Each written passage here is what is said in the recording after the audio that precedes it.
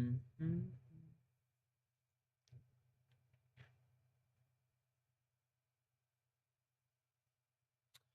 Need a better haircut next time.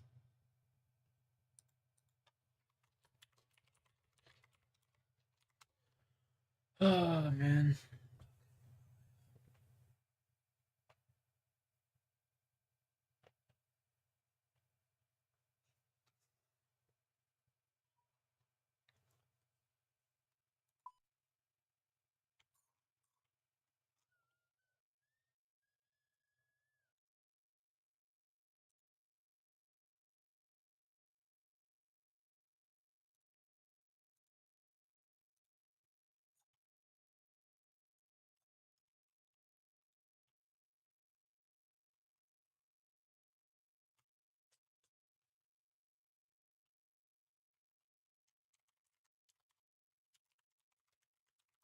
Smart strap.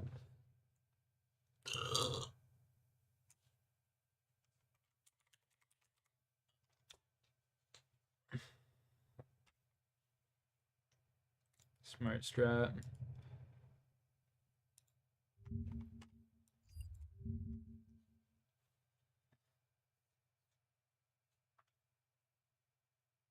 Rocky, do you want me to open up the door for you? RuneScape.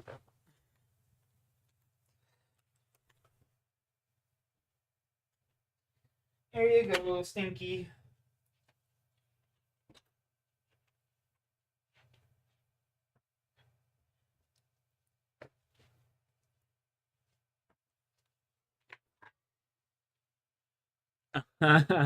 Escobanur. Escobanur. 10 days after he died, the man checks his phone to see a countdown that had 20 days left on a timer. This is a man who was entrusted by Watari himself to look after the orphanage of El Successes, and was so trusted that he had a timer that counted down from 30 days on his phone. This was why 60% favor.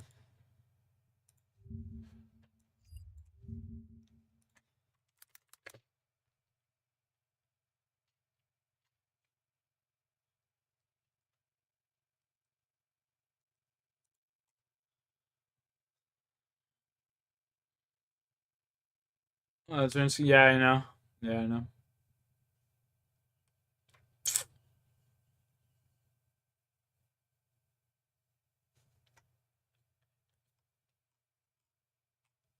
Isn't what's this fucking mini quest?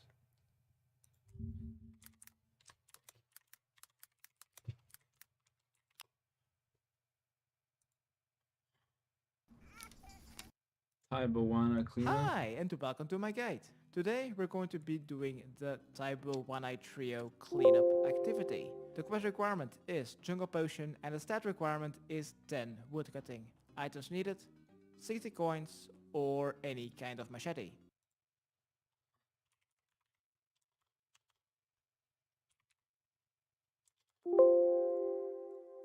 Now it is said, I cannot confirm this, that gem covered machetes make it go a little bit faster.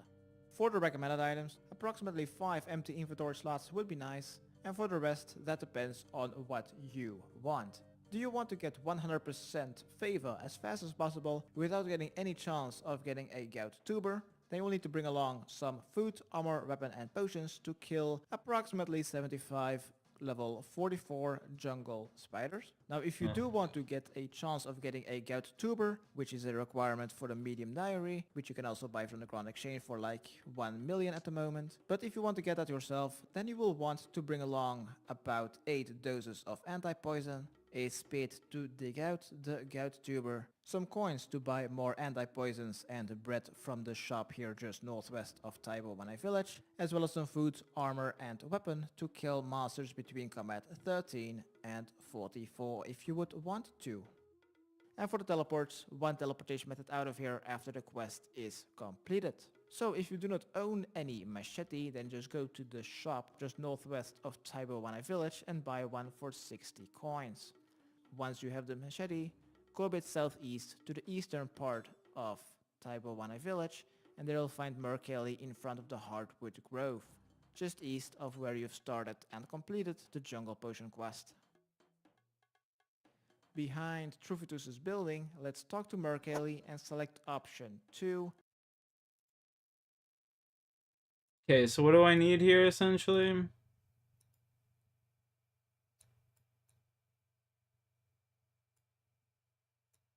Like, what am I doing? Let's just see what we're doing here first. After speaking to him, let's go a bit southwest and they will find next to the fence a ladder sign. Climb up that ladder and then go west. There you'll find a guy in pink. Talk to him and select option 1 twice. This will be a little long conversation, and after we have finished this conversation we can start chopping down the light jungle. Once the conversation is over, let's go back downstairs, equip your machete, and then chop down a light jungle. Now I know that there are 3 kinds of jungle, light, medium, and dense, but the fastest ones that you can cut down with the least amount of NPCs spawning is the light jungle, and this makes the chance of getting a gout tuber a bit faster. If you do not want to get a gout tuber, then you will still need to chop down at least like 1 light jungle until you have like 3 spars. Now, while cutting the light jungle or any kind of jungle, there will be various NPCs that are able to spawn while doing this. You can simply defeat them using any weapon. There's also a specific NPC called a Brutal Victim that you're able to spawn. To be able to deal damage to the green one, you will need to use anti-poisons on him, the white one, any edible food, and the yellow one, Reliquium Bomb. Or you could just simply run away and hop worlds. You will need to hop worlds because they have a quite long despawn timer. Next, once you've cut down a light jungle, then go to the fence, doesn't matter where, and then repair it. Alright, once you have fixed the fence, let's return to Mercaley. Be sure that you have at least 2% Tybo 1 favor.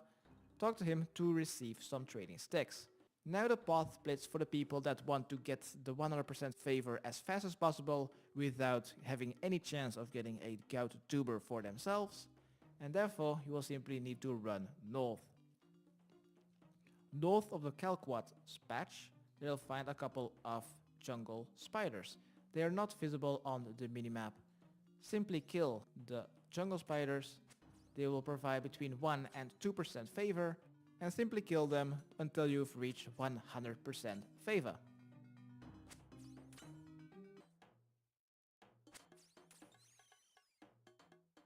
But if you want to get a gout tuber yourself...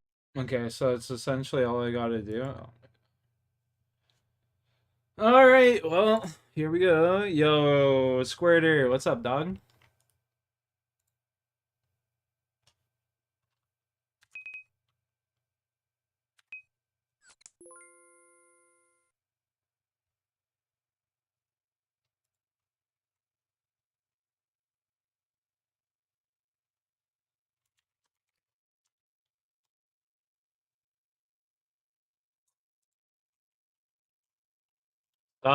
Chilling, just about I'm thinking of a way to suicide myself here, honestly.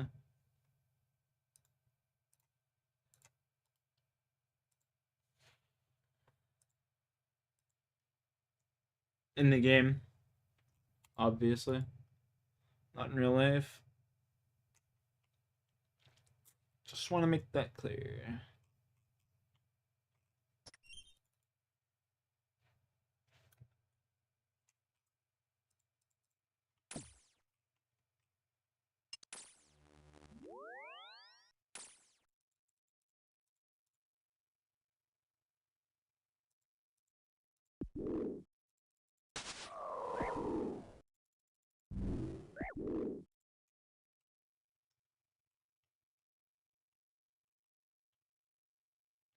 I just run into the dragon, kills me there. It's probably like the fastest way, honestly. Just like one tap you most of the time.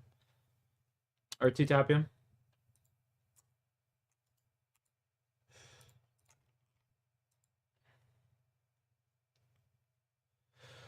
So what I'm gonna do now is take 5.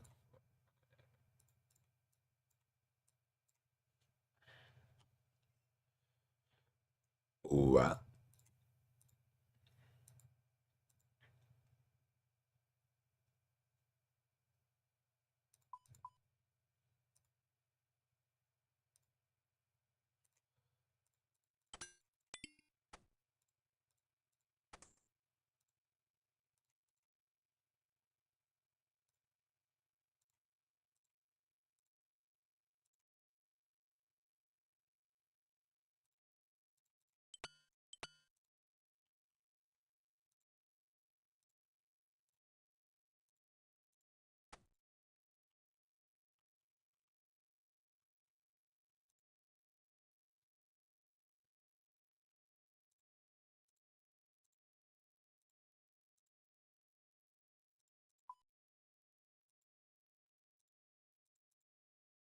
I just, wow, wasted one of those.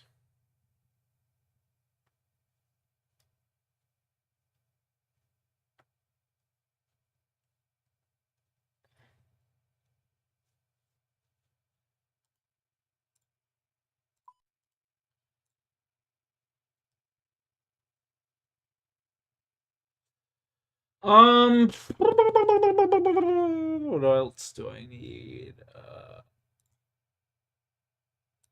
Food, armor, weapon, and potions to kill approximately 75 level 44 jungle spiders. Now if you do want to get a chance of getting a gout tuber,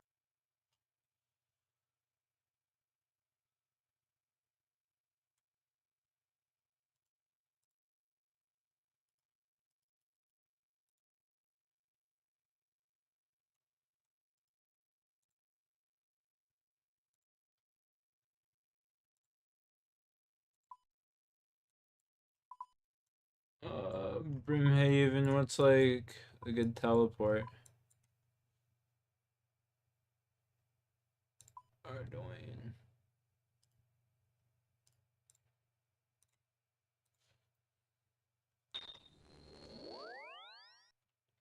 Ardoin, and then the ship would be this direction.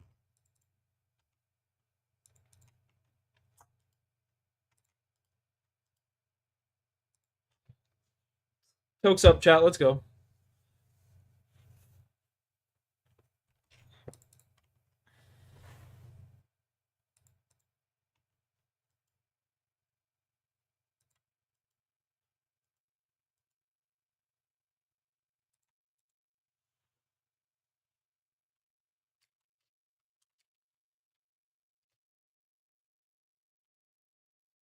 which is a for the underground. And get that a lot of those to buy or 2. And for the teleports, 1 teleportation method out of here after the quest is completed. Northwest of Taibo Wanai Village.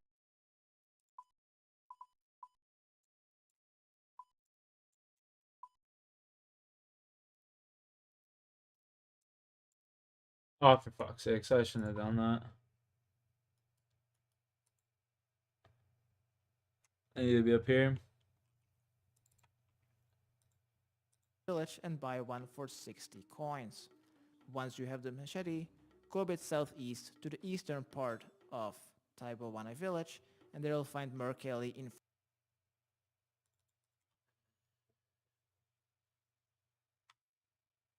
Where is the shop?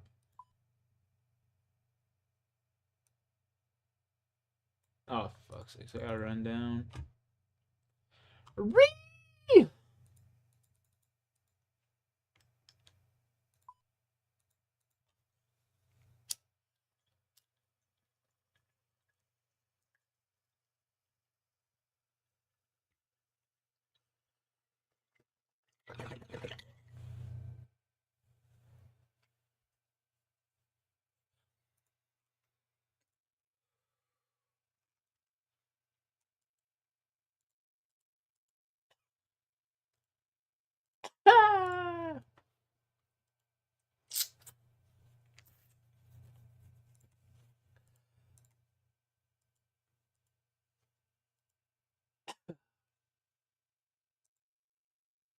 front of the hardwood grove, just east of where you've started and completed the jungle potion quest.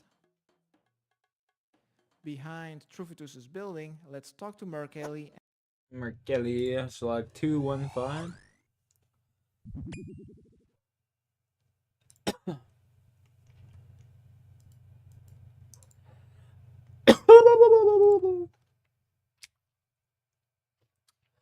Two, 1, 5.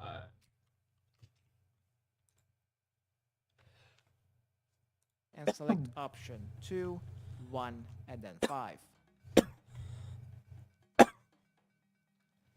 After speaking to him, let's go a bit southwest and they will find next to the fence a ladder sign. Climb up that ladder and then go west. There you'll find a guy in pink. Talk to him and select option 1 twice. This will be a little long conversation, and after we have finished this conversation we can start chopping down the light jungle.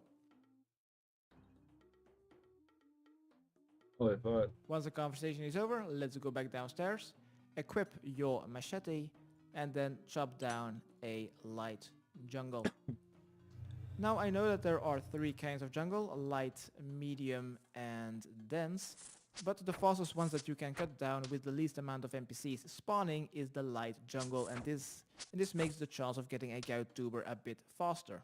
If you do not want to get a gout tuber, then you will still need to chop down at least like 1 light jungle until you have like 3 spars.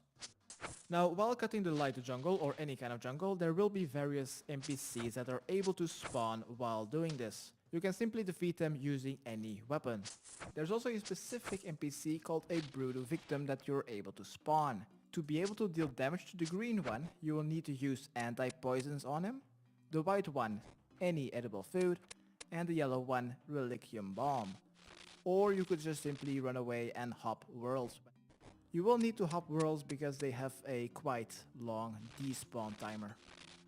Next, once you've cut down a light jungle, then go to the fence, doesn't matter where, and then repair it. Alright, once you have fixed the fence, let's return to Merkelly. Be sure that you have at least 2% Tybo 1 favor. Talk to him to receive some trading sticks. Now the path splits for the people that want to get the 100% favor as fast as possible without having any chance of getting a gout tuber for themselves, and therefore you will simply need to run north. North of the Kalquat patch. Okay, chill. I don't have the favor I need yet.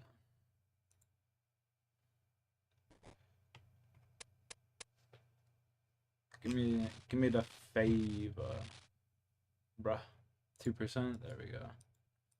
Who am I talking to here? North.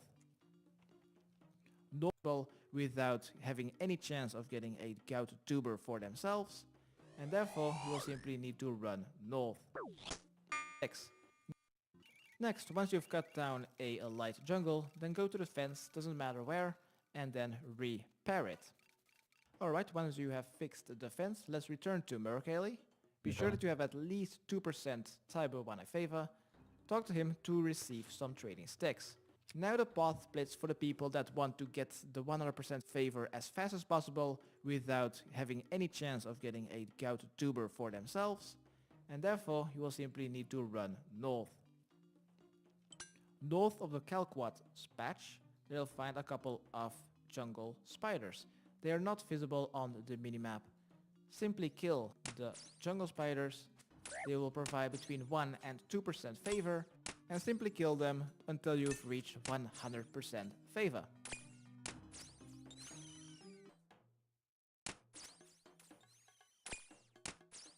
But if you want to get a gout tuber yourself, they will need to continue chopping down some light jungle by equipping your machete, and do this chopping down the light jungle because they are the fastest one to chop down.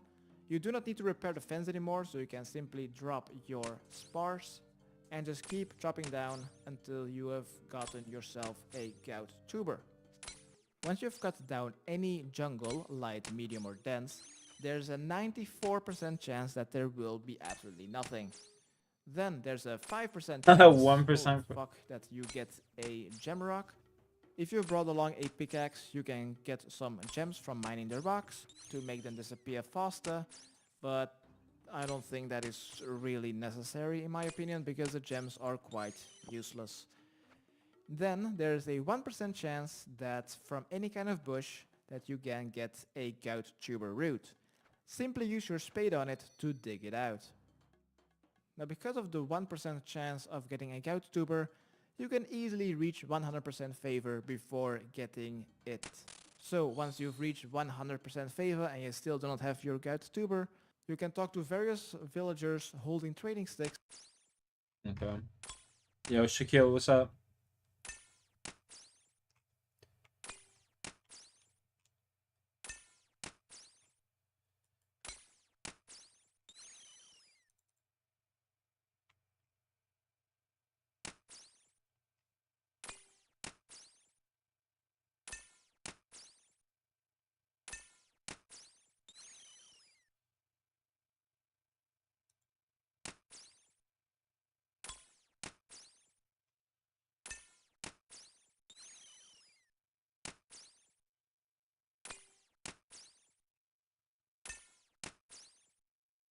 Shaquille O'Neal.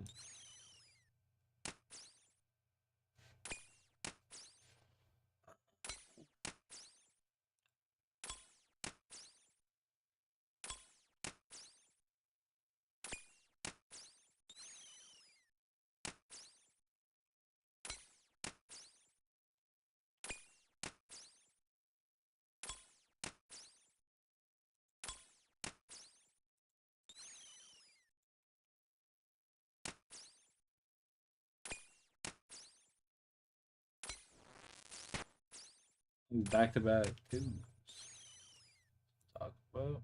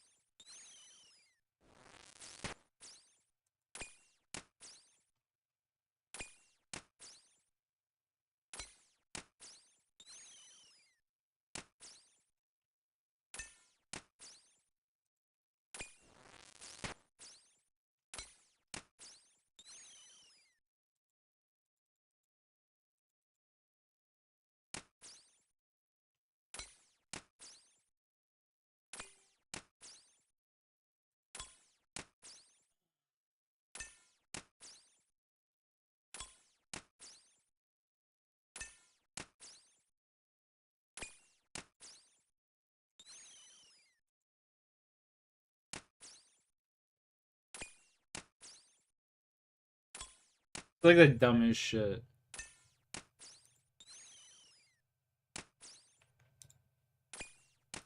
To reduce your favor back down in trade of some trading sticks.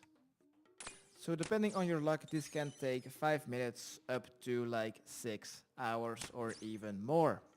Once you have reached 100% favor, congratulations, you have completed a requirement for Mayam's Big Adventure as well as a Karamja medium task. This was my quick guide how to complete the cleanup of Taibo One Eye Trio. Hopefully it has helped. Subscribe, rate and comment. Okay, thanks, bye. Hello everyone. Hi. Okay, thanks, babe.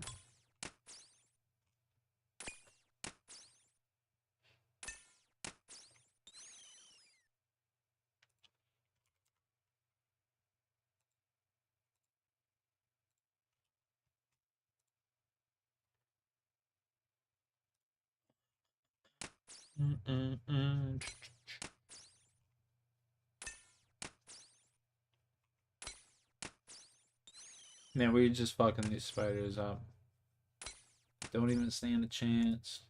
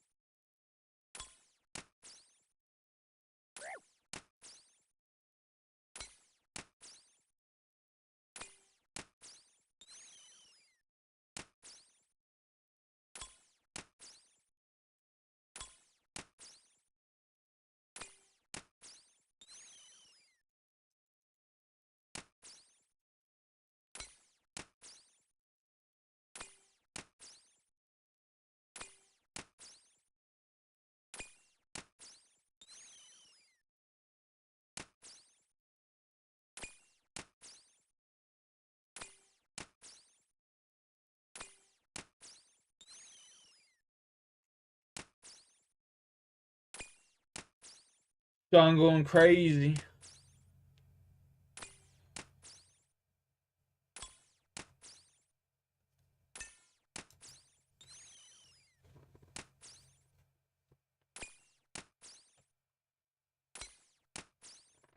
Going crazy with the heist.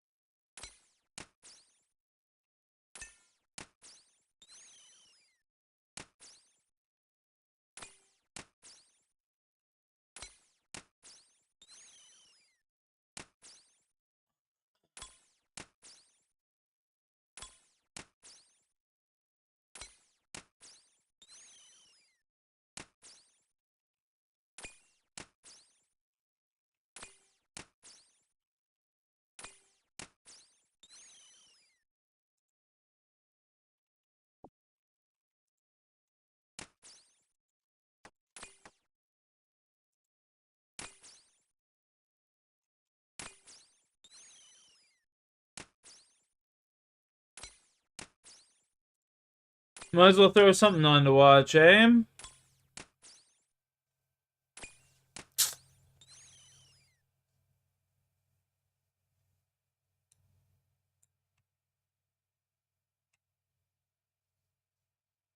I'm sitting here fucking killing spiders for the time being.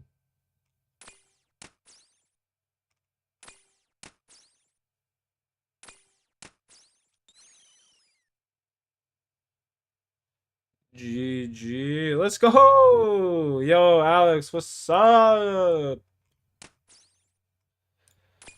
Wired back to L's original communication PC, and might if as well that go right back countdown to ever the, reached 0, there would be an automated message sent through to Wammy's house to inform him manga, that L baby, is let's dead. go. This had been a failsafe set up in the case both Watari and L were killed at once, such as what happened right now. It was now this old man's responsibility to speak on behalf of L and pass the will on to his What's everyone saying successors. today? And so out of all the orphans running around, he calls in 2 young boys named Nia and Mello. This would eventually lead into part What's 2 of everyone Death up Note and bring us to? closer to our conclusion, but before we go there, a lot has happened, and it would be doing a disservice to jump straight into the time skip in part 2. Light vs. L had been everything Death Note was. 59 chapters up until this point, and honestly, Just keeping as it well real, as I people feel that, bro. call the true ending, it It's had keeping been one of it the most as interesting real as battles real ever. gets. Now L is dead, this concludes part 1 of Death Note. But before we move on into part 2, we need to talk about one of the most fierce rivalries in all of Shonen Jump.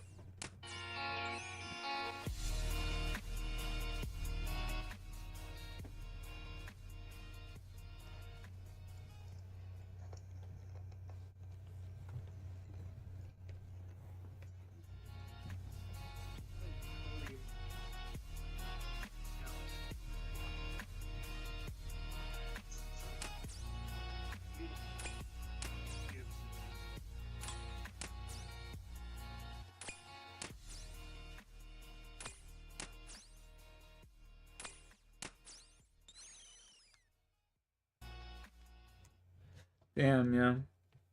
This chick that I was talking to in high young school, man well, I picked up a used to talk notebook to in that high fell from school, the she's sky been fucking one hitting day me up after recently. school. She's This was a notebook that could be super used to hot, kill too. anyone, and instead of throwing it away, he uses it. Not only does he use it, but he takes this concept further than anyone before him, and by the time everything is done, he had been at the center of thousands upon thousands of human deaths. It's hard to remember that this all started because a Shinigami was bored, and the initial This intent chick's was been to kill fucking hitting me criminals up, to chat. become god of the new world. That all of a sudden had become so secondary in context with what Light actually wanted.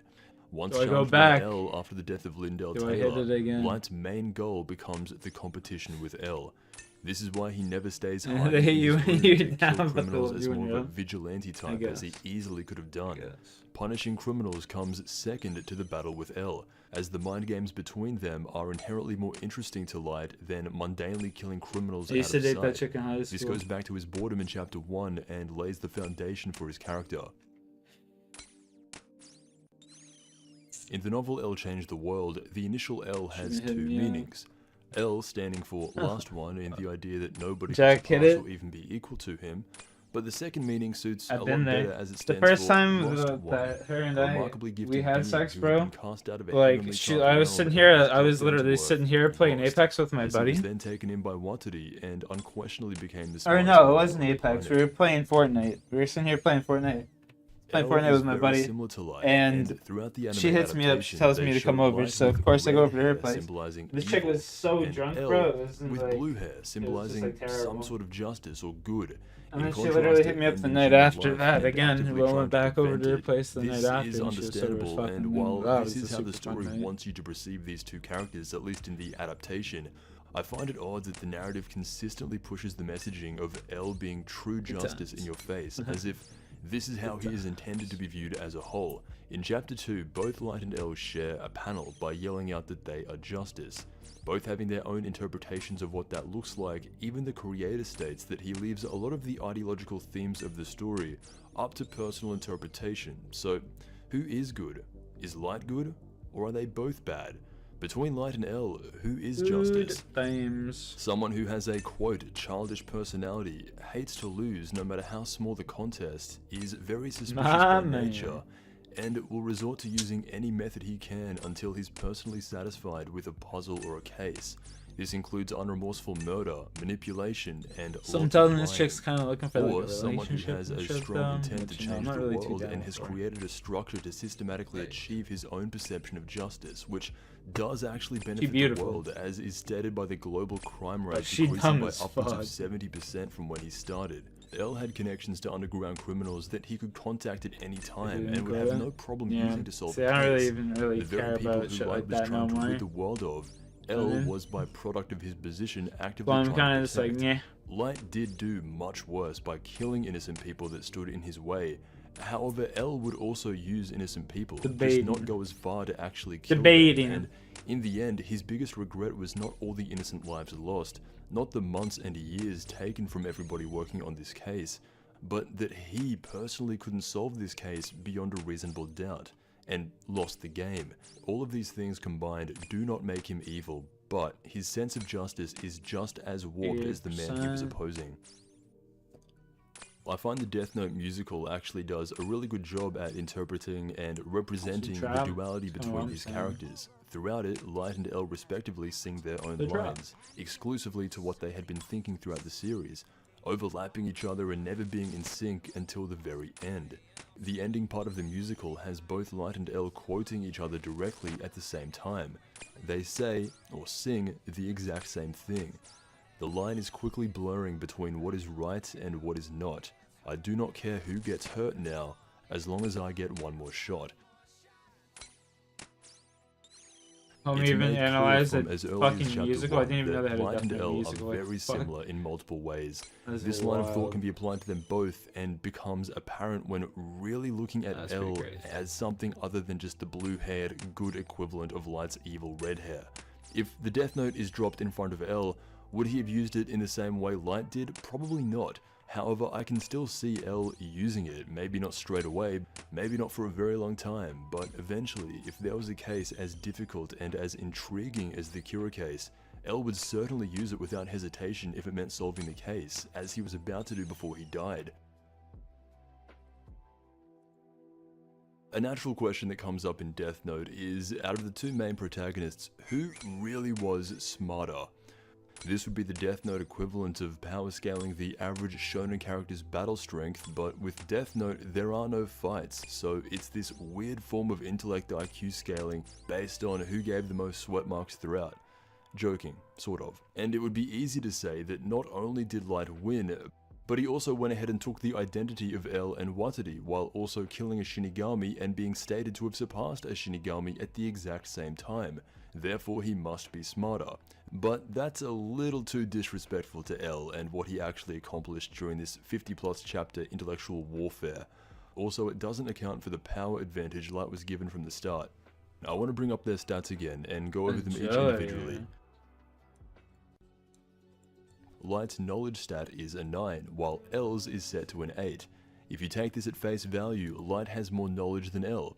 Knowledge itself is not equivalent to intelligence. It is a fact that throughout Death Note, Light always had more knowledge than L. Simply owning a Death Note will inherently have that effect and make his knowledge higher. And despite being the smartest characters in the series, this is why neither of their knowledge could be a 10, because there are still things in both the human and Shinigami world that they do not know, but is also not directly correlated to their intelligence, and just because Light is at a 9 and L is at an 8, does not make him smarter.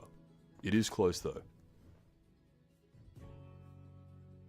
Light's creativity stat comes in at a 10 out of 10, and so does L's. This one's pretty straightforward. Light had always been creative, from his ways to hiding the Death Note to how he was able to kill the FBI agents, even all the way up until the final moments. Light's creativity is worthy of a 10, and it's the same with L. The Lindell Taylor stunt in the beginning to initiate the challenge and pinpoint Kira's location to an exact region on the map, to the coffee shop scene where he deliberately added in another card, which from that moment on made him never stop suspecting Light. L also deserves the 10 for his creativity.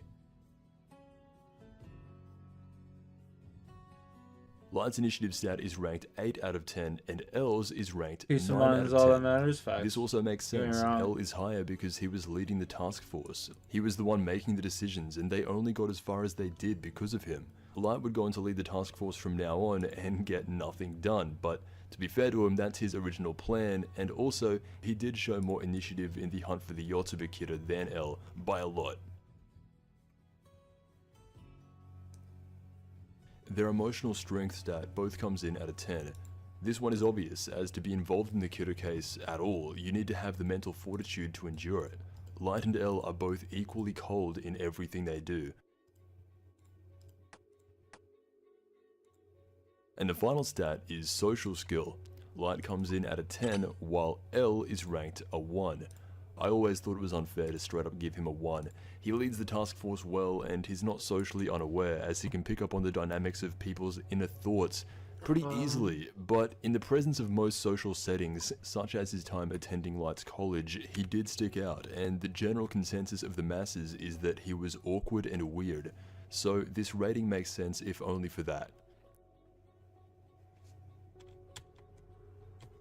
Overall, combining the stats, Light ranks as number 1 in the franchise with a 47 out of 50, or a 57 out of 60 if you count the arbitrary 6th stat, while L's combined stat total is 38 out of 50, or 48 out of 60, making Light seem much better overall, and this is actually true. They are equal in just about everything except social skill. This allows Light a massive advantage over L in not only grooming the task force to get on his side, but literally everyone from Rei Pemba to Naomi Misora, Kiyomi Takeda, and Misa. This is something that L did not have the ability to do, as he only communicated through a computer and Watari. However, if you take away the social skill stat, both Light and L have a combined stat total of 38 out of 40, making them dead even. Intellectually, they are the same. Light did show more initiative and technical feats finding the Yotsuba Kidder, but this is implied to be due to L's personal lack of interest and depression that Light had suddenly stopped playing the game. We know why Light was able to win and why the end result was the way it was. You could say L was smarter in the beginning, catching Light off guard multiple times, as he never would have expected someone like L to even exist, but as Light grew into the role and understood what he was up against, he caught up. In a way, L inspired him to grow and become smarter. This would be most notable around the time of the second Kidder's first appearance, and then by the time he was in his most vulnerable position around the time of the imprisonment, he ultimately overpowered and got the better of L with a combination of foresight, intelligence, and a god-given power in the Death Note. In the end, L was only 13 days away from solving the case, or 13 days too late. L's downfall was that he had all the evidence he needed, but only he could see it. The mistake he made was surrounding himself with people that were not as capable of seeing things as clearly as he could. This is part of the reason why he requests to work alone in the end. Not everyone was as perceptive as himself, and so to properly gain evidence against Light, he would have to prove it beyond a reasonable doubt to the average person. A much harder task than just proving it to himself. Light made mistakes along the way as well, however they weren't as notable because L was the only one to pick up on them for the most part, and there are just moments where he gets lucky.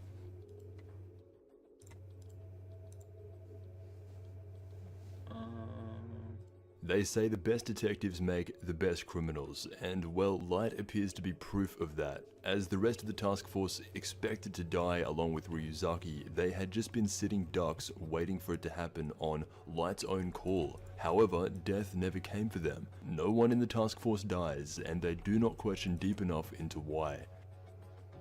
As there has never been a greater example of side characters than the remaining members of the task force, they are all in favor of Light taking over the role of L and continuing working on the Kira case. With Rem now turned to dust, they are all too shaken up by the death of L to realize that the giant 8-foot demonic death god had suddenly disappeared as well.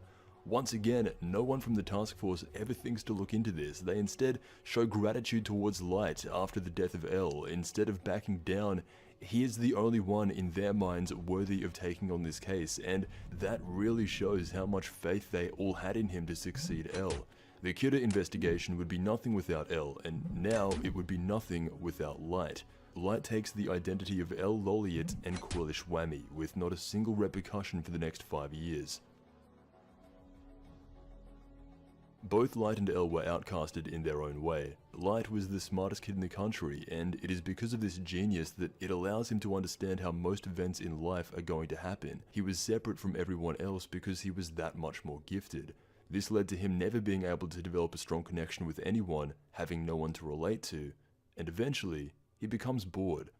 This is why the Death Note was so intriguing to a person like Light Yagami, where most people would see a notebook on the ground like this and assume it to be just a joke and never actually try using it. I mean, what kind of person would actually try to use something like this? This was something that, if it was not a joke, would release him from his only problem in life, boredom. In this context, Light is an extremely fortunate individual, with boredom being his only battle. He turns to the Death Note, which in turn warps his vision of justice and transforms him into the most prolific mass murderer of all time. This comes in conflict with the ideal version of himself, whose mind was wiped and was actively in the position of chasing Kira. He became the cat in the game of cat and mouse, which would be equally as intriguing to him as owning and using the Death Note himself, which is interesting. For Light to end up in the position he ended up in, he had to be bored. Otherwise, there's a case to be made, he would have gone on to be the perfect man to carry the Yagami name forward in the same ways his father had, being the chief of police, and his father is stated as being one of the only truly good people that we're introduced to throughout the story. This would have been Light, the ideal good person, if only he wasn't as intelligent as he was. It was a mixture of boredom and power that made him go insane. Boredom was a luxury delivered to Light through his upbringing and intellect, and the power was clearly derived through the Death Note itself. It's a nice number, my man. To better understand the origin of his motive and what this path eventually leads to at the end of his life. Death Note is a story almost entirely based on competition and lies. These are the two main traits of the two protagonists, Light and L. Their biggest similarity is their ability to unremorsefully lie about anything and deceive those who aren't deeply in tune with what is really going on. More than anything, this had consistently been their most similar attribute. L would hand it to Light on their competitive nature, as can be seen during the tennis match, and Light comes out dripping of sweat, competing harder than anyone, while L doesn't have a drop on him. Although this was just a tennis match, it does somewhat imply and foreshadow how far Light would go to win, and how much he despises losing more than L. However, one thing you cannot separate them on is who the bigger liar is. L would not be as interested in Kira if it wasn't for this. Outside of how he kills, L is only somewhat intrigued by these murders. This is shown early on when he naturally assumes he will capture Kira relatively quickly, just like everybody else. However, this perspective changes once he realizes that he is up against a potential equal. Light and L both kept their identities secretive for as long as they could, while L consistently lies to all members of the MPA and the task force, which is a pretty big reason as to why he is able to catch out Light whenever he lies. This leads us perfectly into L's most self-defining speech that he gives to an audience of orphans who are gathered around to listen to him at Whammy's house. This is a direct self-reflection on himself and the future character of Light Yagami. There are many types of monsters in this world. Monsters who will not show themselves and who cause trouble. Monsters who abduct children. Monsters who devour dreams. Monsters who suck blood. And monsters who always tell lies. Lying monsters are a real nuisance. They are much more cunning than other monsters. They pose as humans, even though they have no understanding of the human heart. They eat, even though they've never experienced hunger. They study, even though they have no interest in academics. They seek friendship, even though they do not know how to love. If I were to encounter such a monster, I would likely be eaten by it. Because in truth, I am that monster. This speech would be overheard by Nia and plays an important piece in the puzzle of catching Kira himself. Lying monsters are the most dangerous monsters, referring to himself and foreshadowing Light. If he were met with a monster that consistently lied as much as himself, he would be consumed by said monster, because he is that monster. An exceptionally profound and self-aware speech by L, foreshadowing the only thing that could stand in his way, is a monster that always lies, that is himself. By extension comparing himself to Light, this is the most defining scene that characterizes who L is in the realm of morality. There's a general consensus that Death Note falls off after he dies, and there's a reason behind that mass belief. One of them had to die, and if it were Light instead of L, it would have been a similar feeling. These are two characters that are so good and written so What's well that, Sean? that it If actually hurts you've when L never dies, and you're just seen the left there Saw reading through Aizawa level Noah, what do you deductions. mean?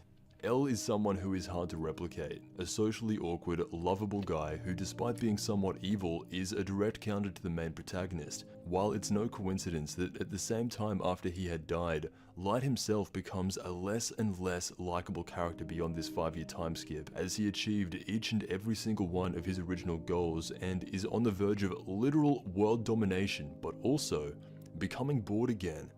In the end, someone had to die. Would it be L or would it be Light? If it were Light, the story would end and part 2 never gets told. To be honest, it would be a fitting ending for Death Note to just end right now. L is dead and the world remains without Light. But that is not what happened.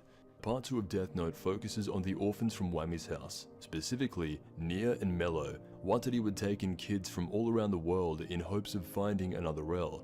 These methods at first were actually just downright abusive, with Watari experimenting on these children making carbon copies of L, and as we know, led the first generations of orphans A and B to attempt suicide, due to the pressure being insanely difficult to maintain. And Mello himself, while he was the narrator of the Los Angeles BB murder case story, he states himself that even by the third generation of orphans such as himself and Nia, the conditions never really got any better, and that he did not enjoy his time at Whammy's house. It somewhat contradicts this first panel where he's running around with a bunch of orphans, seemingly having a good time. Like Yagami, okay. Let's see it. Bro, this chick is blowing my phone up. Holy shit. That's the devil calling right there, chat.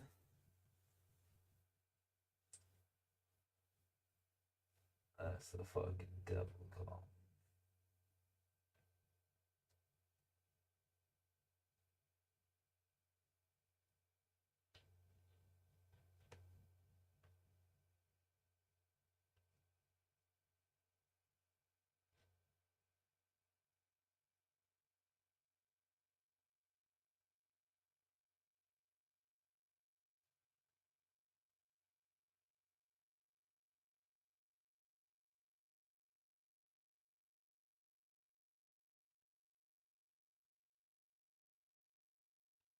Alright, oh.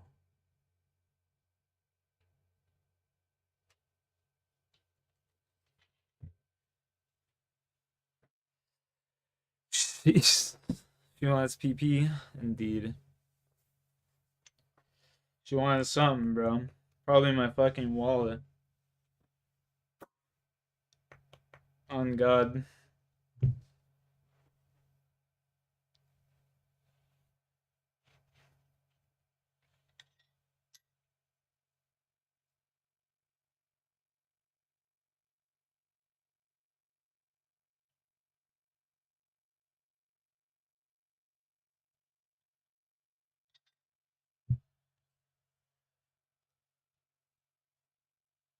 Good nanny or you're like, it already did, homie. It already did. Trust me, lesson learned.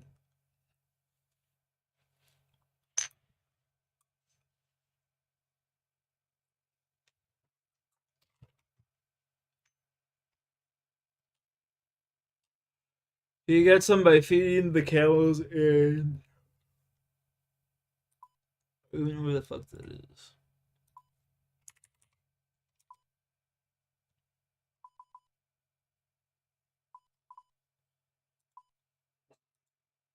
I ain't opening the door. No. There's nothing you can do to make me do it. You can bark all you want. You wanted me to open the door earlier? I opened the door for you. Bark all you want, little man. Ain't happening.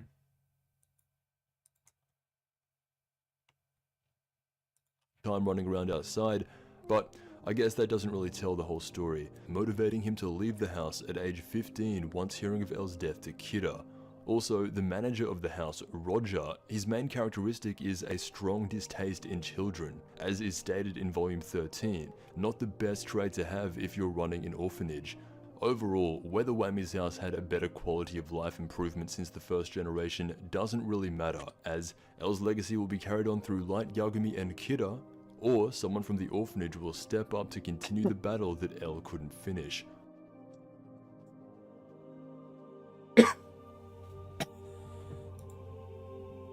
Chapter 60. Kidnapping. Anytime. Anytime. Light goes on a rampage, killing the underground criminals who had worked with Elle against Kira, Iba and Weddy, along with all remaining Yotoba members. Acting as Elle, he had requested that the news stop making the faces of suspected criminals public. This would later be enforced worldwide, leading to a mass surge of criminal names and faces flooding to the internet. Light had been balancing the role of Kira and Elle perfectly.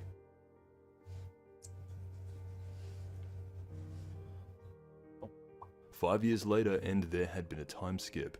Light had remained uncontested for 5 years straight, acting as both Elle and Kira.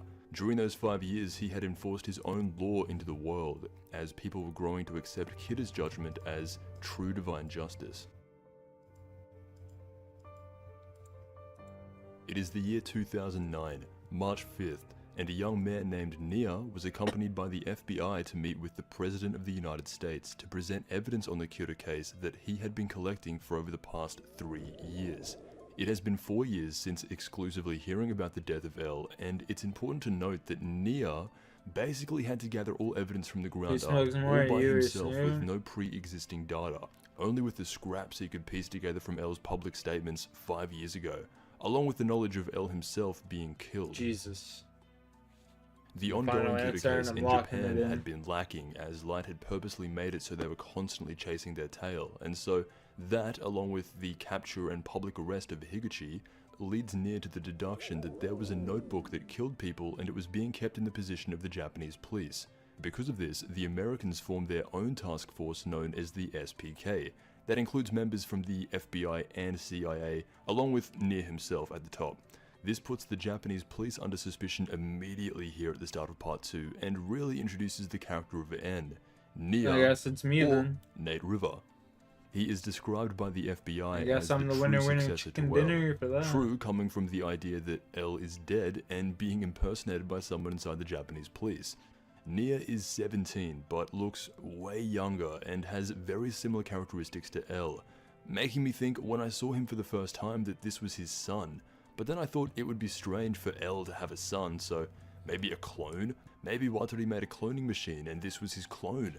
Surely they had to be related in some way, but no, L is part Japanese, part European, while Nia is American. No biological connection at all. What? Just one of the most gifted children scouted by Wataru and raised in Wami's house. I always found Nia's stats to be very interesting. His knowledge is set to a 9, higher than L's and equal to Light's. Creativity a 10, equal to Light's.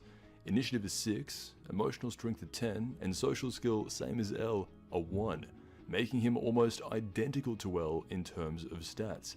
His combined stat total comes in a little bit lower at a 36 out of 50. Knowledge is arguably the most important stat in Death Note, and Nia is tied for highest in the series along with Light Yagami himself. So, there's a reason why he was brought into Wami's house and thought to be the true successor to L. It's as clear as anything. If he had black hair, he would be L's spitting image. His own plantation. I mean, I got my own license to grade 84 plants, bro. Back to the Shinigami world, where a bunch of Shinigami are still sitting around basically doing nothing, but they jokingly question that with the amount of humans being killed, bro, how do I do this for us?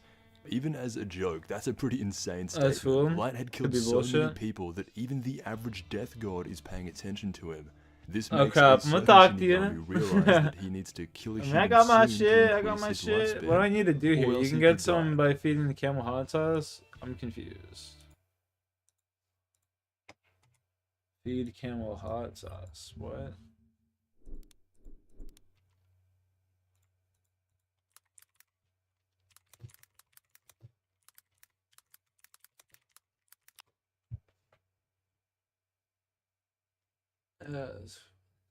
Hey, what's up everybody? What's In up, this my video, dude? I'm going to show you how to collect Ugvanki dung. So I'm Awesome. going to show you how to do this really quickly. A couple items you're going to need. You're going to need red hot sauce, and I'll show you how to get that.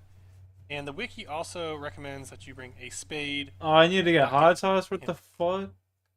Where do I get the hot sauce? What? Oh my god. Son of a bitch. I thought I'd be able just to... Oh my god. Oh, sorry.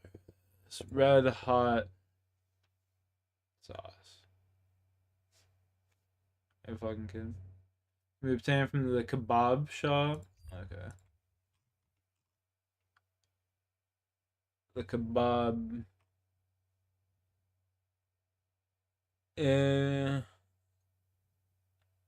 Paymon. I don't know who Paymon is. What do you mean? My farm? No, I'm good. I'm good. I don't really like, you know, it's like we got a license and it's not to grow for like government, it's personal. So we just grow like our own weed. And you know, we just fucking yeah. We be chilling. It's not like it's registered with the government and shit, but it's not to grow for the government. It's more medicinal.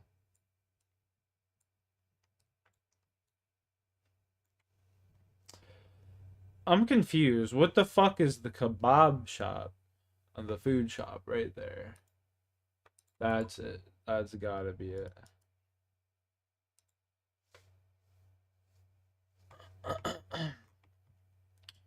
Dispensary would be cool, though.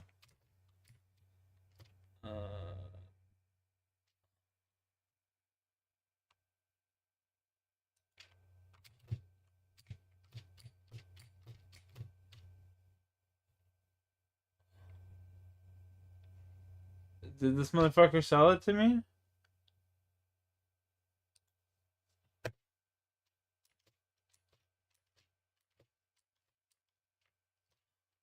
There we go.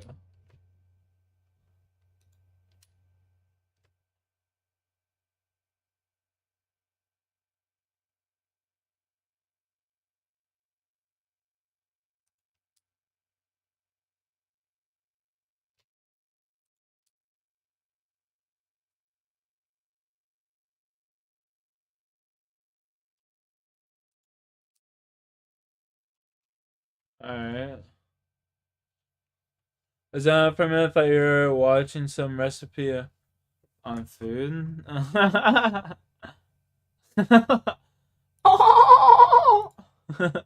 That's fucking hilarious. I tried to do that like little fish laugh that Zeus does. I just can't do it.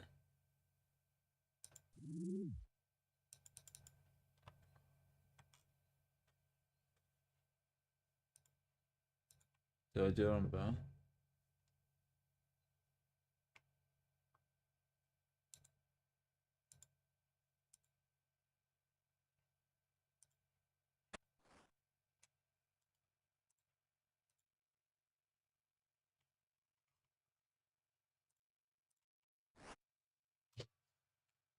Yeah, that's what I'm talking about.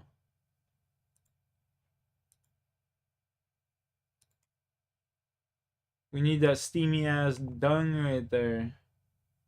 Let's go. Heist yo mama.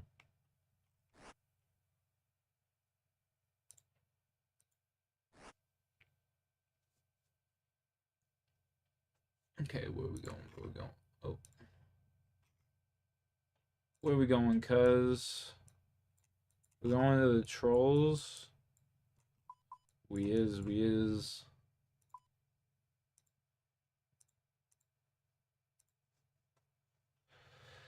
No true crime today? True crime right here.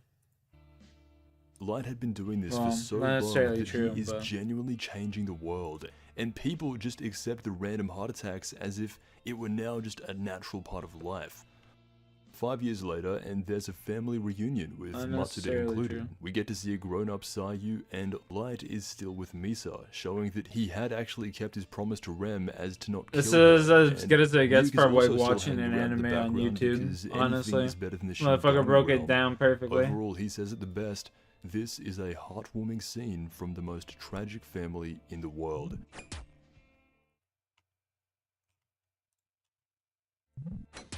Despite being led on for 5 years, the task force is still trying their best to go after Kira, and not a single one of them, after 5 years, suspects Light at all.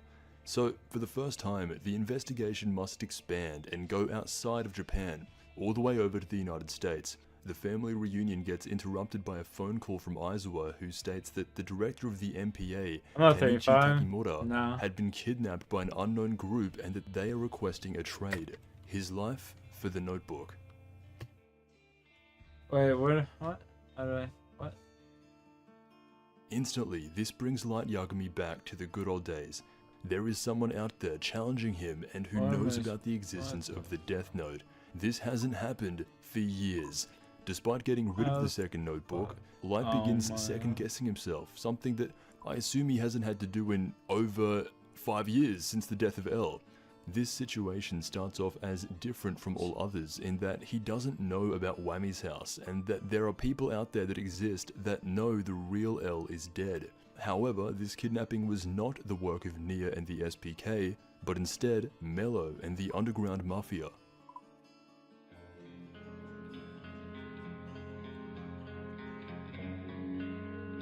Mello had formed his own group, and instead of making his own deduction on the Kira case like Nia had, he had a completely different way of going about it.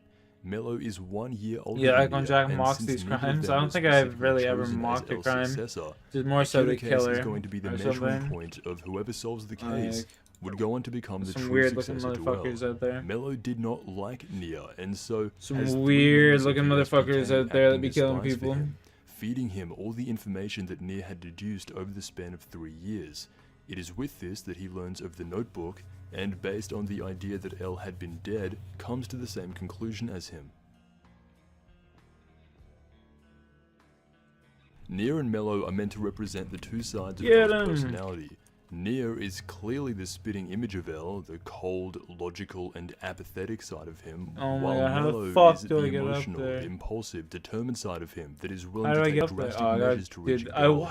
The reason Nia looks like a child despite being close to an adult is because it represents the childish part of L's personality, I just had to climb this fucking ladder, dog. To lose.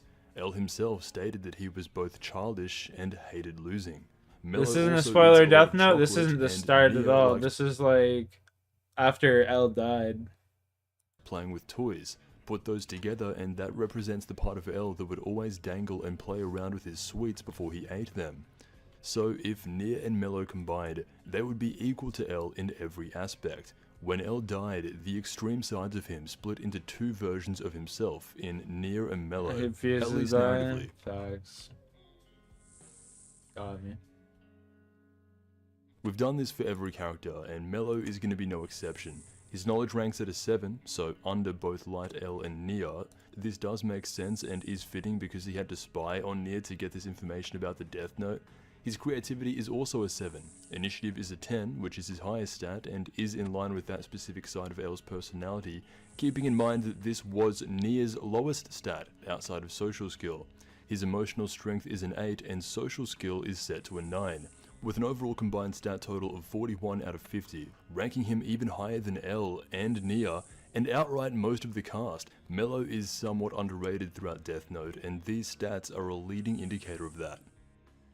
He has a completely different approach of getting information out of the Director of Police than Nia or even L would have had. Mello is part of a mafia organization and does not hide the fact that he is not trying to be justice of any form. Tying up the director and keeping him hostage in an underground trade deal with the Japanese police, his team states that they will find both Death Notes, and when they do, killing will be easy for them and that they won't have to worry about being killed anymore since they themselves are acting as criminals. So these guys are very different. The Mafia is not at all trying to act in their own sense of justice and is operating under an entirely different mindset.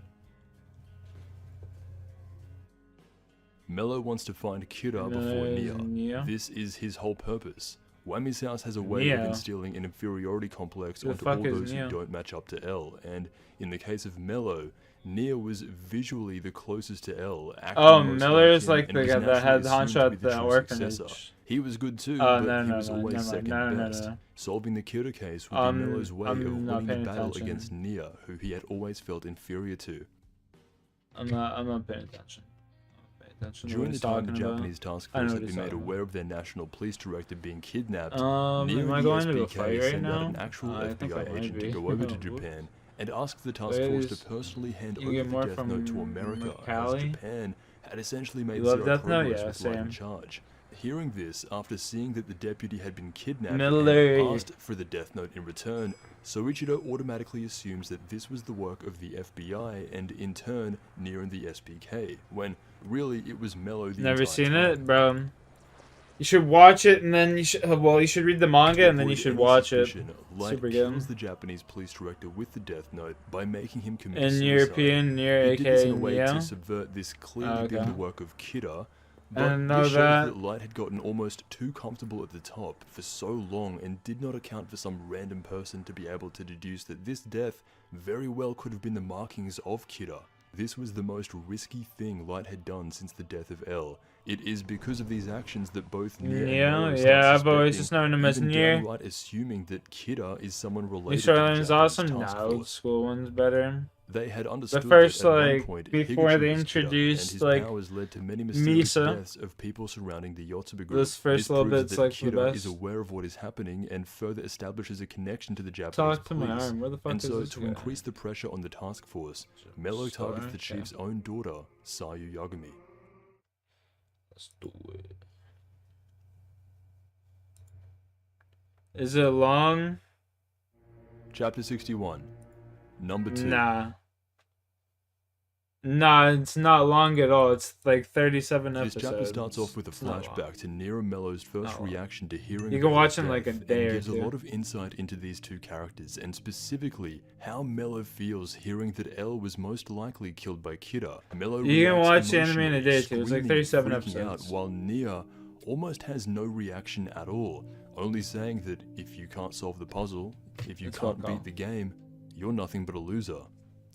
As L was dead, he couldn't choose a rightful successor. Marky, the thing Rogers is, Nier suggests was they work like together to combine their strengths. Nier and fusion Mello were their sense, both and like the parts idea of what that made L, right? unsettles You Mello know what I'm a saying? lot. He does not want to do that at It's all. honestly, He dude, had it's the always best been anime number I've 2 ever at Wami's watched. house, second to Nia, and it's because My of this opinion. constant Other than, comparison, like, in some Pokemon ways and similar shit, to but- Beyond Birthday. He grew a large inferiority complex when it comes to L, but more specifically, Nia. While Nia is willing to work with Mello, Mello cannot stand being second best, and so he left the orphanage at age 15 once hearing about the death of L, declaring the white-haired child to be L's true successor. Part of what made Mello go crazy were the conditions set in Wammy's house. It isn't fully transparent, but there are similarities between himself and Beyond Birthday.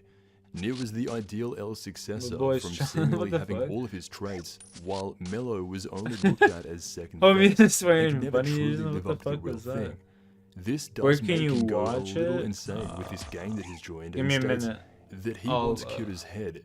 This would be a small callback to what L had said in promising the same thing, to solve the case and return with Kira's head. Despite leaving the orphanage and watch it on Netflix. Nia the winner, Mello still wants to be number one. The task force had resorted to their headquarters being in Light Yagami's 1 or 2 bedroom apartment. Kind of a metaphor for the downgrade they had going from L's 23-story building to it was actually inspired by Minotauro And well, Machizuki. at this point, Light hadn't taken his opposition seriously. Having essentially nobody contest you for 5 years left him open and vulnerable for the Art first style is attack, phenomenal. and that is exactly what happens. Both Nia and Mello had the confidential knowledge that L is dead, and based on that alone, it's not difficult at all to suspect the people who he had been working with were primary suspects. Mello and the Mafia take credit for the death of Takimura to back the chief into a corner in regards to his daughter, Sayu. Not wanting her to suffer the same fate, he considers the trade, the notebook, for his daughter, highlighting again Light's oversight. And He this did not is account this for this website because here. he did not expect or consider that two relative to L level people were working not together but You at can the just same use time this to hunt him website down. here. It won't be long until Light realizes what he is up against, and when Just he go to does, episode that 1 is when and the shit game like will that, begin you know? once again.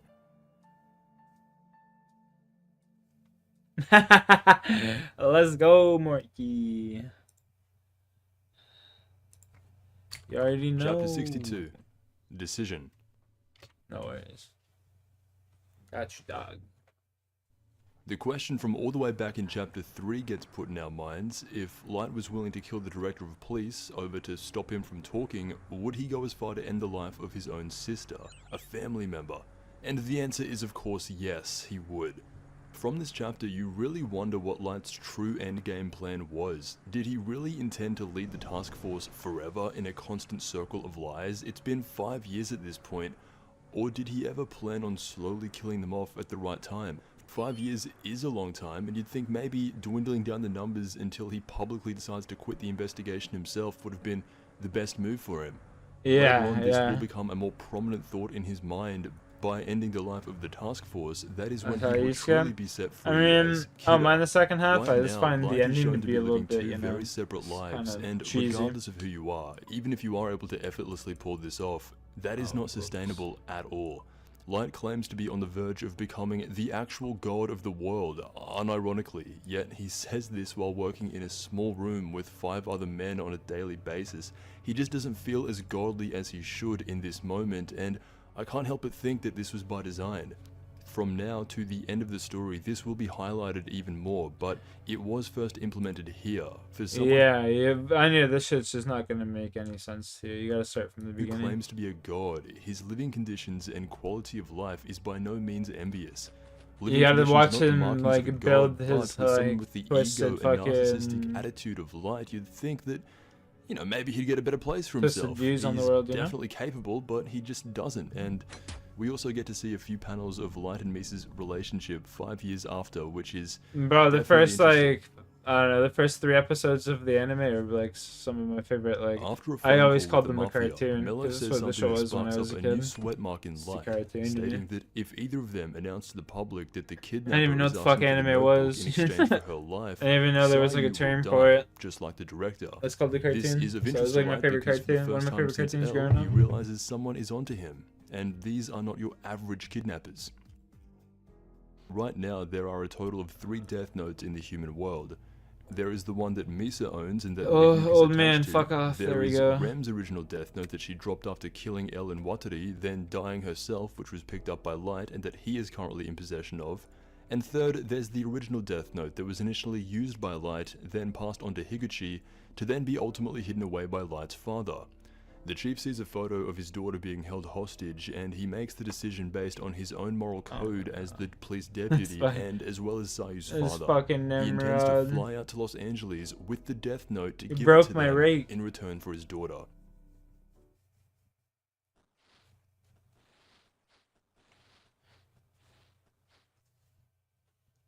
Chapter 63. Target. Light's father and the rest of the cast is about to go international, but before they do, they request the help of the SPK, leading to Light's first interaction with Nia, in which Nia introduces himself by saying, "Nice to meet you, L number 2, letting Light know that there is an organization out there that knows of L's death and had been established to capture Kira without the help murder of L. cases. This straight away has to put him on the defensive and is basically to Light, I has to have, be like, considered some sort of I have it accusation. now, though. He is I'm so not taken the back by this that he fucking literally manga and all thinks that it's a shit. joke. Good. Nia says, favorite "Call me But N," Martin and Shakilo Light is O'Neal getting is in flashbacks to the ghost of L. Nia is so similar that even Light is able to pick up on his characteristics through a synthetic phone call and If has he to doesn't, think to himself like, that know this anything reminds about me it. of I'll be right back in a second. I'm gonna open my door because my dog's This was their initial meeting freaking and out. shows that Nia is already on to Light, or whoever this second L is. However, not much can be done since it is just a phone call. Soichiro, Light, Aizawa, Ide, who is now working at the task force, and Misa all make their way over to the United States to make this transaction with Mello and the Mafia, with Nia and the SPK watching their every move in the background.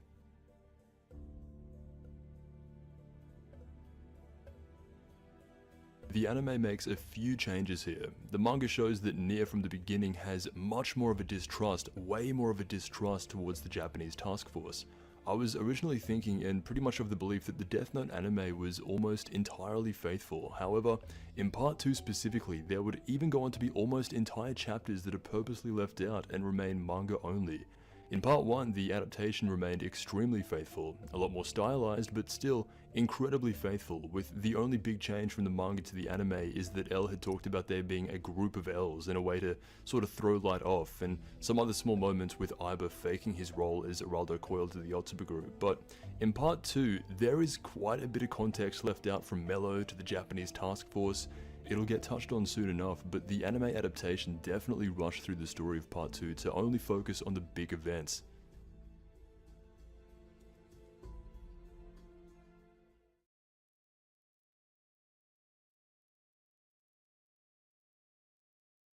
Chapter 64. Right Angle. As Soichiro had been described as the ideal good person, so now that he's put in a position of conflict, whether to hand over the Death Note to an unknown criminal organization for the sake of saving a single person, but that person just so happens to be his daughter, his thoughts become conflicted because there is no right or good choice in this situation. It's pretty interesting to watch. Mello's team had hijacked the plane to drop Soichiro off alone in what looked like a desert of Nevada or far eastern California.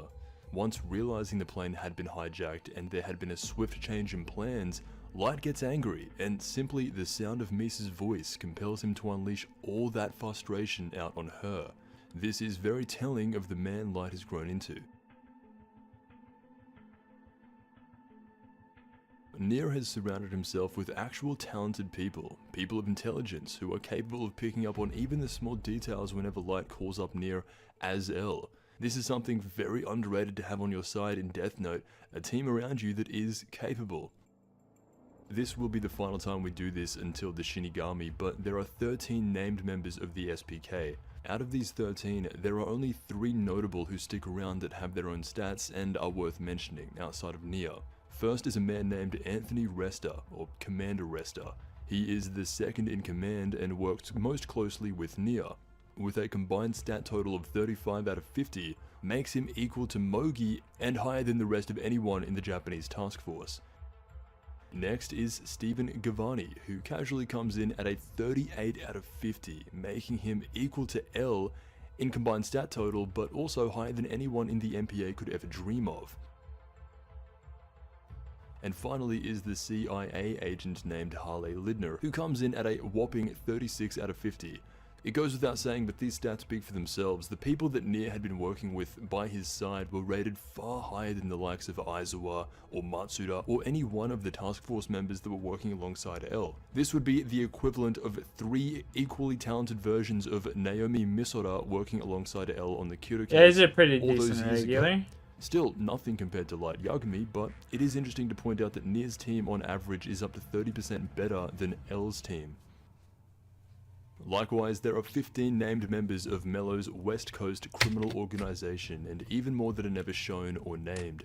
Only 3 out of the 15 have their stats, including himself, and well, this is very well suited. Mello himself has quite high stats, coming in at a combined stat total of 41 out of 50.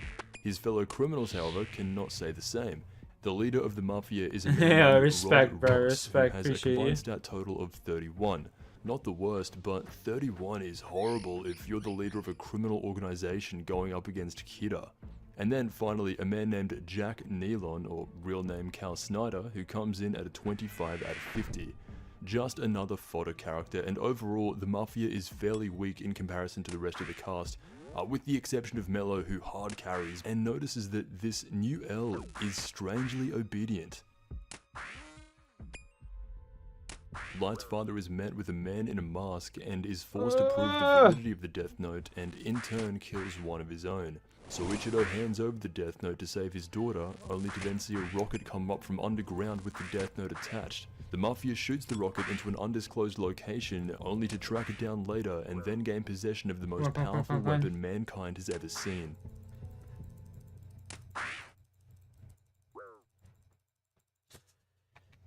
Let's go, baby!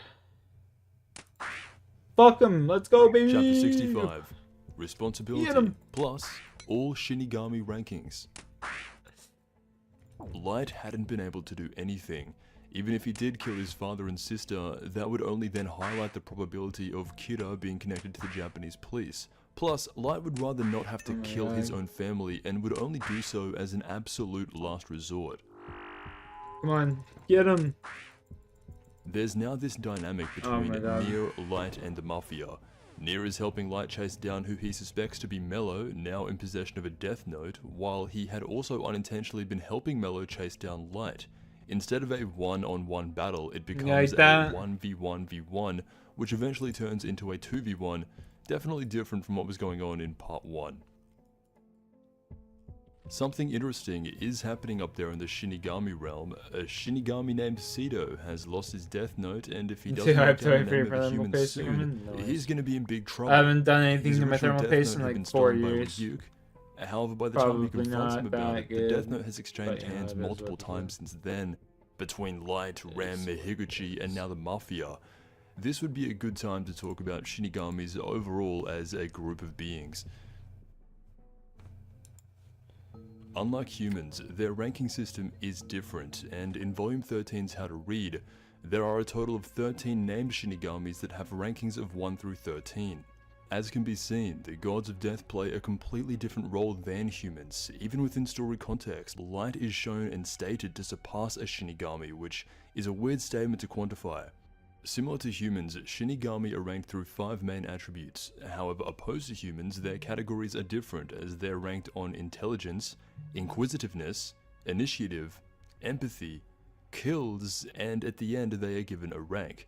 As you can probably tell, having high stats in some of these categories such as empathy or curiosity for a Shinigami would go against their purpose and actually make them a weaker being. So, unlike humans, combining their overall stats to see who ranks the highest cannot be accurately done with them to see who is naturally the best. In fact, some Shinigami don't even have stats in fields like curiosity or initiative because they are so far beyond that it becomes immeasurable. Sido, the current and third Shinigami introduced, is ranked at Death God level 8. His intelligence is ranked at a 2, and it's the same for his kills. His highest rank stats, initiative and curiosity, are both set to an 8 out of 10. This makes him overall a pretty useless Shinigami, however even he, with an intelligence level of 2 out of 10, still isn't ranked at the lowest level, which is interesting. That's crazy. For a fun fact, the pilot chapter actually classified Ryuk as a C-rank Shinigami, which did imply an alternate way of ranking them into tiers opposed to numbers. However, it is fact that Shinigami are ranked from highest to lowest, 1 through 13, rank 1 being the highest and rank 13 being the lowest. These rankings do not determine how powerful a certain Shinigami is. It is generally taken that the higher the rank of the Shinigami, the closer connection they will have to the Shinigami King. In fact, most of the Shinigami never appear in series and are background lore that you have to go and find on your own, but it exists and is considered part of the verse. We're about 70% Oh of my the god, I way can through the finally story, do and this Cedo quest. is only the third Shinigami to come down to the human world and actually be involved.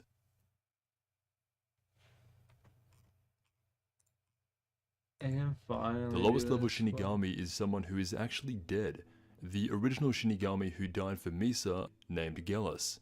His intelligence ranks at a 3 and was used as the primary example of how to kill a god of death, so not too surprising to see him down the bottom here at rank 13.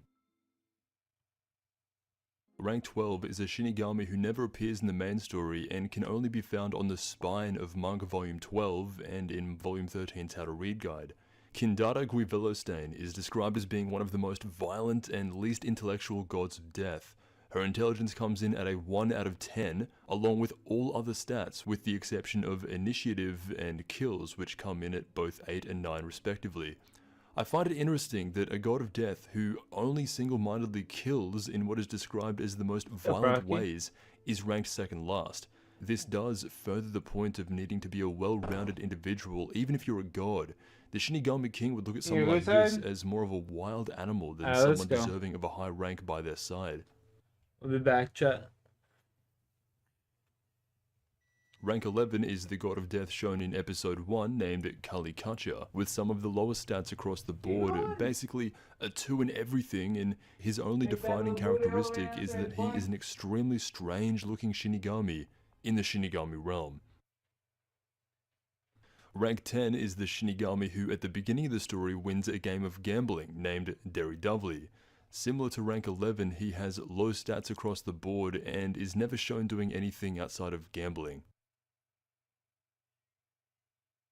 Rank 9 is a salamander-based Shinigami named Midora, and while she doesn't appear in the first 12 volumes of the story, she does play a role later in Death Note in a bonus chapter involving a new Kira after the death of Light Yagami, so she will be of importance at a later time. Rank 8 is Cedo, the man who just got introduced into the story. Rank 7 is the Shinigami who invites Ryuk to gamble with them back in chapter 1, named Grook. So far, each of the Death God's intelligence stat has been extremely low. Each of them ranking on average lower than a 5 out of 10, it's not hard to imagine someone like Light surpassing these beings at all. In fact, based on how they act, you would actually expect it. Rank 6 is Ryuk, and out of any of the gods of death, he is the representation for all of them. Ryuk embodies traits of all the Shinigami mixed into one during the current boredom era. His intelligence is a 6, empathy a 5, curiosity a 10, initiative a 9, and kills a 7. He may only be rank 6, but without him manipulating the entire story, none of this would be happening right now, and for that reason, he is the best. Rank 5 is the Shinigami known as Zelogi. This is a man who had been actively enjoying watching the show that Ryuk had put on down in the human world, and only quote in the series is referring to him as Light's uncute pet.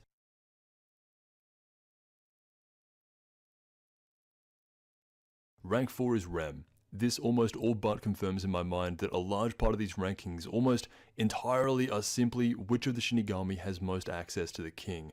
Rem overall does have very high stats in comparison to everyone else, and she did show an even greater knowledge of the Death Note rules than Ryuk, so it does make sense that she is ranked above him here at number 4.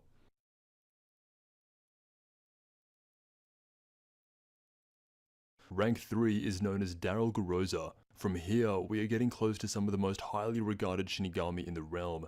With an intelligence rating of 8 out of 10, low empathy, low curiosity, low initiative, and a high kill count, this is the first god of death by stats alone that would put fear into even Light. As a fun fact, when deciding on the third Shinigami to come down into the human world, a decision was going to come down to Cedo or Daryl Garoza. Obata had prepared for it to actually be Daryl Garoza instead of Sito, but was later informed by Oba that they were going with Sito because Garoza had already attained such a high Shinigami rank and was essentially too powerful and therefore wouldn't fit into the role of being pushed around by a human such as Sito. Rank 2 is Ammonia Justin Biondo Mason. Described as the Shinigami that the king has been able to put great trust in, and it is for this reason that a lot of other Shinigami go to him for advice. His intelligence is a 9 out of 10, low empathy, initiative, curiosity, and kill is also ranked 9 out of 10. He can be seen sitting on and moving around on a throne made out of human skulls, and it is because he is basically the king's right-hand man. He demands a lot of respect from the other low-level Shinigami.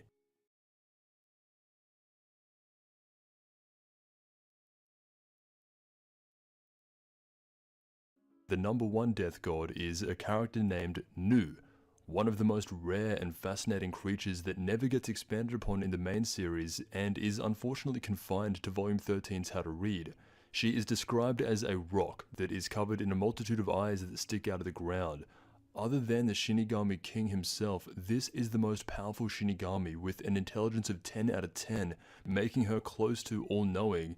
She appears briefly at the start of the second anime opening and can also be seen on the spine of Volume 13. Obata had stated that Shinigami like Nu are extremely rare. Above all gods of death is the Shinigami King, the father of all death gods. He does not have a rank because the ranks were created by him. Stated as having immeasurable intelligence and stats across the board, uncomprehendable to the human mind, even his appearance is, quote, too evil for human eyes. Even though later he is shown in the end of the bonus chapter in the Sea Kidder story that comes after the main story, and he was also manipulated by Ryuk into giving him a second death note, so in the end, Ryuk really is the GOAT. The Shinigami King, similar to Midora, will have a role to play in a bonus chapter that takes place at the end of the series and isn't really relevant to Light's journey or any of the current situations taking place in the human world while Kidda is alive. The Shinigami King actually knows of Light but allows him to continue because he is using the Death Note for its intended purpose, to simply kill humans, and not for any financial gain or anything corrupt like that. There are more unnamed Shinigami that appear, however they do not have a rank or they're not even named, and the most notable one being the God of Death that appears in the Death Note Relight film who specifically seeks out Ryuk. That is something that will be brought up later when it is more relevant to what is going on, but for now, those are all Shinigami ranked in the canonical Death Note timeline, and Ryuk has taken Sito away from Light to tell him how he best go about finding his Death Note.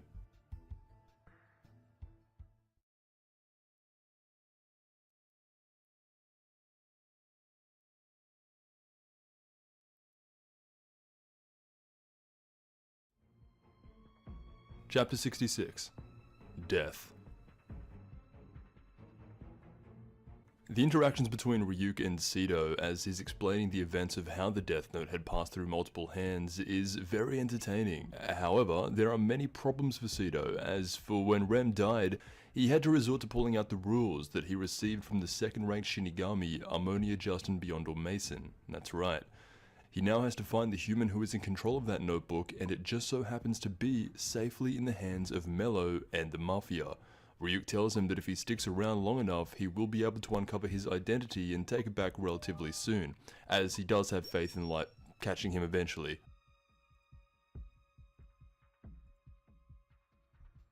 Light and Nier continue their investigation, however, Nier doesn't want to tell Light who the kidnappers were, as Nier is onto the Japanese police basically from the moment of L's death, and when he speaks to Light he refers to him as the second L, implying that he does actually suspect whoever this second L is. From his perspective, this makes sense. So from the beginning, Nier does not respect the second L or Light or the Japanese police at all. The fact that Kidda's approval rating seemingly only went up as the years went by also points to the Japanese police just sitting on their hands, not actually trying to solve the case. Nier and the SPK are a lot more competent as a group than anyone else shown previously. They are collectively the best investigation team in the series, if you don't count Light and L working together. During this exchange, this had been an outright challenge to Light. This would be Nier's equivalent of the Lindell Taylor stunt that begins the true mentality shift in Light. By calling him incompetent, Light's inner monologue instantly shifts to, he's dead. Nier rightfully calls out the Japanese police for sitting on their hands, and Light's reaction is to kill him along with the kidnappers. This would indirectly be his first confrontation with both of L's successors, Nier and Mello. All of a sudden, members of the SPK drop dead. Mello uses the Death Note to kill them, preventing any possibility of Nier finding out about the Mafia. It is because of this, Nier is then backed into a corner and reveals information to Light about Wammy's house and the existence of Mello. Sito, who had been next to Ryuk the whole time, watching this unfold for the first time, is in shock of how these humans are using the Death Note, stating that these humans are crazy, they're not using the notebooks the right way at all. To which Ryuk responds, that's what makes it fun. 2 days go by, and both Matsuda and Aizawa did some digging into Wammy's house, and even interviewing Roger himself. They return to Light with all information about Watori's foundation. They even had rough sketches drawn of Nier and Mello's face, and when Light hears about L's heirs, he smiles and knows that the game is back on.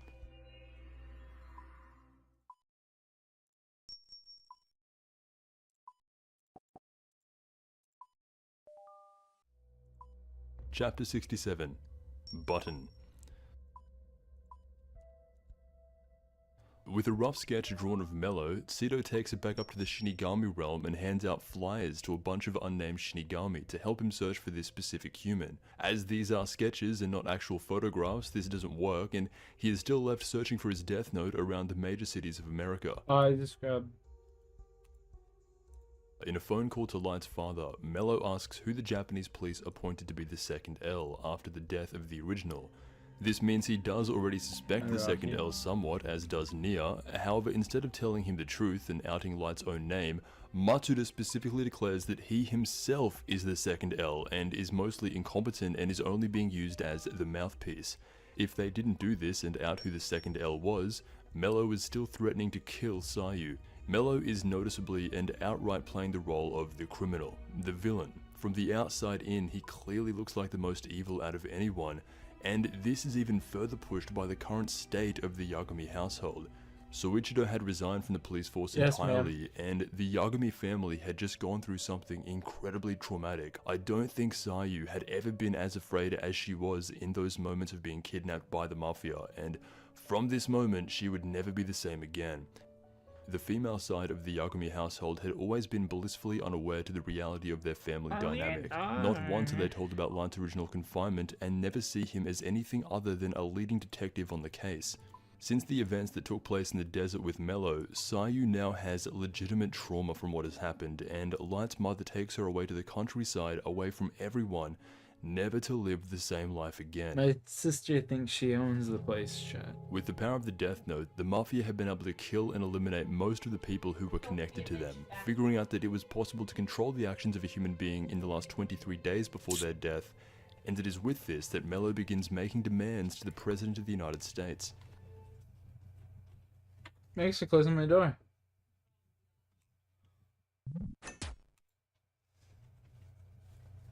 See how easy that was? Discovery. Mello had begun threatening the president with the Death Note and told him that if he didn't comply with everything he said, then he will ensure that he goes down as the worst president in history. Mello's mistake here is not fully understanding the rules of the Death Note, and this is able to be picked up on later by Light. Mello thought that he could force the president into launching nukes. This was his main threat to him. However, you cannot force a person to kill others with the Death Note, so Mello's plan was never going to actually work unless he thought of a more creative way to threaten the president. Although this statement alone is enough to scare the president, and to be fair, it would be enough to scare anyone who wasn't in the know.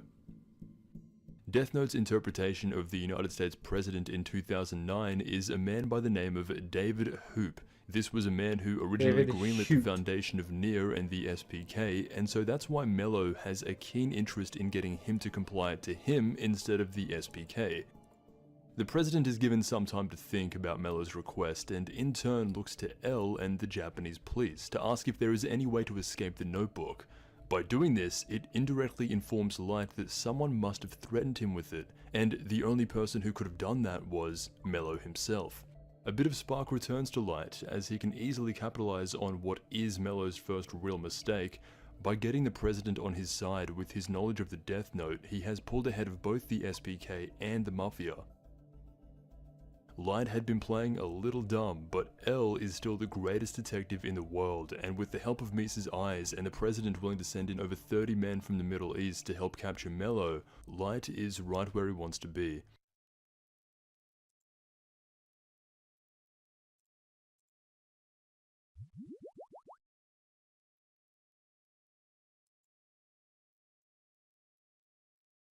Chapter 69, Flight. Don't you dare go open that door, boy. Good man. When communicating as L to the President about the capture of Mello and the notebook, the question comes up of, can we kill him, by the Middle Eastern man, and Light in front of Aizawa, Matsuda and Ide says, yes, we have no choice. This would be the first really obvious message to them that Light was different from who they originally thought. This was massively contrasting with the mind-wiped Light they first saw beginning to work on the case. The Light they thought they knew would never kill anyone without legitimately zero hesitation. That goes against his father and his own moral sense of justice, and when that question comes up now, he simply says, yes, kill them. Light wanted Mello dead, and not once did he ever consider the task force, some of the slowest individuals he's ever worked with, to catch on to something like this. Misa's eyes have really been of benefit to Light over the years, and especially now. Even though he had given away a death note, with the eyes of Misa, he is still the most powerful. I just thought, so they probably have like auditory books on YouTube, don't they? Oh my god. I know what I'm listening to next, Lord of the Rings. With the Shinigami eyes, he is able to preemptively kill Cal Snyder, a member of the Mafia, and find the address of Mello's hideout. This single shot is the perfect summarization of Light and Misa's now 5-year relationship. As they are about to infiltrate Mello's hideout and retrieve their death note, Sito had been overseeing all of this from the Shinigami realm and was able to find his original death note, and so this introduces Mello and the Mafia to what a Shinigami actually is. This is huge. Sito reveals to them that death notes don't usually come with rules, and specifically, 2 of those rules are entirely made up. The 13-day rule, and the rule that states all those who touch the death note will die if it is burnt or destroyed. If L had this information, the case would have been solved years and years ago. Sito just drops this information onto the Mafia, and Mello's brain is going so fast that the next question he asks the God of Death legitimately scares him. Quite the contrast for a human to be able to put genuine fear into a Shinigami. Sito doesn't want to answer his questions though, as doing so would break one of the Shinigami rules and he would receive second-degree agony, which would eventually lead to his own death. So Mello is able to figure out on his own that the Shinigami ideal is a thing, and forces the current owner, Cal Snyder, who is set to die anyway, to take this deal. He is now the 4th person canonically to receive the Shinigami eyes, and Sito gets bossed around by the Mafia, and in turn for his service, he will be given back a death note. You can kind of see why that having a low-ranked Shinigami would be perfect for a situation like this. You couldn't have Ammonia, Justin, Beyond, or Mason coming down here, or any high-ranked Shinigami, even in the top 6 or 7, would not be dealing with this at all, but Sito does. This leads to the infiltration of Mello's hideout by the 30 Middle Eastern men ordered by the President of the United States. This would ultimately be futile as they all enter with face masks that get ripped off by Sito as he is helping out the Mafia, and all their names are promptly written in the death note by the Mafia. Again, a moment that was rushed over in the adaptation and only given time to breathe in the manga.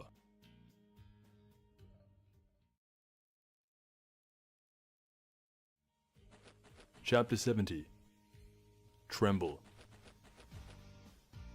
Seeing his plan fail, Light begins stressing out. This is common for him when things do not go exactly as planned. He suspects this is the work of another Shinigami, but is confused as to why or how a Shinigami found their way inside the Mafia, as Ryuk had purposely talked to Sito away from Light so that he couldn't be aware of the 3rd Shinigami. And so just like how he took out his anger on Misa, This time he takes his anger out on Aizawa, and now this is strike number 2.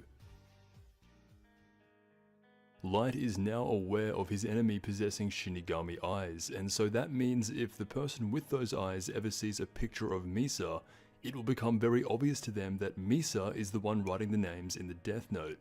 So, Light forces Misa to quit acting in movies and become a stay-at-home wife, while also thinking to himself, should I kill Misa? The Light that we saw at the end of part 1 has gone and evolved those traits to such a point where no remorse can ever be felt, not for Misa, not for the task force, not even for his own family. The biggest threat to Light at the moment is not Nier but Mello.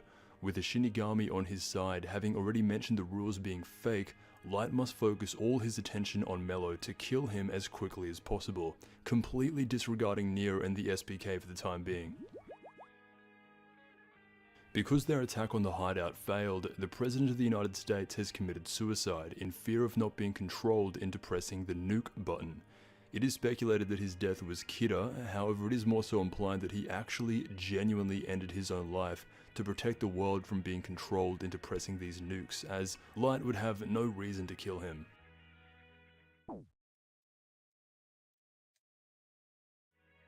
Chapter 71. Contact.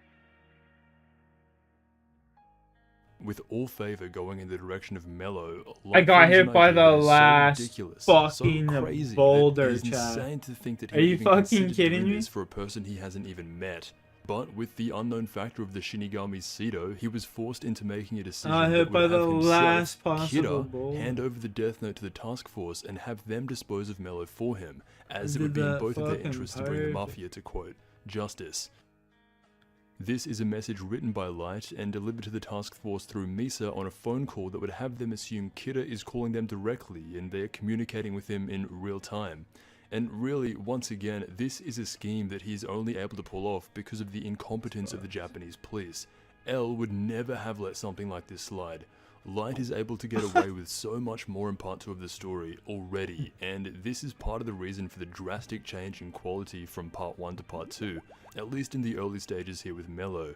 At this point, it evokes this feeling of Light can do anything unquestioned, and it's only through the repetition of this that will eventually lead to his downfall. And so 3 days later, Ryuk shows up alongside the task force and hands them the Death Note they are going to use against Mello. With Light in the background acting harder than he has needed to since the potato chip scene, Matsuda is the one most eager to make the Shinigami ideal trade, just as Light had anticipated. But what he had not anticipated for was that his father was feeling such an immense guilt for handing over the Death Note to the Mafia in the first place, that he genuinely contemplated ending his own life over it to protect his family. Because of this, he is the one to make the Shinigami ideal trade, going against what Light had originally planned.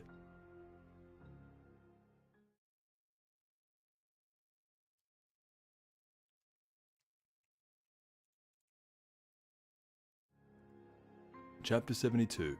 Verification. Light doesn't try to stop his own father, since someone needs to receive the eyes for this plan to work, and it would look weird if Light insists that it must be someone else like Matsuda, but he informs his father that he may have to kill using the Death Note, and if he's okay with doing that.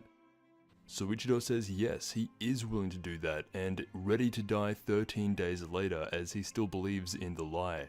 Since Light knows these rules are fake, he thinks to himself about potentially having to kill his father to keep this facade alive. However, because of this scenario even existing, Light has already indirectly killed his own father. His final words to his son before this event unfolds is, "Light, I'm counting on you." Very tragic. Damn. Ryuk flies over to Seto to tell him to not interfere in human affairs, and that he's stupid for being bossed around by humans when he is a god, and that if he hadn't interfered last time, he would have already gotten his Death Note back. So the clock is 1 minute before midnight, and Soichiro makes the ideal with Ryuk, gaining the power of the Shinigami eyes as now the 5th person to canonically attain them. The task force barge their way in and prepare for a shootout with Mello's Mafia.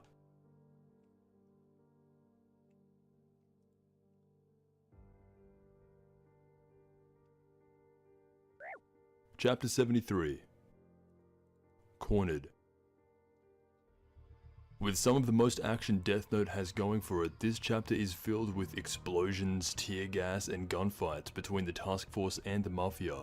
The task force seize the hideout and capture the notebook back into their possession. However, with Mello being able to escape, Light urges them from afar to continue to push after him, indirectly leading to the death of his own father. Mello had rigged the building with explosives beforehand, allowing him to make demands such as for them to destroy all cameras and drop their weapons. He then requests that only one member enter the room that he is in. Of course, that person is Light's father, the man with the Shinigami eyes, but also a strong moral code that seemingly cannot ever be broken. Fuck, man, I hate this quest. Light's father sees Mello's real name as Mihail Keel. As he says this out loud, Mello, being noticeably shocked that he knows this information, still has the capacity to think at close to L levels of speed, and so when Soichiro gives him a choice to surrender now or die at the hands of the Death Note, Light's father, as the only morally righteous person consistently shown in the story, sticks to his principles regardless of the situation and does not kill Mello like how Light intended. This was the opposite of what Light wanted and was anticipating, internally screaming at his father, but of course he can't do anything that would make him look overtly suspicious in the eyes of the task force. Light's fate is in the hands of his father, who is trying to play the role of the hero. How is that? Oh my fucking Jesus. Didn't hit me, brother. Chapter 74. A Fine Performance. Soichiro gets shot in the back and Mello detonates the hideout, managing to wipe out a majority of the Mafia, but barely surviving himself. And for Soichiro, yeah, playing the role of the hero isn't really the move in Death Note. Very grounded in reality, I find it fitting that out of all the characters we meet, Soichiro is the only one shown to consistently uphold his moral code, and until his death, that is how he dies. Being the only member of the task force who had to endure being shot in the back and then caught up in an explosion, no amount of body armor was protecting Soichiro here. Plus the deal with the Shinigami that cut his remaining lifespan in half, Soichiro's time was now. However, while his own father was about to die, Light was still focused on Mello. Soichiro never wrote in the Death Note, and it's because of this that even though he was an owner of the notebook for a short amount of time with the Shinigami eyes, he ended up dying convinced his son wasn't Kira, in turn dying a happy or at least satisfied man.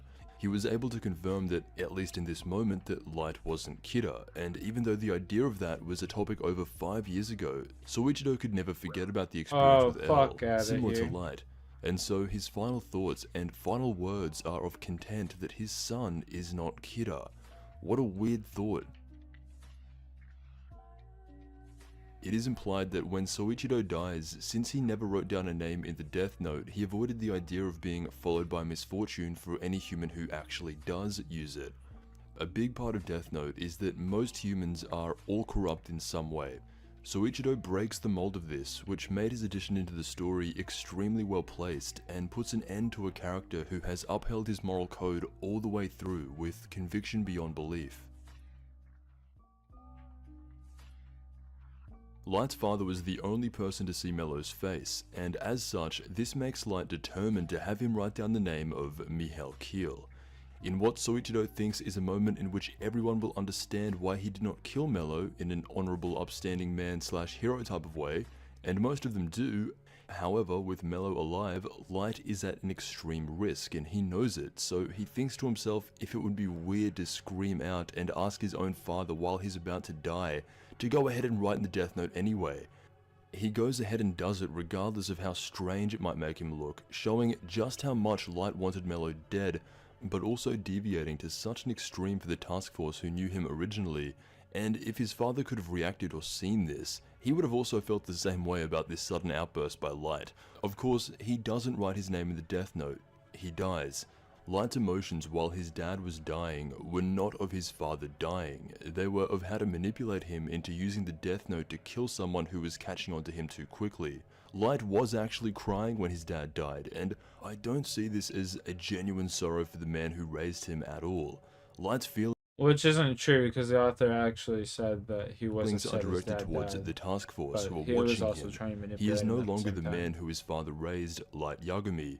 He is 100% Kira, and even though he is saddened by his father's passing, he is even more sad that Mello is still alive and has potential information that will lead to his capture in the 13-day rule. In the end, Sito gets his Death Note back and returns to the Shinigami realm, with there now only being 2 remaining notebooks left in the human world.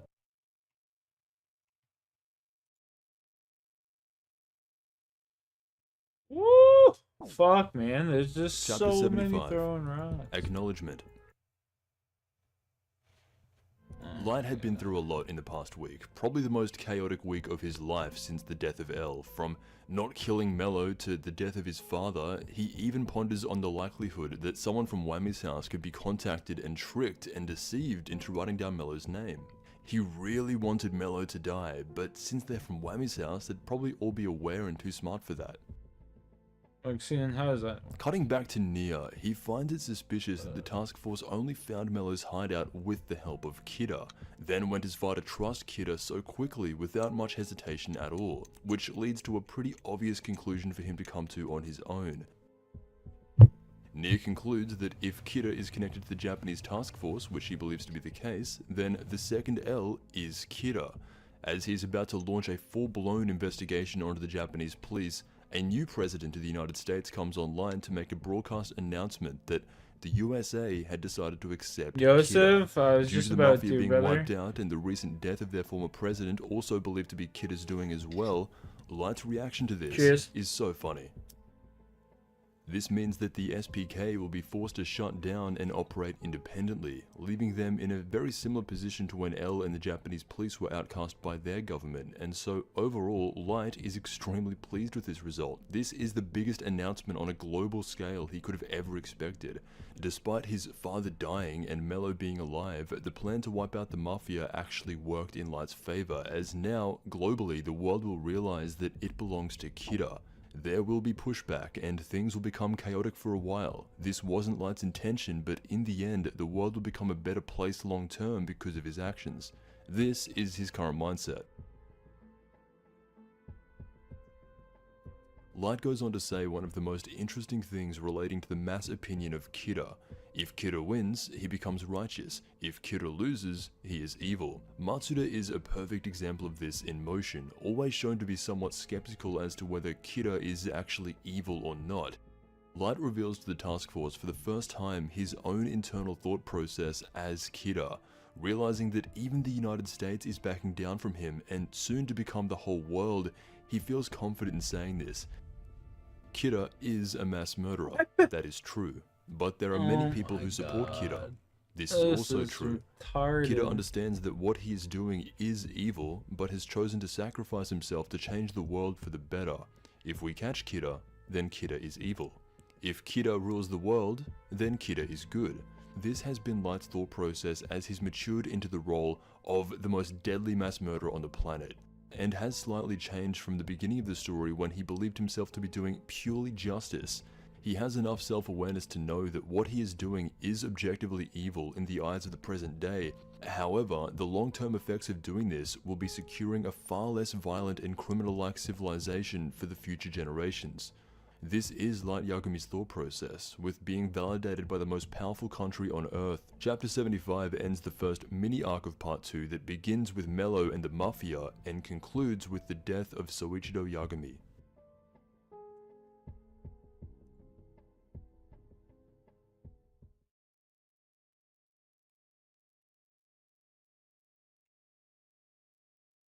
Chapter 76. Greetings.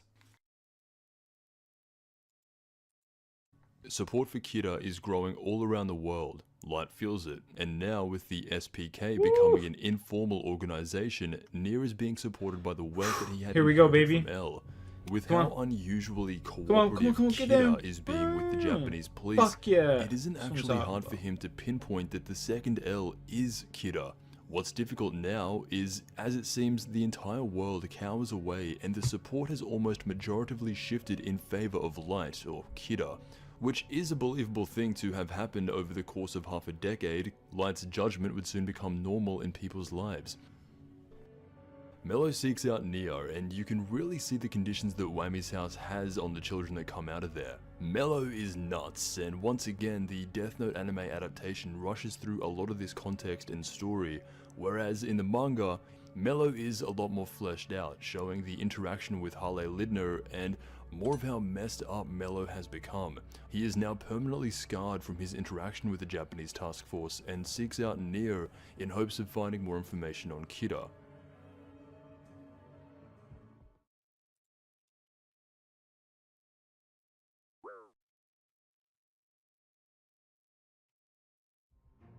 Chapter 77.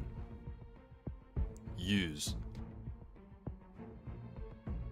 The confrontation between Mello and the SPK starts with them drawing guns upon each other, all of them. However, as usual, Nia being the only one to think rationally, despite Mello killing members of the SPK Joseph. and threatening them up front, Nia remains calm and understands that they are both technically on the same I need side. another one, bud.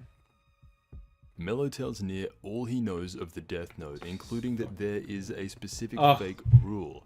This is game-changing. Jesus Now Christ, you have thank someone God. with the mind of L, with the knowledge of everything that Mello had just experienced with the Shinigami and the Death Note itself.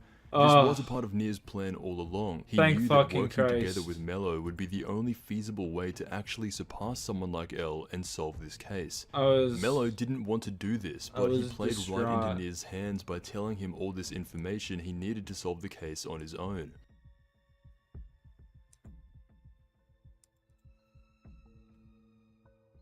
It is at this time that Kidda's New World Order is being enforced by the people over there at Sakura TV. It has become Light's will to not be perceived as evil by the masses. This will in turn help him against Nia and Mello, as it is used as propaganda to enslave the minds Fuck of the the other general toke public. now. Slowly I was making them distraught think that there the for a people trying minute. to I was stop like, I gotta Kidda through are all the that true bullshit again. enemies, the true We bad Gucci people, though. I don't the need true no other. criminals. I don't need no other in turn toke giving now. Light his own sort We of Gucci. cooperative play too. Oh, Nia has my. Mello, Light has the media, and soon to be the world. Nia picks up on this and cannot stop thinking about the one fake rule.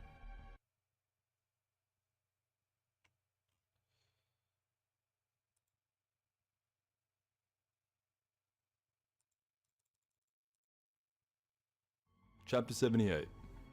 Prediction. Ooh, get across, baby. That's what I'm talking about. One thing about Nia is that he's a lot less quirky and endearing than L was. He is 100% calculations only, with absolutely zero emotion.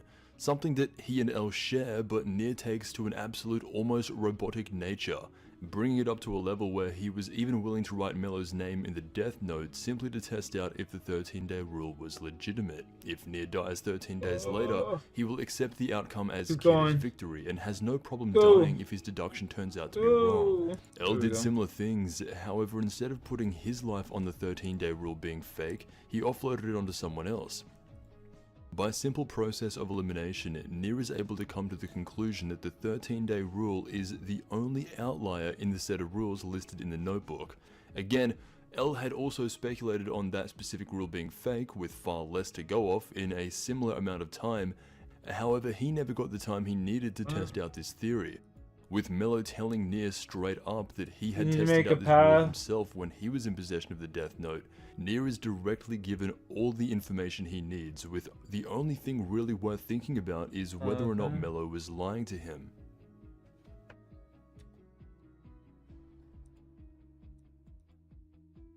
Regardless, the SPK call up Light and the task force with this new information, but lead the conversation with the capture of Mello, I'm confused. and then ask about their They thoughts want me on to a just make a potential line? fake rule.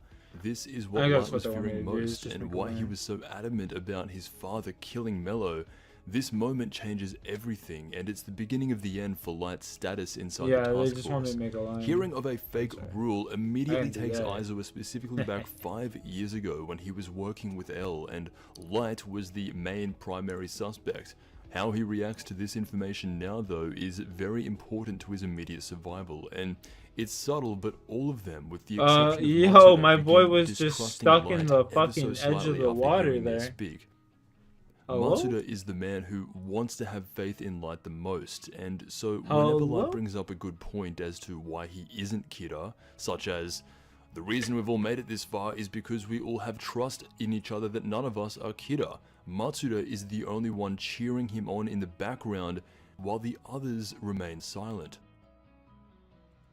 When Light hears of someone that he's never even met figuring out about a fake rule, he visibly trembles and, as can be expected, is drawn with multiple sweat marks across each of the panels he is shown in. Oh my Nia god. forces him into a deduction Okay. that would cement the belief moving forward that if any rule were to be fake, it would be the 13-day rule. By Soichiro not killing Mello when he had the chance, it has turned into an extremely dubious situation for Light to be in.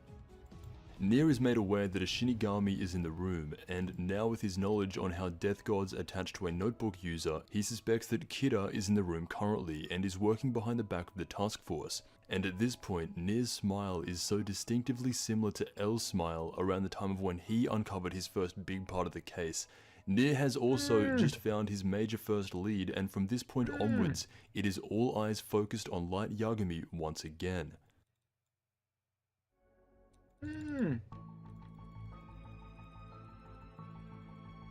Light pushes back so hard on the idea that one of them is Kira, while all others, with the exception of Matsuda, do not. In hindsight, this would make him look even more suspicious to them than he already does. There we go, baby. The likes of talking Aizawa, about. Ide, and Mogi are not quick to dismiss the idea of Light being Kira, as the 13-day rule being fake completely dismisses his confinement, and they would have reason to suspect him again with Thanks, fraud Goat evidence of from World over 5 years 420. ago. The Anytime. only thing holding them back from believing Nier is that none of them want him to actually be Kira. It would not only make them look completely incompetent, which, to be fair, the initial seeds get planted into their minds that they may need to pay closer attention to Light. The anime adaptation changes the timing and goes even further with this narrative in this moment, whereas there's a lot more build-up in the manga where this interaction happens at a later time. The anime adds in a line right now of Nier talking specifically to the members of the Japanese task force in front of Light. He tells them that if there was ever a time where the second L was suspected of being Kira, but those suspicions were later dropped for whatever reason, to please contact him to help with his investigation. Going even further than the manga did to point out that it was in this moment that Light Yagami was back in suspicion once again. Whether Light wanted this or not, it's hard to say. In the beginning of the story, he desperately wanted to make himself known to the world, and then found the competition with L even more interesting than changing the world itself. He wanted the battle, he liked the challenge. Whereas now he had gotten so close to this ideal world of his, only a few more years and everything he planned for would have been in motion, with over 50% of the population siding with him. It's hard to imagine Light really wanting this competition from Nier and Mello as much as he did with L. He even contemplates running away and killing the task force to remain hidden and focus more on his original goal. Light has made it very clear that he wants to kill Nier and Mello. However, being so close to completing his goal, this distraction that were these two kids pretending to be like L were more frustrating to him than an actual challenge. He is a lot more agitated in part 2, even down to his look. 5 years later, and you can basically see the evil aura radiating off of him.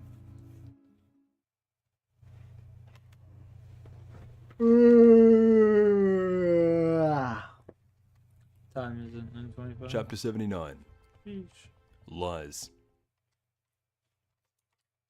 What I've noticed most about part 2 of Death Note is that the anime deviates a lot from the source more than it ever did in part 1, such as Mello forcing the United States government to disband the SPK, the first attack on Mello's hideout in which Sito rips the helmets off the men attacking, showing Harley Lindner being a double agent for Mello, and with all of that cut out of the adaptation, it becomes even more apparent here in chapter 79.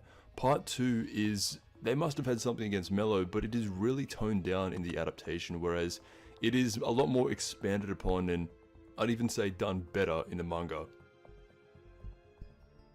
For sure, I agree. Ever since the phone call with Nier confirming his suspicion of the second L, there is a scene in the manga where Mello calls up Mogi. Mogi then flies out to the SPK headquarters and meets face to face with Nier to get questioned about the second L being Kira. This was one of the many moments in Part 2 that was excluded from the adaptation and really shows the amount of pressure Light was under before support came in. Although, while being questioned, Mogi says nothing. This entire ordeal was cut out of the anime adaptation and is primarily used as a way to really throw it in the face of the Japanese task force that there is someone in their ranks who is actively going against them.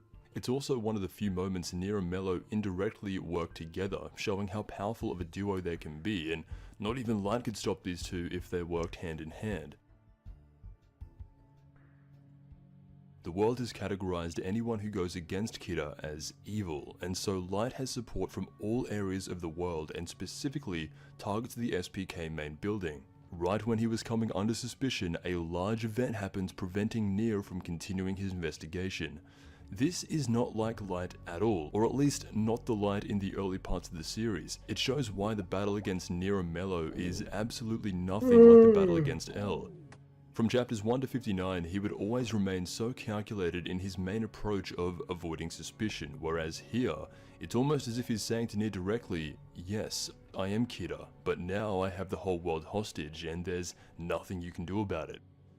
Light has changed. He has the most powerful country in the world at his mercy. He is almost there, almost a god.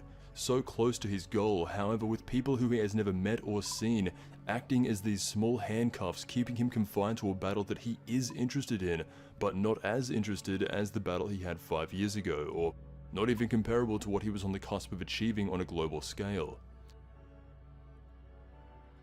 This makes the emotionless Nier actually show a tiny bit of emotion, in that when Light taunts him about the riots underneath his building and that he's got to escape, Nier sees the situation in the same way L would have. Light is lying right through his teeth. Tsugumi Oba has stated calling this chapter Lies refers to the first time in the whole storyline where a character verbally acknowledges that Light is in fact lying.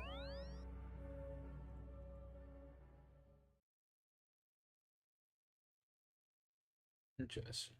They changed that in the anime.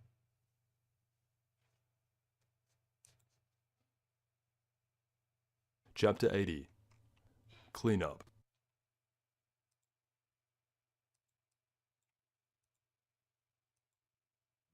Outside of a quick smirk or small clapbacks, Nier shows very little emotion at all. This is because the narrative is trying to present Mello as having taken the emotional side of L, leaving Nier with practically none.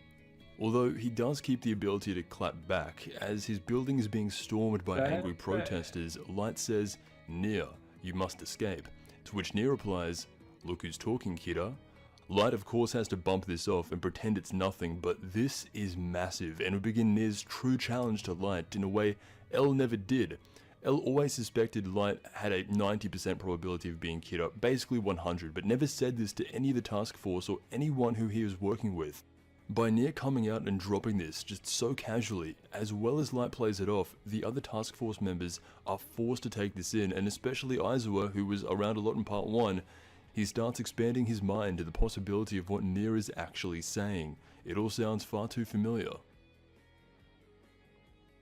The plan to escape is actually one that passes the threshold of using L's wealth.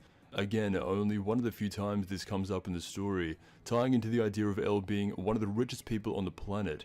As a reminder, having made 20,000% gains in 2 years, if anyone did that in real life, they'd be looked at as the god of all finance. I love when this comes up because it's always such a fascinating look into L. He made himself and Wariri so extremely rich because he was able to figure out the game of the equity markets. Something that Light has not ever shown interest in once. Something Light is definitely not is financially motivated. So, as Nier dumps L's net worth from the sky down onto the people rioting, because these people are shown to be mindless, follow the herd types, they instantly forget Kira and begin fighting over the money. I love how Death Note portrays the hive mind of people. It hasn't been touched on too deeply in the main series, but in a couple of bonus chapters after the story, it really just digs in at the mind of an average person. This alone bases Death Note firmly in reality, and would thematically begin Nier's ultimate challenge to Light in that the Kira supporters who are rioting beneath his building, the people who claim to love and support him, are incredibly stupid. He sees these people as people who just want to join in the mob of thousands of screaming voices, jumping in on a bandwagon because they lack the will to form their own view on Kidda's philosophy. He knows what stupid people look and act like, and it's made very clear that this is who this enormous group of people is. By dropping down all of L's remaining net worth, it demonstrates to Light how easily these people fold.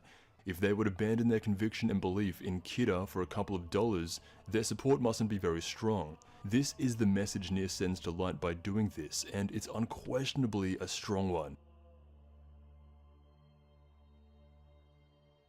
Even Demigawa, who Light had as his spokesperson to get to film Nier's face as he exited the building so Misa could wipe him out, he also gets distracted by the money and completely forgets the entire reason he was there. He was supposed to support Kidda. If Light truly wanted to show dominance over the world, killing Demigawa and finding a new, more reliable spokesperson who truly believes in his ideology would logically be the only next step. It is with this that Nier is able to escape with a more than confident guess as to who the man he would be mentally sparring would be, as well as certain members of the task force wavering with their trust in Light.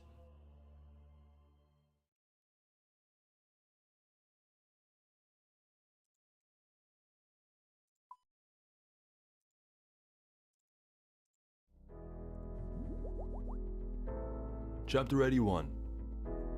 Warning.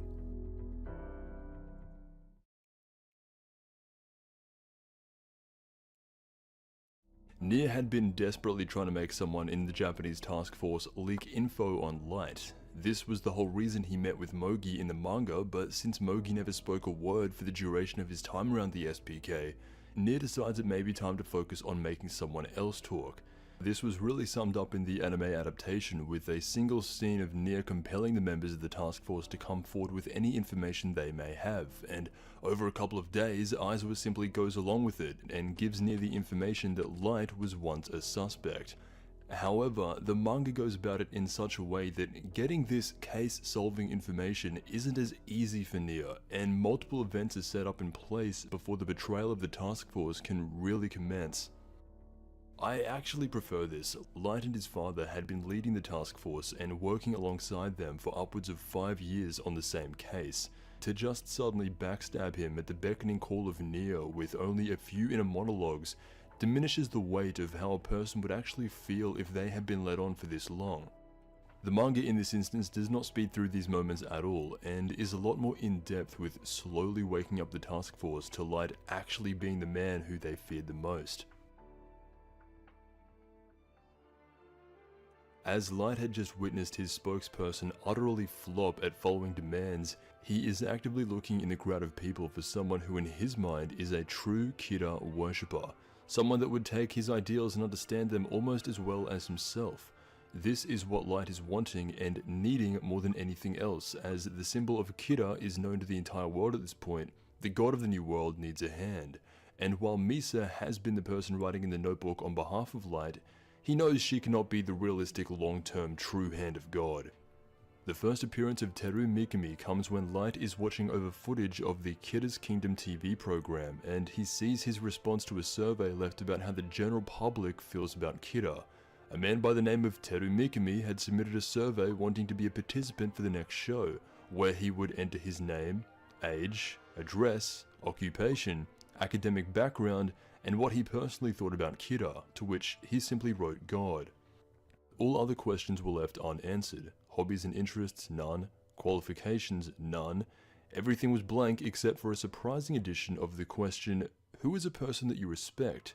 To this, he answers Winston Churchill, a former real-world Prime Minister of the United Kingdom from 1940 to 1945 during the Second World War, and then again from 1951 to 1955.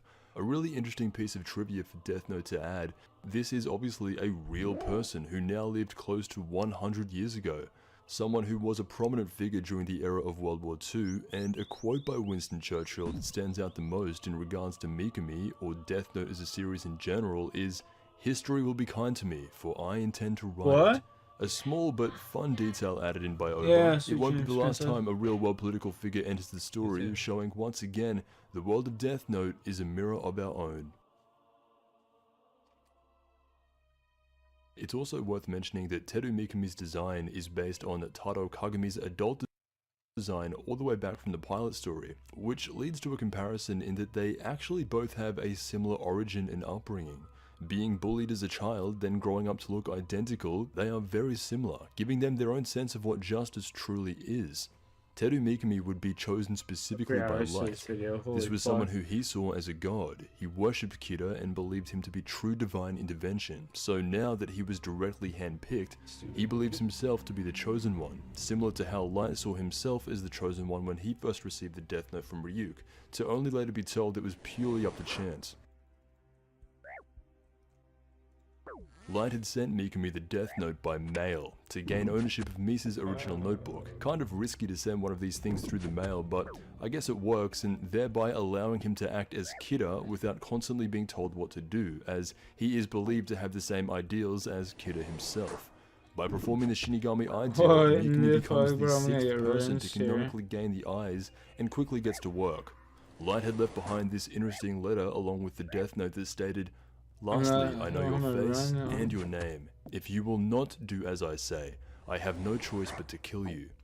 This note, however, does not turn Mikami off at all, and only grows his conviction in Kira as the god of the new world. Light is only growing in allies, and Mikami is very handy to have on his side. Move around, I'm moving, man. With official stats coming in at a total of 38 Dude, out of they 50, just he auto is comparable to me. L in terms of overall What stat the total, fuck? with an 8 out of 10 in knowledge, 7 out of 10 in creativity, 8 out of 10 in initiative, 10 out of 10 in emotional strength, and a 5 out of 10 in social skill. Mikami would represent the hand of God in more of a biblical sense, That's which the fucking adaptation wild, specifically goes brother. hard for.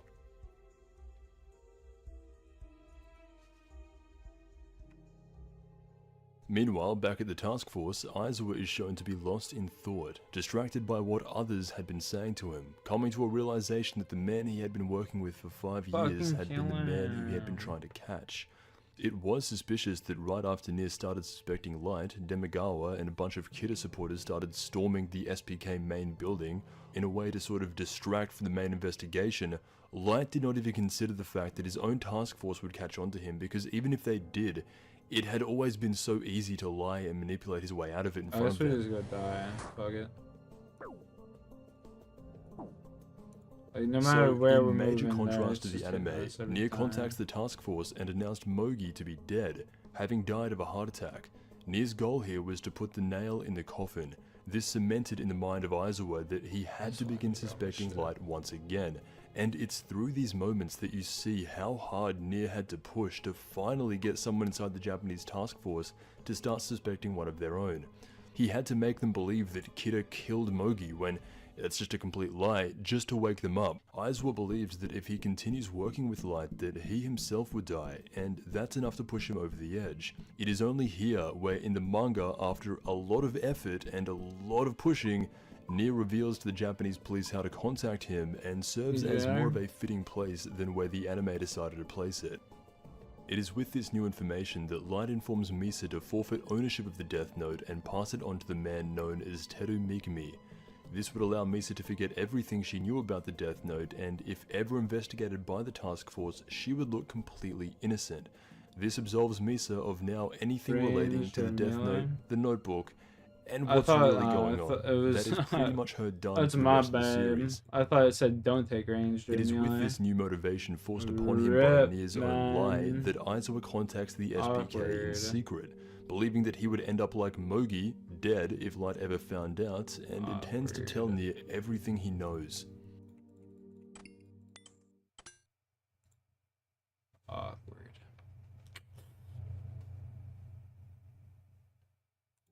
Chapter 82. Himself. Obviously, as I'm going through the series chapter by chapter, for the most part this is manga only. However, it is important to bring up notable moments where the anime deviates or adds to the source material. This hasn't really happened since the death of L. Instead of adding more, Death Note's second part adaptation adds substantially less content. In chapter 82 of the manga, Aizawa flies out to the SPK to meet with Mogi and talk to Nier in person about the second L, Whereas in the anime, that doesn't happen. He stays where he is and just has the conversation in his car over the phone. Maybe the animation style for part 2 just weren't feeling Death Note as much as they were in part 1 because a lot of content from the manga is just blatantly cut out and it doesn't hinder the story too much, but as someone who started with the adaptation first, part 2 was always kind of a slog to get through. It wasn't as good as part 1. Now for the first time going through the manga, it makes things make more sense, and overall is just a better experience for the second part of the story. For example, chapter 82 has a member of the SPK, Gavani, drive Aizawa around for 2 hours blindfolded to ensure he isn't being sent here on behalf of Kida himself. Once arriving at the SPK, he is met with Mogi, who had been confined and silent for days. However, still blindfolded, Aizawa is asked questions by Nia to confirm whether or not he has the power to kill just by seeing a person's face. Since he doesn't, the blindfold comes off and in turn gains the trust of Nia. Instead of a simple phone call, you have all of this going on just for this one exchange that was about 15 to 30 seconds in the adaptation. Nia has some pretty revealing statements about himself and Mello, along with the other orphans raised in Wami's house, and this all ties back to the idea of whether or not Mello had been telling the truth about the 13-day rule being fake. That's the only reason Aizawa was there. If Mello is telling the truth, then Light's confinement essentially meant nothing and brings him right back into suspicion. Real boys. Nia believes Round Mello to be 2. telling the truth about this. Everything Lol. Mello does is done with the intent of capturing Kida before Nia. Melee or Always being range one that step says behind I'm him, he fucking would out take here. it to such extremes, going as using far to join a magic. criminal org just to use them to get the upper hand. Nia goes on to state and reveals something very telling, that for Mello and I, L was our idol, and the only person in the world worthy of respect. Everybody at Wami's house longed to be like L. It is obvious that our idol, the person we respected, was killed by Kida. Therefore, we'll both use any means necessary to capture Kida. I do find the premise of a successor to be a good addition generally. It is reasonable to believe that someone like Quillish Wami would want to preserve a mind like L's. Nia is the spitting image of L. However, when you think of a successor, usually the person they are succeeding is past it, too old and about to die. L was 22 when he was introduced into the Los Angeles BB murder case, making the first generation of Wami's house with the likes of Beyond Birthday and A not much younger than 22 when they fell to the pressure. L would be 25 years old at the time of death, while Nia would be 13. The point here being, L was expected to die doing what he did. 25 years old under normal circumstances is far too early to think about finding your successor. Nia and Mello being 13 and 14 respectively around the time L died means that this had been planned as a failsafe from the very beginning. Kida had thought that he had rid the world of L, however there were plans in place for if anything like this were to happen. Nia and Mello barely even get to be their own characters. It's impossible to look at them as anything other than the next generation of L, and that is by design.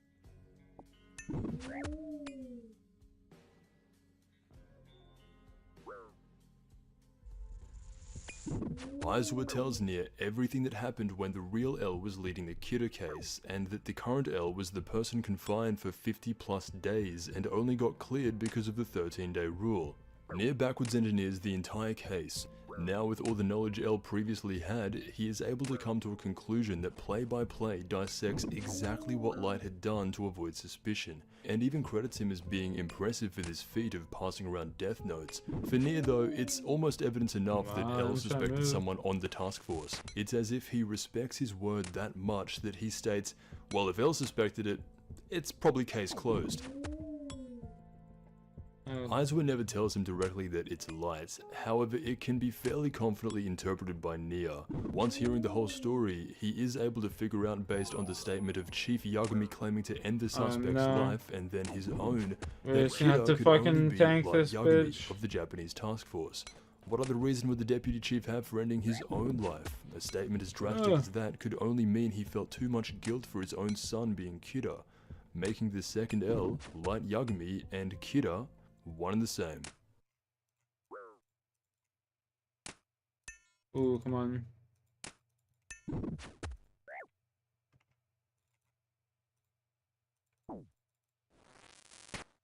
The squad fucking 0. Delete. Oh my god. 5 HP. It had been with the help of Aizawa, Oh, Mello, and Lee. the previous work of the former L that had given Nier all the knowledge he needed to come up with the perfect deduction that Light Yagami is Kira. In some ways you could see this as all the information being handed to him. However, Nier goes out of his way to ensure that he receives this information at some point throughout the story, and at no point does it ever just fall in his lap. He had to fake kill Mogi just to convince Aizawa to speak out against Light's earlier confinement. This had been a well-earned, well-timed victory for Nier. Everything had just been falling into place. Before Aizawa leaves with Mogi, Nier advises him to start investigating the suspect that was taken in as the second Kira, which would be Misa. And so this leads to both of them heading over to Light's home and searching the place for any evidence, with the death note specifically in mind. Once again, this is fairly quickly gone over in the adaptation, with Aizawa just making the suggestion to Light on his own, then Mogi just follows him. Of course, all of this had been accounted for by Light earlier, and since then, Misa had lost her memory of anything relating to the Death Note, while Mogi and Aizawa just waste time searching. Death Note now brings in the dynamic of Light vs Aizawa. This isn't much of a battle in itself, but Light does now have to account for members of his own team suspecting him. Not only Aizawa, but Mogi and Ide lean more to the side of Nier now, while Light's only real ally inside the task force who still remains loyal to him is Matsuda, which will be executed so well when the story eventually wraps up. This isn't Light's focus, however. He had just found his right-hand man, and is now on the lookout for a spokesperson, since Demigawa is more of a joke than someone to be taken seriously. When Aizawa and Mogi scout Misa's apartment, it is done completely in secret, and they do not want Light to know about it, even though he already does and doesn't care, claiming to Misa that they are only here to check on a bomb threat called in on L's house, while the adaptation took a different approach, and combined the knowledge Light would have later, and had just given them the okay to go and investigate his apartment, knowing he had wiped away all evidence. Searching Light's home, they could find nothing. However, Mogi stays with Misa for a few days to ensure nothing crazy happens while they're gone, and Aizawa makes his way back to the task force. All the while, we are introduced to a new character from Wami's house who had been tailing the Japanese task force in Aizawa and Mogi all the way back to their headquarters and Light's apartment, introducing the assistant to Mello and the third smartest kid coming out of Wami's house, Matt. Matt is simply there to assist Mello and is stated to be a lifelong friend of his growing up together inside the orphanage. For being the third smartest person to come out of Wami's house, his stats are fairly underwhelming, and it paints an even clearer picture of Nier and Mello being the only ones worthy of coming close to L. Matt's overall stat total comes in at 29 out of 50, not awful by any means. All of his stats are only slightly above average with no real standout anywhere. Knowledge is a 6, creativity is 6, both initiative and emotional strength are a 7, and social skill is a 3. It's always interesting to look out for these extras coming out of Wami's house, simply because of the beyond birthday situation. It's always intriguing to see how they turn out, and Matt actually turned out fairly normal all things considered. His specialty is technology and is described by Obata as a young man who loves gaming and doesn't really care about much else. It is around this time that Aizawa returns to the task force and confesses to Light what he had been up to, and that he had spoken directly with Nier, along with confirming that Mogi is alive. Coming out clean with his suspicion towards him was something Aizawa was always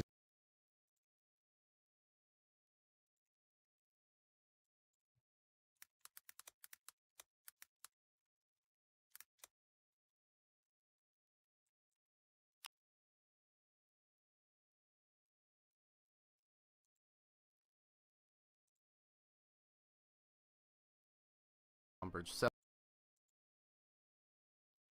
guides for us all, and today we're going to be checking out the new Braziers introduction.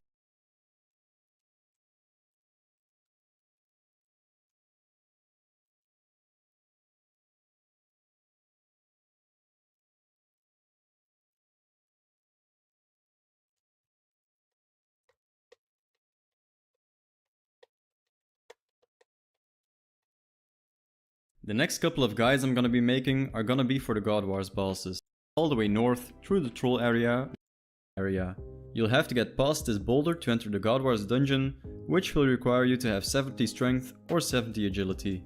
You can see that I have this fire going here. If you don't have that fire active, there will be snow falling in this area which will drain your stats slightly and completely deplete your run and special attack energy, which is really annoying. To build a fire, you need to have completed the Making Friends with My Arm quest and have 60 construction. Then just come here with the materials. Okay. This is what we doing, chat. We going there. We going there.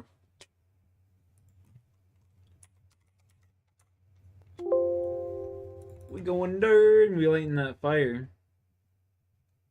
When my turn Lord of the Rings audio? Not today, Shawnee boy. We still watching that Death Note, baby.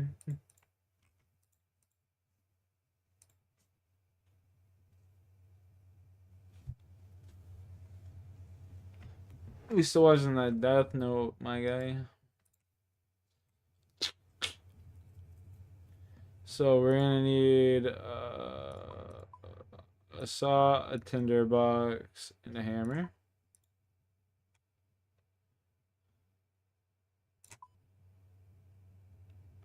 Steel bar. Not today, my guy.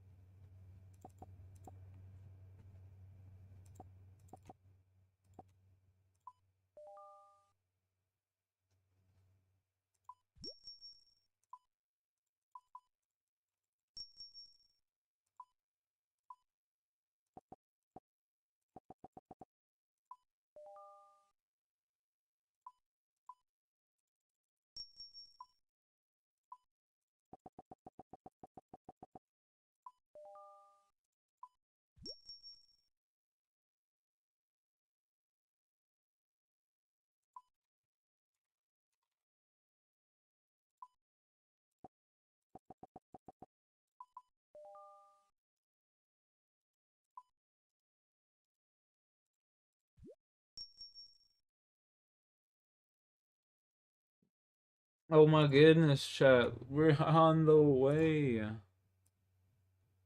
We're on the fucking way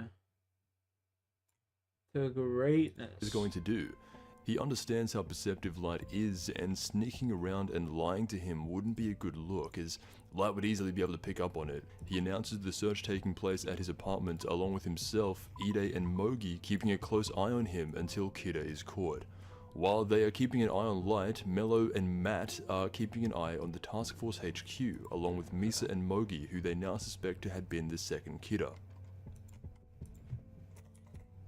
What you can see at this point in the narrative is that Light is more focused now on the people, the general public, the mass opinion of Kida. Yes, there is a battle going on with he and Nier, but to Light, it's nowhere close to the battle he had with L. And so, while his focus remains on killing Nier and Mello, it's divided multiple ways. Not only is he fighting both the reincarnations of L in Nier and Mello, but also 3/4 of his own task force suspect him. Kida's spokesperson Demigawa isn't getting orders from Misa, so he's making Kida's image look horrible by way of his own standards. The only thing Light really has going for him at this point is Teru Mikumi, who arguably is all he needs. He is basically able to read the mind of what Light is thinking.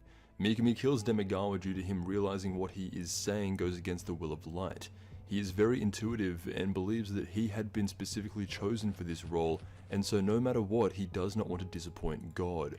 The act of killing Demigawa was so in tune with what Light himself was thinking that he even gets a bit nervous, understanding that Mikumi is being very useful in this moment. However, he was able to decide and kill all those people broadcasting on Kira's kingdom without any order or direction. This makes Light nervous, as it's an intellectual feat comparable to someone like L, and if this man ever went against Light, he would be yet another enemy standing in his way, and with the task force's faith already wavering, if Mikami ever went against Light, it would surely bring upon the end of his journey.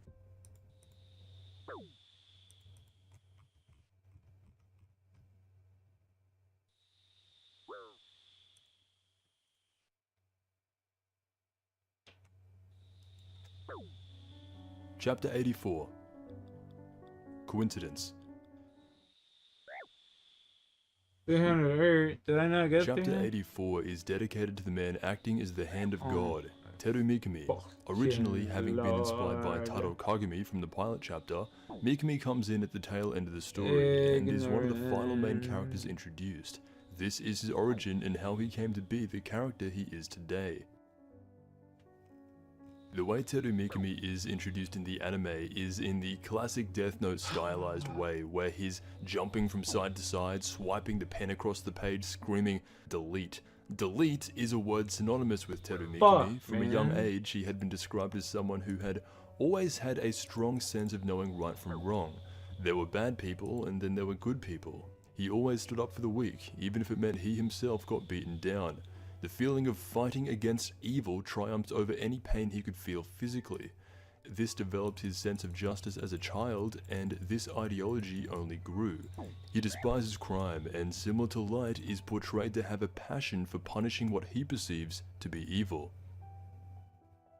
Mikami wanted to delete the enemies he found in life from the face of the earth, and so when he told his mother this, she disagreed and said that's not how life works. To which a young Teru Mikami disagreed back, and now saw his own mother as an enemy and began denying her of existence. One day, 4 of Mikami's perceived enemies were out driving in a car and ended up crashing the vehicle into a wall, while also killing several pedestrians along with themselves. One of those bystanders was Teru Mikami's mother, and in an instant, just like that, all of his enemies had been deleted. In Mikami's mind, life only improved from this moment onward. From here, he would go about his adult life wishing for the deletion of certain people, and as it would happen in the early 2000s, Kira came down like a god and punished all those he had wished for.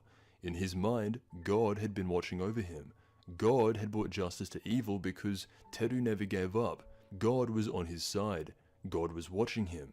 This goes on to make him potentially the biggest Kira fan of all time. He would go to large events in hopes to be noticed by his lord, and just like he had planned, Kira did actually notice him and accepted him. Now Mikami had been given the power of a god as well, and now whenever he kills someone by using the Death Note, he has to say the word, delete. Oba created Mikami's backstory in order to establish Mikami and Light as equals in a sense that they both share a similar sense of justice and what that is. Mikami, similar to how when Ryuk dropped the Death Note, Light Yagami was the perfect person to pick it up. Now Teru Mikami is the perfect person to pick it up and serve as the hand of God. He is the only person to receive a full chapter dedicated to his origin story and is actually stated to be the creator's second favorite human character in the series, as Oba believed that Mikami was the second strongest character besides Light. With the already high intelligence mixed with the Shinigami eyes and the Death Note, that's pretty accurate. Although Mikami and Light were portrayed as being similar characters with similar ideologies, they do differ. Mainly in the sense that Mikami's sense of justice is more black and white. His understanding of people goes no deeper than labeling them as good or evil. Mikami would go on to kill anyone with even the slightest criminal record. Johnny boy over here, this hustling if that point. person still commits crimes. This is in direct contradiction to Light's purpose of deterring people from committing crimes in the future. Light shows more of a willingness to forgive and acts as a way of scaring people in order to prevent crime, while Mikami is almost entirely 100% retribution. It remains unclear whether Mikami was born with mental or emotional problems, or if this way of thinking was brought on by trauma throughout his life. However, the man clearly suffers from some sort of mental illness. The phrasing and constant repeat of delete, delete, delete, delete every time he writes down a name should tell you enough. This My man, while God. presenting stoic for most of the series, is one bad knock away from becoming completely unhinged.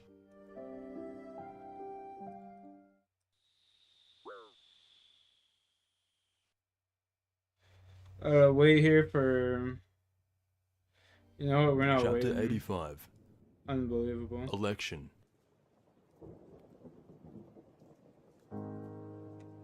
With information given to him from now 3 different sources, Nier has figured out that Light was Kira, Misa was the second Kira, and Hideki Ryuga was L.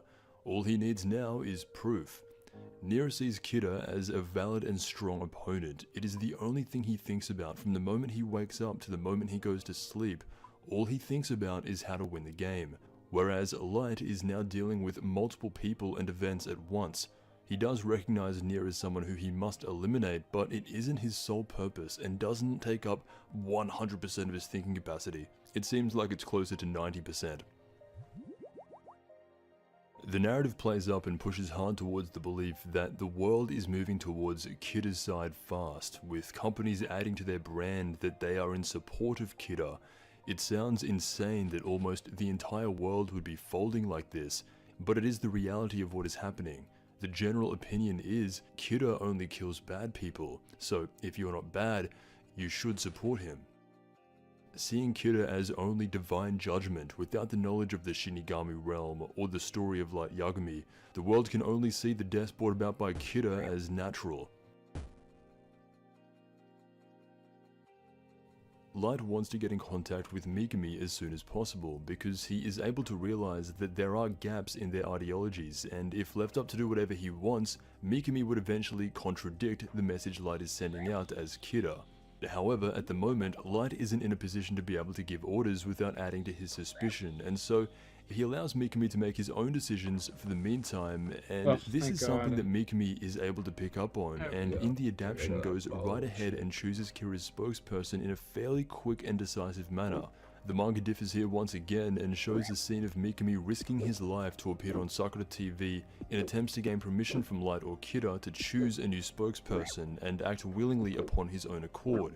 The amount of loyalty this man has is made evident to Light in this moment, which impresses him and ultimately allows Mikami to work on his own, as it is clear that he is competent enough to do so. Sakura TV made an apology statement to Kira on behalf of Demigawa acting in his own self-interest. Instead of fearing that one of their people was killed, especially their spokesperson, they see Kira's judgment as law and repent for their past sins. This is clearly very different from what was happening 5 years ago, and it's more proof that we are living in a completely different world where Light is the arbiter of everything that happens. Mikami waits 3 days from appearing on Sakura TV, and if he doesn't hear anything from Kira, he will go on to choose the next spokesperson himself. 3 days pass, and Light has not made contact. The person he chooses as the new spokesperson for Kira just so happens to be Kiyomi Takeda, the girl from Light's old college and someone that Mogi has personally seen having close relations with him. Bringing back even more memories of Part 1, Takeda found her worldviews aligning with that of Kira's, and now, as a presenter on the Channel 6 News, Mikami had elected her to be the voice of Kira.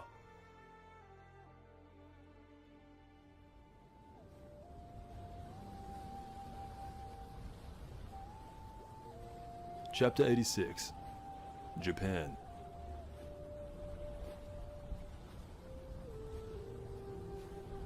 Everyone goes back to Japan in Chapter 86, and that is why it is titled as such. Sugumi Oba stated that the chapter title was given primarily because of the remaining characters who were outside of Japan, primarily Nier and Mello, make way to travel to Japan and finish their battle there. This was around the time Oba stopped messing around with title choices, and it is in this chapter that Death Note enters the beginning of its final act.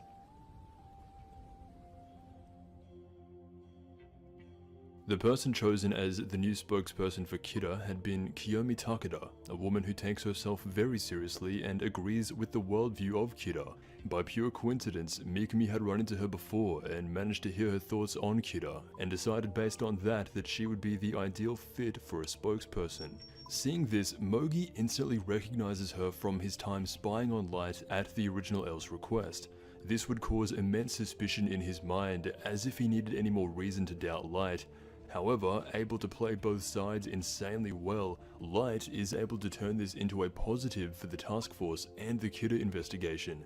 By acknowledging that he used to know this person back in college, and actually have a good relationship with her, by going in and letting himself speak with her, moving in close to the task force, it would put up the ultimate facade of the pure undercover detective trying to uncover information on Kidder, while also allowing Light to speak directly with someone who shares his same ideological views, and at the same time enables contact straight with Mikami, which will become important as Mikami represents a lot of the character Light was in part 1. Having just received the death note and enjoying judging criminals. The big difference being he doesn't consider himself a god, only the hand of God.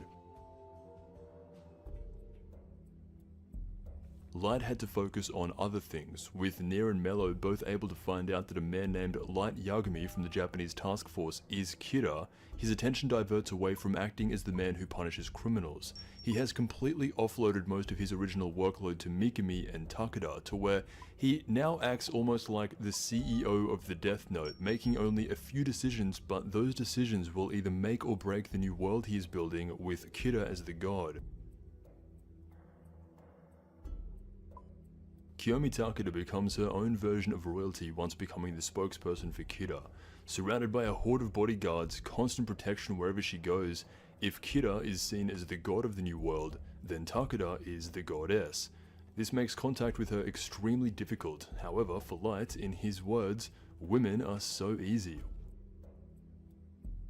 And he is able to convince this girl that he hadn't had any contact with for 5 years to suddenly meet with him at a beckoning call straight after she had in her own mind become royalty. Regardless of her getting good grades or seeming intelligent to the masses and being really smart, Nier outright calls her stupid, and it's probably good to remember, even though Takeda takes herself very seriously and is propped up as being one of the smarter women Light has been with, her combined stat total is the same as Misaramane.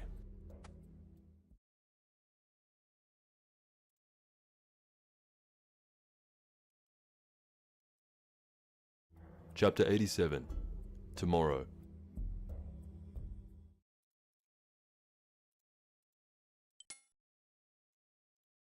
Of course, the moment this is suggested, the fact that Light wants to go ahead and personally speak directly with Kidder's new spokesperson, as he is still under suspicion from Aizawa and Mogi, they simply don't have the intelligence or foresight to see Light's plan here, and they do not oppose this idea under the condition that the entire task force is allowed to listen in on whatever conversation they may have, through both audio and visual means.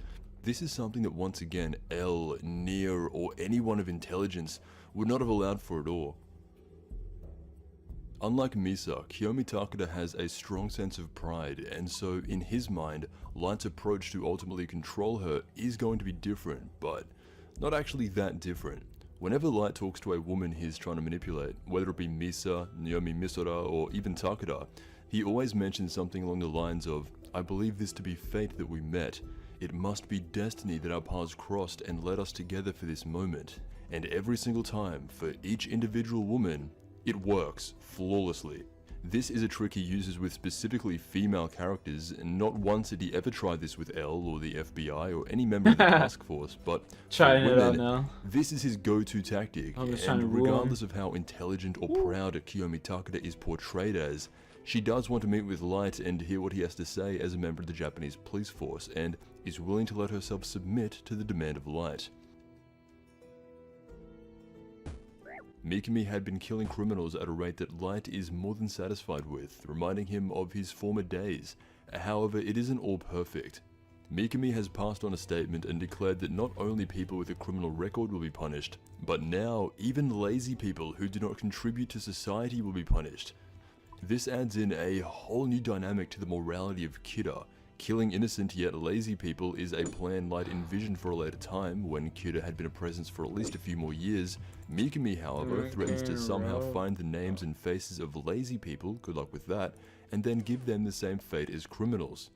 Light goes on to give some of his own thoughts about this and states that It is true that lazy people who do not bother to find a place for themselves in society will only have a bad influence on it. That is Light's general opinion on that. However, he recognizes that it's still too early for something like this for the masses to get behind, and once again highlights the true goal here. Light would eventually go on with the intent to kill not only criminals, but also people who do not contribute to society. This speaks volumes of what his true intent is when it comes to playing God. And at that point, where would it stop? If killing lazy people is the next phase of Kira, where's the line? Would he eventually go on to kill depressed people, sick people, suicidal people, dumb people? His plan is to become the arbiter of who lives and who dies, which this would only work if he were also a Shinigami, to which if that were the case, Shinigami don't care about the human world enough to actively change it. The reason Light is needing a spokesperson and people who share his view to offload the work is because when this is all said and done, after achieving all he set out to do, Light would eventually end up back in the same place as he started. Come Bored. back. The story never touches on this idea because it never gets the chance to, but the idea of Light winning and then going full circle, returning to the state he was in at the beginning, being bored. Getting used to the Death Note, the idea of complacency, becoming bored by its rules, and how people generally have the same reactions, things would start becoming predictable again, and in turn, boring.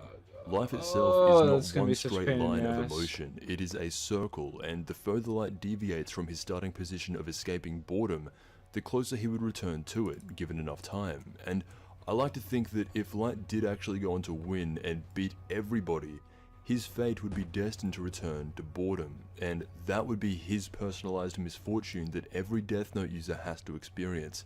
A life of solitude with a family he killed, alone with himself and the Shinigami. As we are jumping ahead a little bit, Kiyomi and Light meet inside a hotel, with cameras and microphones set up for the task force to carefully watch every interaction. Light begins his manipulation. Light is acting as a Kira supporter as he mentioned to the task force that he had to do. Not once is his insanely good acting skill mentioned by the task force, or specifically Aizawa, who suspects him the most. The purpose of this initial meeting was to, in his own words, make Kiyomi Takeda fall in love with him so that he could use her in similar ways to Misa. This of course works unquestionably well for Light, and he requests to meet with her again tomorrow. In the words of Sugumi Oba, the chapter title Tomorrow was simply a reference to this fact, and had no deeper meaning than that.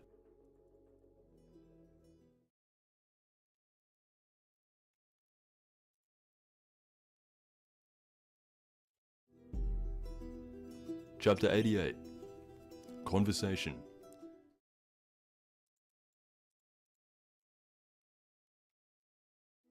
There are many conversations that happen throughout Death Note. This chapter in particular is titled Conversation because it would go on to be the initial conversation between Light and Mikami.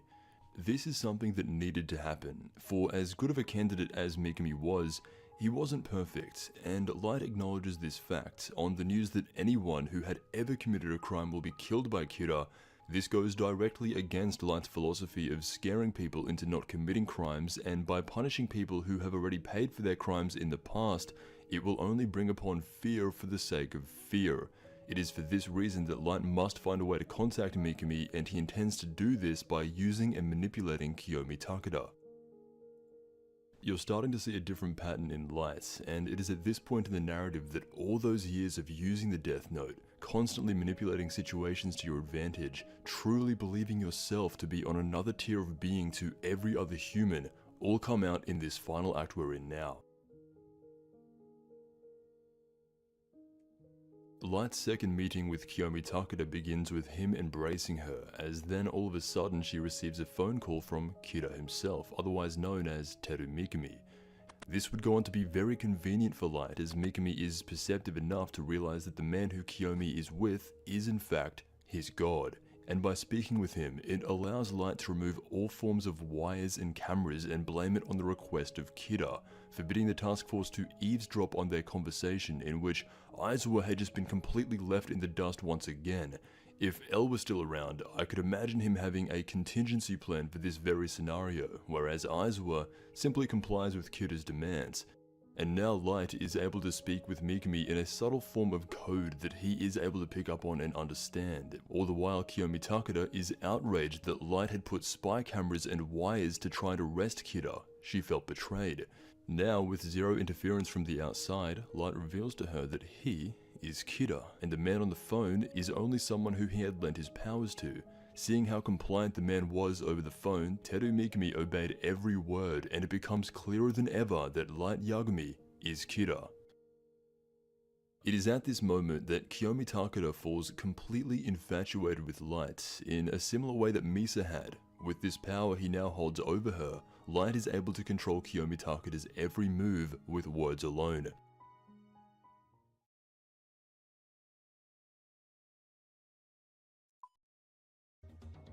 Chapter 89. Kindred Spirits.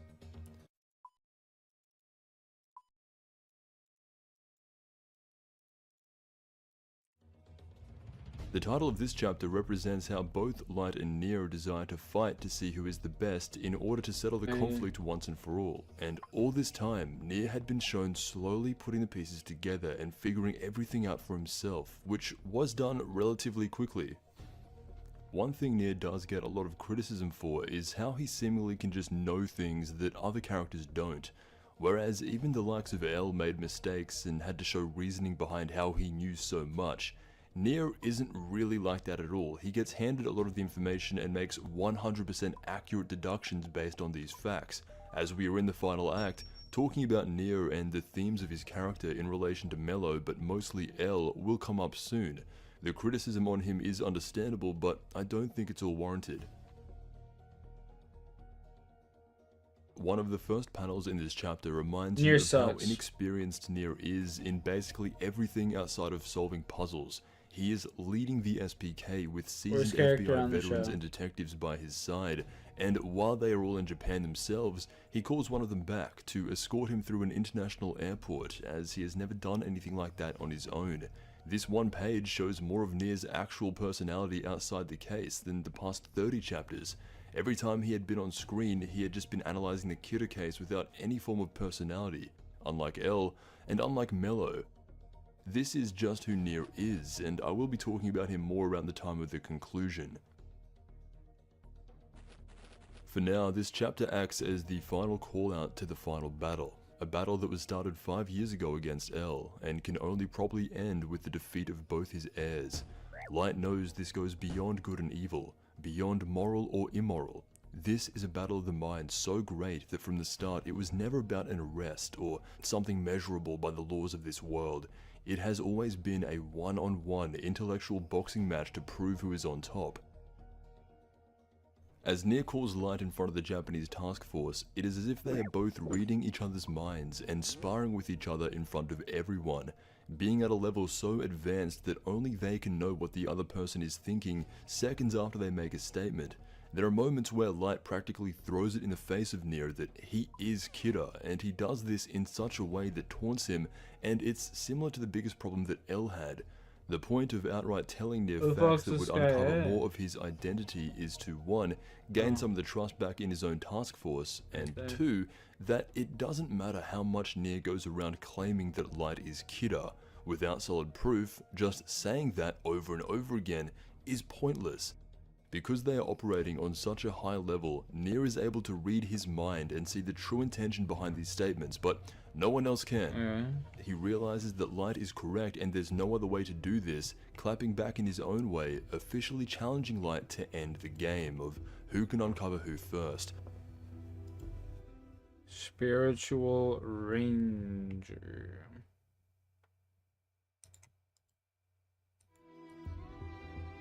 Chapter 90. Preview.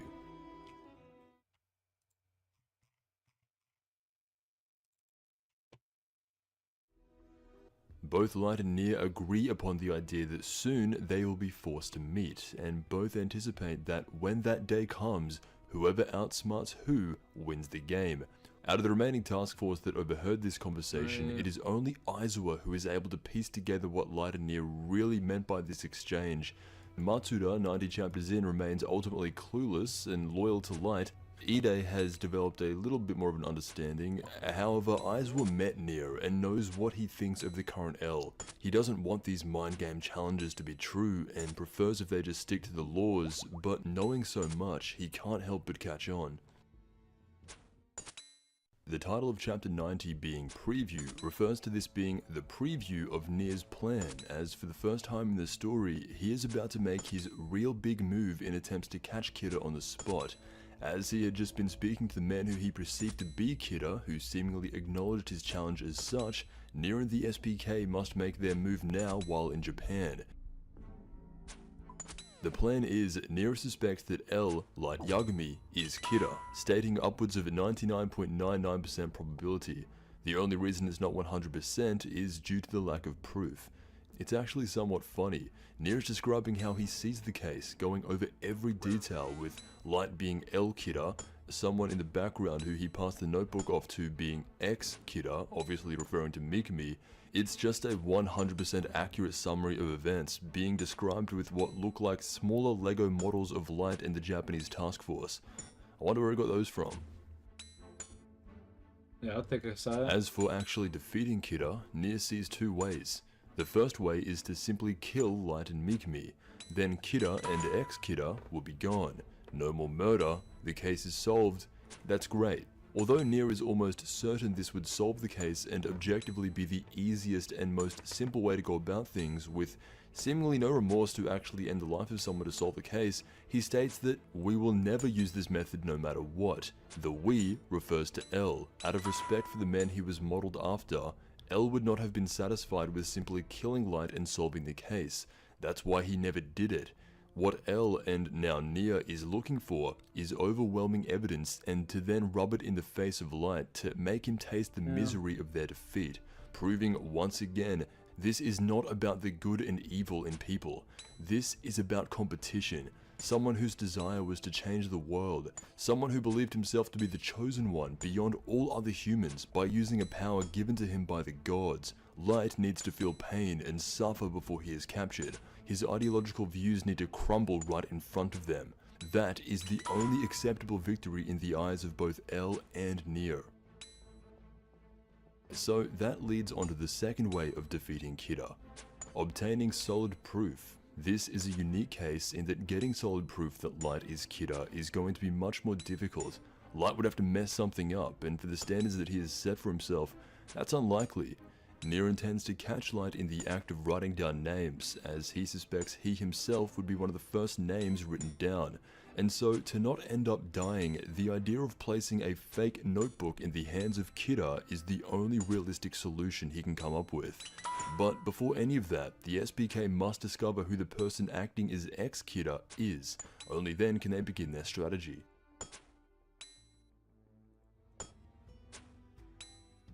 As Aizawa is driving him to meet Kiyomi Takeda, Light sits in the passenger seat contemplating what Nier would be thinking in regards to his capture.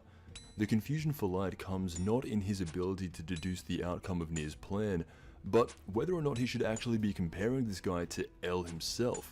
He knows what L would do in this situation, but he has still never actually seen or met Nier and cannot be sure of what he's going to do.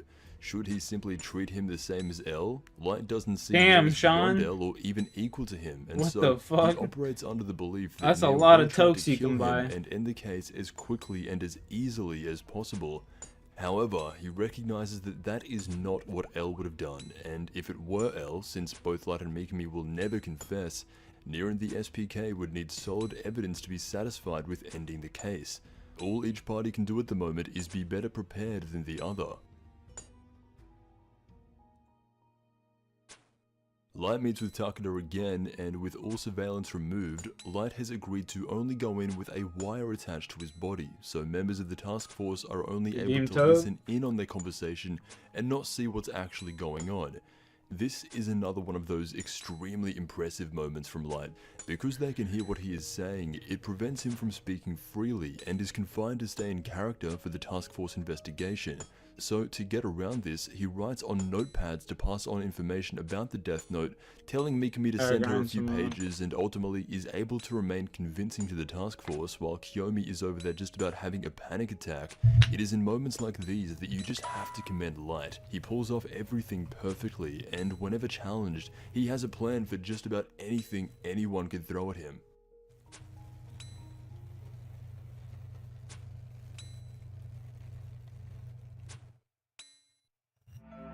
Chapter 91. Stand Still.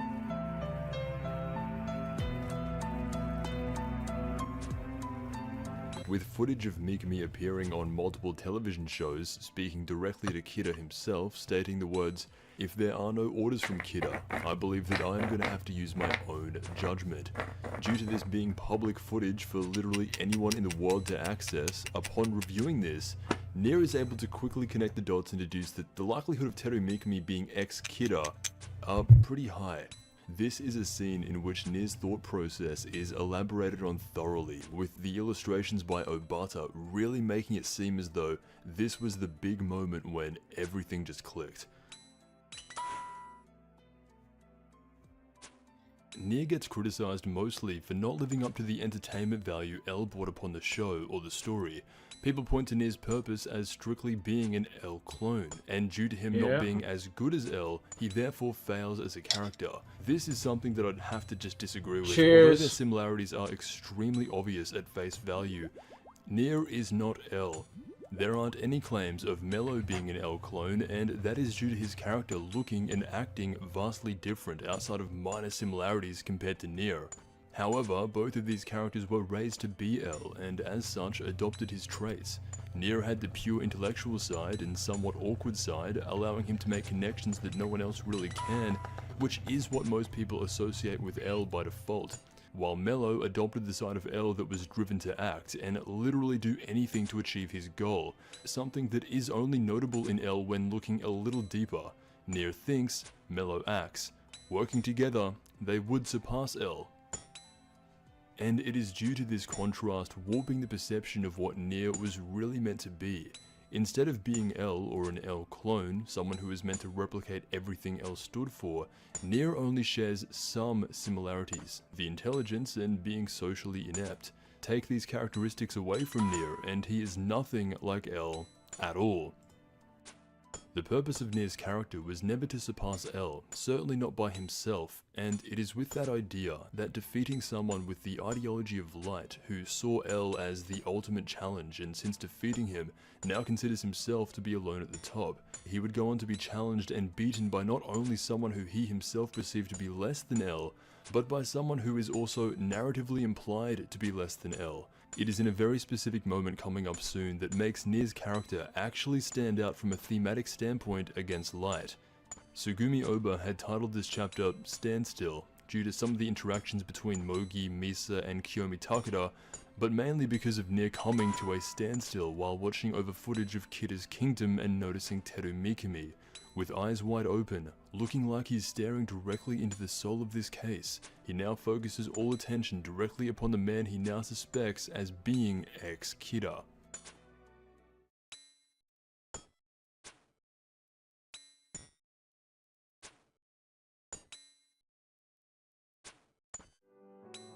Chapter 92. Night.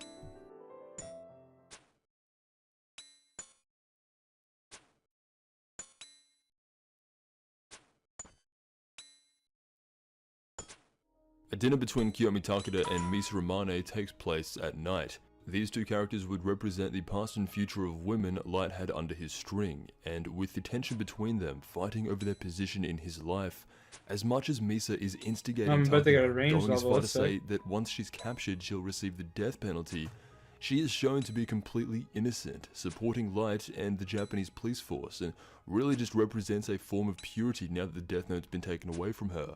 While Takeda is as close as you can get to the female version of Light, believing herself to be superior to Misa, and with her newfound connection and place by Light's side, this is true. Light has no more use for Misa, so she's useless to him. She serves no purpose, whereas in this current moment, Takeda serves a much greater benefit to him and enables her to act in a way that looks down upon Misa. Despite this being more of a side part of the chapter, not really having any impact on the main story, the chapter is based around this interaction that takes place between Amane and Takeda.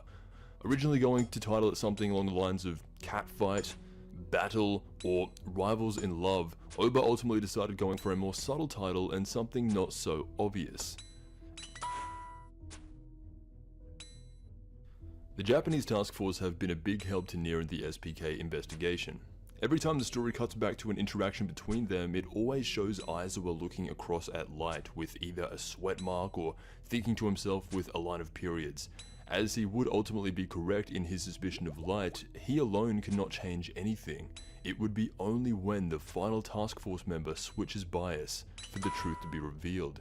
Mogi, Aizawa, and Ide are all pretty much on board of suspecting Light. However, Matsuda never does. Even with overwhelming evidence against him, Matsuda sees Light as a friend, and surely Kida himself wouldn't be as likable of a person as Light is. Matsuda's loyalty towards Light is how the average person is meant to behave, and it wouldn't be until he sees the truth for the case to officially be over.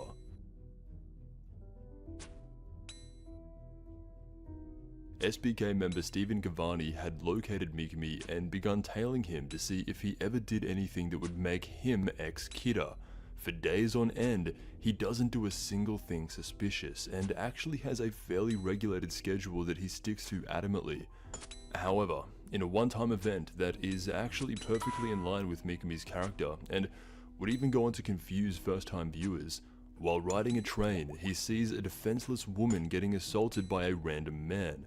With Cavani sitting across from him, Teru Mikami uses this as an opportunity to take a picture of the man, send it over to Takeda, and subtly pull out a fake death note to make it appear as though he is the one killing this man, publicly for everyone to see, and then casually walks off. This would not become known until the end of the series, but Light had been onto Nier from the very beginning. Those meetings with Takeda were strictly made regular so that he could give Mikami more instruction on how to deal with Nier and the SPK, and one of those instructions was to make yourself overtly known to them in a display of power by using a fake death note. This would later tie into Nier's plan of tampering with the death note to gain evidence that Light had been able to foresee from the moment he began this challenge, and so as Mikami is expecting to be watched, he carries around a fake notebook to lure in the SPK to tamper with the one that he carries, while hiding away the real notebook in an undisclosed location, which is actually just in a bank somewhere. Due to it being the will of Light, the SPK catch on to Mikami and now view him as the only person to be acting as ex-Kida, while remaining completely unaware that Light wanted this to happen.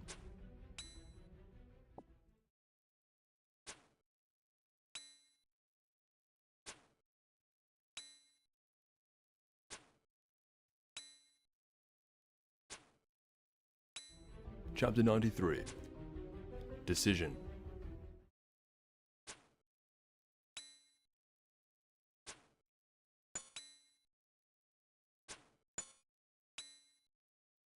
This title refers to the SPK deciding that Mikami is ex-Kida, something that only gets further confirmation based on lip readings of him saying the words, "Is that you, Shinigami?"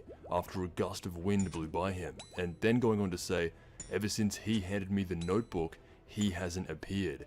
Mikami is an extremely well self-regulated person. Sticking to a tight schedule on a daily basis, he barely ever deviates from his path in life, and so the one time he does do something that would allow the SPK to catch on is actually not something he would naturally do, and is only acting this way to ensure that he is suspected by the SPK as was instructed by his god. Although it isn't relevant to the story based on the counter-contingency of Light, it is actually extremely well placed for Mikami to see something that he perceives as injustice and feel the need to punish it immediately after. With all the comparisons to Light Oba was referring to around the time of his introduction, this is a big disparity between these two characters. Light Yagami and Mikami are very different, and Light would never follow orders. Give him a death note and Shinigami eyes and he's the most powerful man on the planet. He would never be under somebody, whereas Mikami is, and he's okay with that. Light is just not like that. He is the god. If this wasn't already a predetermined situation, would Light Yagami have acted the same and killed a man on the train right in front of everybody?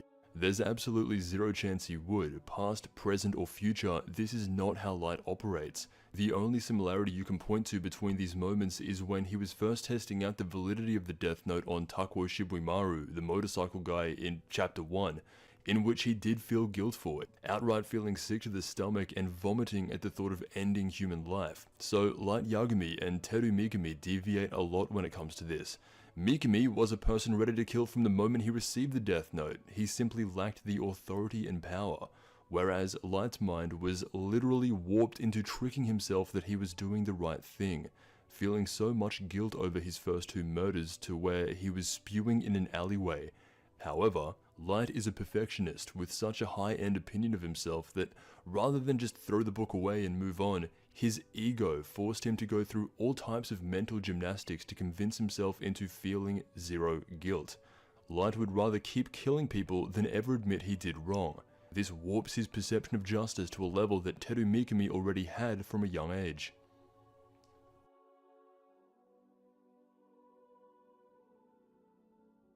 Most of this chapter returns with more interaction between Light and Takeda, this time both passing notes between each other while Light is able to speak in a way that guides the conversation towards the capture of Kira, making it look like he's doing good in the eyes of the task force when really there had been zero progress on their end since the death of L.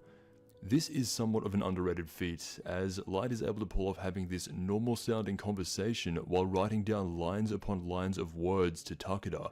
This acting fools everyone, and regardless of how impressive fooling the task force is or isn't, in hindsight this moment should have been picked up on by the task force and linked back to Light's acting skills generally. If he is capable of pursuing an act this well around Takeda, which they know he is, there's no reason to assume he couldn't do the same around the task force, which he is. It had only been mentioned briefly by Nia, but Light going in to speak with Kira's spokesperson while only wearing a wire is actually extremely dangerous and not something that the task force should have so easily allowed. Due to there being a numerous amount of ways to get around audio only, Aizawa remains the most suspicious of Light, just like he had been for the last 20 chapters.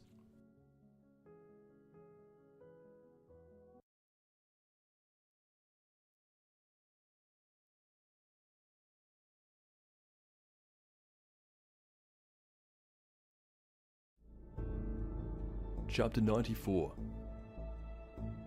Outside.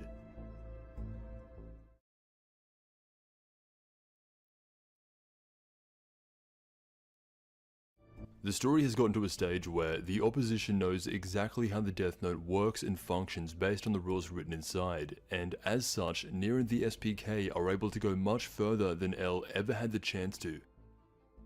Assuming that Mikami is operating alone without a Shinigami by his side, Nia has a plan that he would like to put into action as soon as possible. This will require Stephen Gavani of the SPK to find a way to actually touch Mikami's Death Note to confirm if he is being followed by a Shinigami, which would be their next big challenge and begin the creation of a fake Death Note.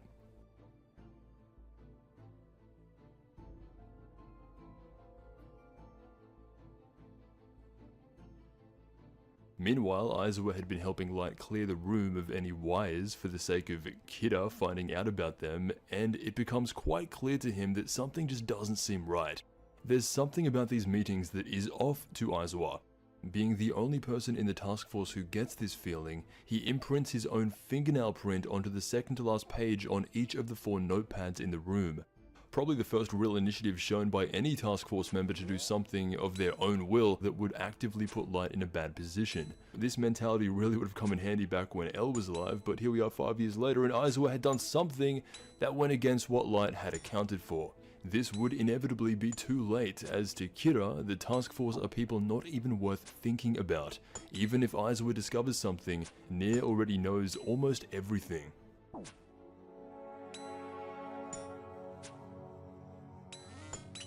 After today's meeting between Kiyomi and Light, Aizawa had gone back to their specific room to check to see if his fingernail was still imprinted onto the notepads, and to his surprise, 2 out of the 4 had been completely gone, replaced with new ones, confirming in his mind that Light and Takeda had been for sure passing notes back and forth between their conversations. This is a big revelation for Aizawa, as it confirms what he had been thinking for a while, and as stated in an inner monologue, this proves that Light Yagami, the man he had been working for 5 years, is the deadliest person this world has ever seen. This is an overwhelming amount of information for him to process at once, and so the first thing he decides to do with this is phone up Nier and the SPK and tell them. However, it's a bit of a reality check for Aizawa to find out that, yeah, Nier had known this for quite a while. Just as Aizawa had uncovered the truth, Nier had been working on a solution to capture Light, and just like that, with something as simple as a fingernail, absolutely crumbles and destroys the last amount of faith 25% of the remaining task force had in Light. However, the title of this chapter is Outside. This is used as a metaphor to describe Aizawa's position in the endgame battle with Light and Nier. As Nier says himself, Aizawa is not a part of the battle, but instead is only looking in from outside. This revelation also hits him when he is standing outside. Originally, he wanted to form his own plan and tell the other task force members and have them hide in corners of the hotel and bust down the rooms and doors to open and catch Light in the act. But Nier has to blatantly point out to him, if he acts on his own or in coordination with the task force, that will only get in the way. Kida does not see them remotely as a threat, which is part of the reason Light was caught out by Aizawa in the first place, with leaving around these notepads. There is nothing he or anyone back at headquarters could do, except for keep an eye on Light and track his movements, working with him while still knowing the truth. With their skills as they currently are, this is the most they can be expected to do.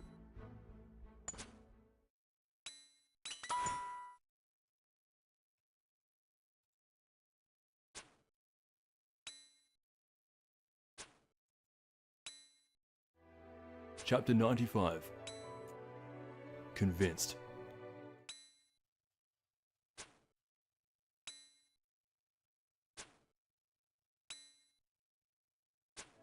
Having the knowledge that Light is Kida, anytime he does anything, Aizawa looks over at him in complete disgust, and honestly, he is still in shock and has a hard time believing, despite all the evidence against him. As Light was on the phone to his mother telling her that he will not be coming home this year, it cuts to Aizawa's opinion of Light just completely changing in real time. How was he planning to tell his family that he was Kida? What was his true end goal from all of this? Did he plan on convincing his mother and sister to accept Kida so they'll see Soichiro's death as fate? Either way, Aizawa and now Mogi are completely on the side of Nier, as Mogi had been the only person Aizawa had told about the notepad situation. And so both Misa and Mogi, who have been together far more in the second half of the story than Light and Misa have, both willingly comply to be taken in by the SPK and held in confinement. This is described as to be for Nier's insurance, as Misa at one time did have the Shinigami eyes. This is used to get her out of the way of their final battle in case Light decides to use her again. Death Note has moved on to such a high-level mind game that it can only be properly interpreted by Light and Nier. No one else knows what is happening. Every time either of them say anything, everyone at the task force is just left clueless as to why the SPK is making certain moves, and simply follow Light's lead in whatever justification he gives them for why he moves the way he does. No one else knows what is happening. While Light is more experienced and overall higher rated than Nier in stats, they both shared the same line of thinking in regards to how Nier could get evidence that Light is Kida, and how Light could wipe out anyone with knowledge of the Death Note, including the SPK and the Japanese task force. They both come to the realization of a fake notebook. It would be the only way to achieve both of their goals, and set it up to whoever is able to one-up each other based on the fake notebook idea wins the game. This would only be revealed in the final chapters of the series, but is worth mentioning here ahead of time because once we get to those final chapters, it is mostly just dumped on you all at once, and it's not until you get there that you realize what's really been going on. So, for the sake of not going through all of it in a single chapter, from this moment onwards, Nier's plan is to set up ex-Kida, Mikami, with a fake notebook, and while everyone is gathered around under the same roof, he will expose the names written, and the name that isn't written is guaranteed to be Kida himself.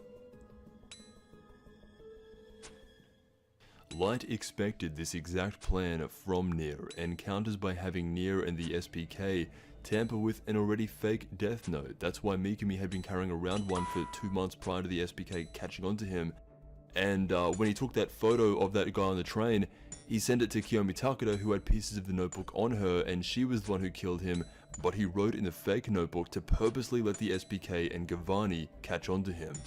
This would allow Light to kill everyone all at once, and walk away freely, uncontested as the god of the new world. These are the thoughts that are currently circling around both the mind of Nier and Light. They are both willing to risk everything on this one encounter. The game he played with L is being played again with Nier, however this time, Light goes into it having already been crowned the champion, ego boosted, and already figured Nier out to be individually less than L. Oba had titled this chapter Convinced, as both members of the task force and SPK were convinced that they were morally correct.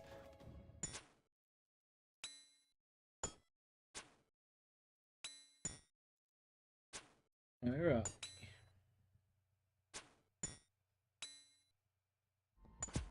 Chapter 96. Meanwhile.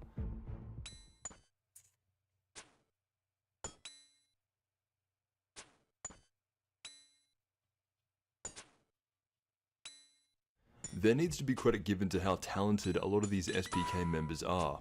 Resta, Lidner, and Gavani are each talented individuals that help Nier put his plan into action. Without one of them, Light would have predicted every move Nier made on his own, and so it is with the help of Stephen Gavani, who is probably the most underrated character of all time in Death Note, that this title had been given the name of Meanwhile, referring to everything Gavani discovers whilst tracking Mikami. A point of contingency for Nier is that he must find out if Mikami is being followed by a Shinigami or not. This would lead into a lot of wasted time by Nier, waiting upwards of almost a month to execute on his plan to ensure there was no God of Death trailing Mikami, otherwise this could have potentially ruined everything for him. So, Gavani finds and picks up the fake Death Note inside Teru's gym locker. Nier has him take photographs of every page that has been written in so far. This allows Nier to inspect how regulated Mikami is with his killings, writing one full page per day and then stopping when that page is full with no deviations at all. Nier is feeling confident in launching the plan to capture Kira. The fact it never once occurred to any member of the SPK how easily they were able to track, uncover, and identify Kira and his Death Note is a huge mistake on Nier's part, and why Light remains so confident all the way throughout the final parts of the story. Nier made a mistake by assuming the Death Note Mikami was carrying around was the real thing, and that someone of his intelligence being led around by someone of Kira's intelligence would simply leave it around in a public gym locker room, almost as if they were waiting for it to be found on purpose. If this were L, this would have been something that he definitely accounted for. A fake Death Note would have seemed likely to him, and this is why Light cannot rightfully compare the two. L required an actual god to end his life, while if Light's plan went ahead as he envisioned, Nier and everyone else would have been taken out by a deranged man.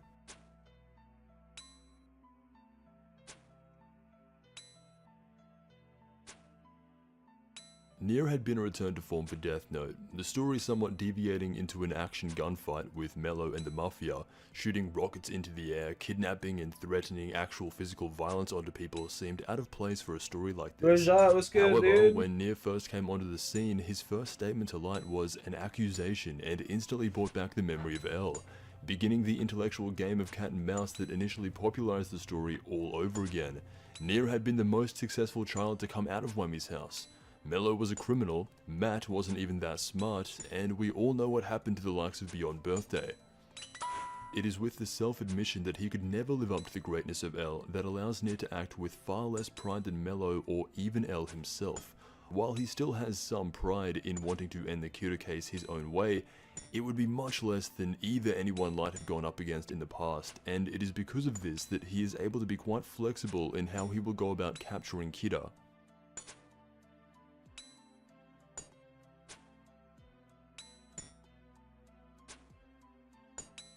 Chapter 97. Miscellaneous.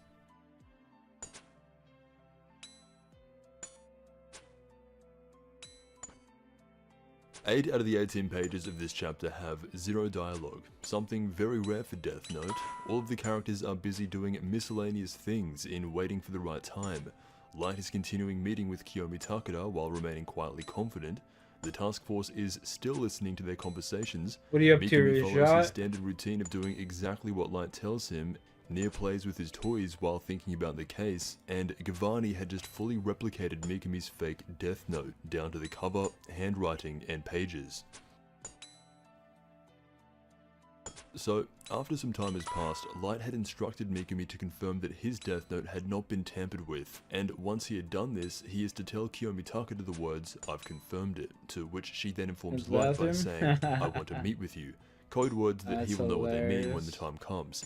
Up until this point, the SPK had been tampering with the wrong notebook, and once again, Light had been in complete control of the situation, which leads him to be morbidly confident in his inner thoughts, revealing the idea of killing the task force and SPK all at once at the exact moment they find out that he is Kira. It is time for him to rid himself of the burden of continuing this fake investigation. He intends to kill each and every one of the individual task force members, Matsuda included, who had been restricting him from living the life he truly wanted as God. It was time for Light to ascend to his rightful place above every human being in the world and become the version of himself that he envisioned back in Chapter 1. The time was now. With Nier satisfied with the work he and the SPK had done, he calls Light to set up a time and date 3 days from now to unanimously prove that he is Kira. This meeting between the Japanese task force and the SPK will take place on the 28th of January 2010 at 1 PM at an old abandoned warehouse known as the Yellow Box Warehouse.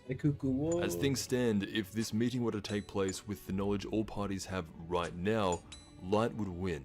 He had been able to predict Nier's thought process down to an exact level. Light knows that he will win the game. He is confident and does not expect to lose. In his mind, once this is all over, this will be the true beginning of a world where he reigns uncontested and unrivaled.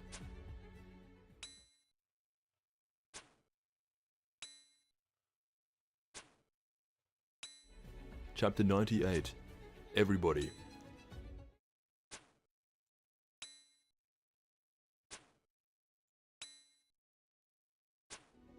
This title refers to everybody being involved. The task force, the SPK, and now even Mello. At this point in the story, Death Note is getting very close to its climax, and reading chronologically, Mello had been a person to seemingly disappear for the last 10 chapters. He has not appeared in the final act, but he is still around, in Japan as well, with Matt.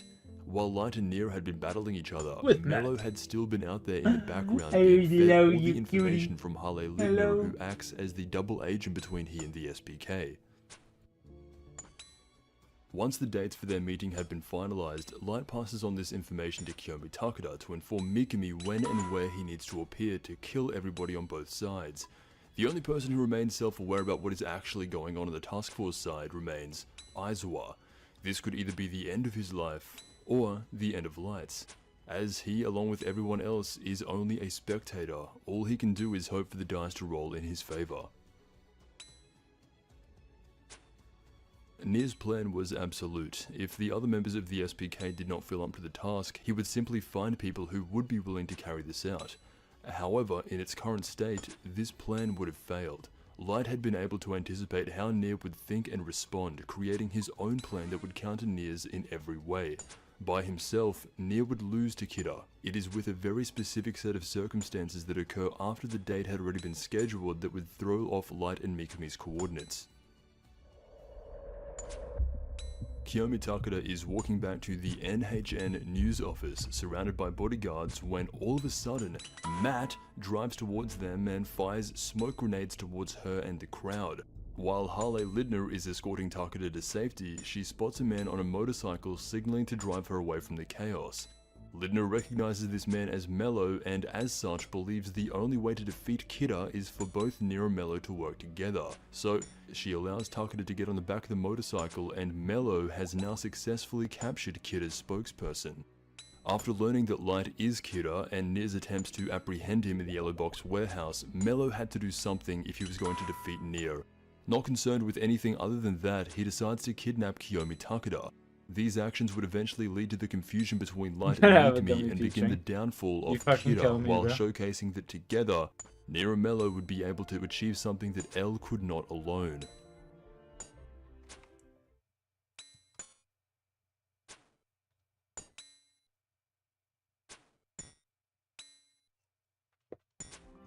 Chapter 99 2.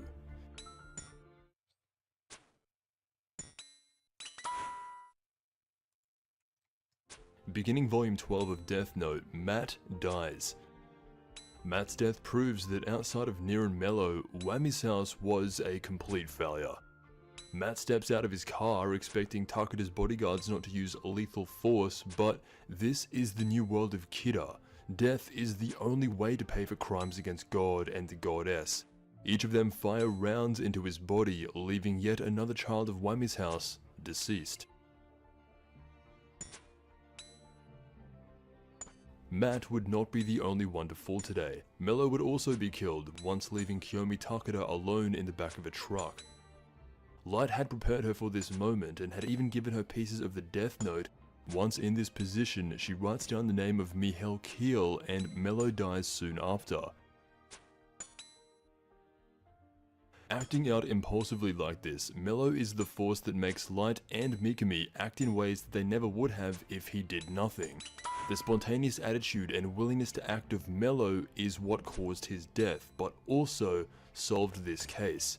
Mello ended up dying because he was too willing to act. This is what caused his death, and notably this is what led L to die as well, and it's almost like this part of L is dying yet again.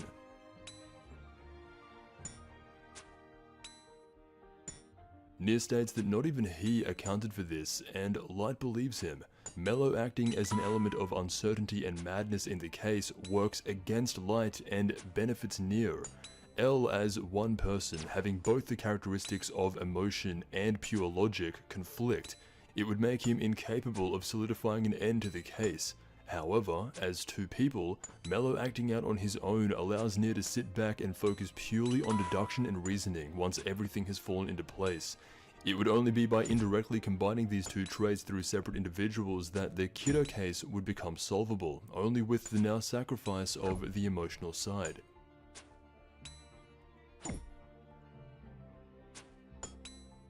Takeda had taken to Light's every command and done exactly as he asked every step of the way. In the same way Misa's life had been a tragedy ever since writing in the Death Note. A similar fate occurs when Kiyomi Takeda had written in it the name of Mihail Keel. Every human that writes in this notebook will receive their own personalized misfortune. She dies in one of the most brutal and horrific ways imaginable. While crying out to her savior, Light kills Takeda as she has served her cause of killing Mello and is now seen as a liability. Despite instruction to not make any moves prior to the 28th of January, Mikami writes down her name as well, and does so at the exact same time as Light. January 6, 2010, 2:32 PM. Burns to death by setting fire to everything around her, including the things that she wrote on.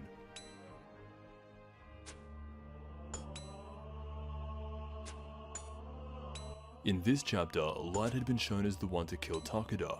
However, Mikami had taken it upon himself to also go to where he keeps the real Death Note and kill Takeda as well. This would be an oversight in both Light and Mikami's coordination and allows Nier and the SPK to discover the location of the real Death Note only days before the confrontation with Kira. The title of this chapter being 2 mostly relates to the death of both Mello and Takeda. However, it can also refer to the fact that Light and Mikami wrote down Takeda's name at almost the exact same time, which isn't actually something fully revealed until the final chapters in the Yellow Box warehouse. This would completely change Nier and the SPK's plan, as they would have to adapt fairly quickly and admit they were wrong with their first guess. This would completely change Nier's outlook on the investigation and his final deduction, and would have to change and adapt his entire plan in only 2 days.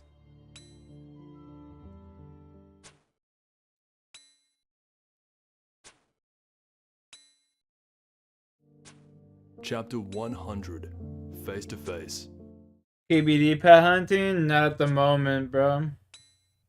I'm getting my levels up, dog. This would be it.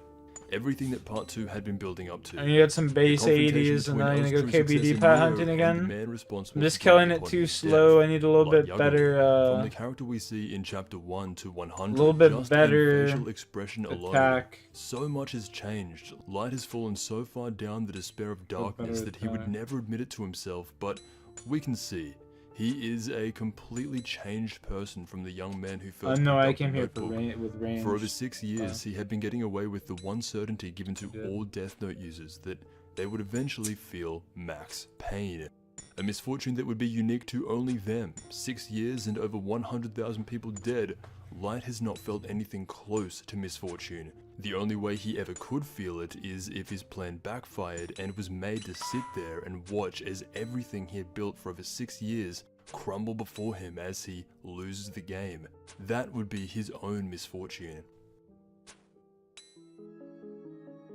Bless you. Since the death of Mello and Kiyomi Takeda, Nier had made some adjustments to his plan. Having discovered the real Death Note to be a mistake from Mikami, he now keeps it in his possession while having the SPK under massive time constraints recreating a fake. This now puts him in the winning position.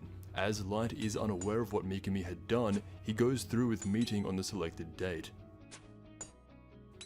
On the day of January 28, 2010, both the SPK and the Japanese task force arrive at the Yellow Box warehouse. Light Yagami is confident, as he had every reason to be. In his mind, this would be the beginning of the new world. When he enters the warehouse, he is met with Nier, who is wearing a mask of the true L.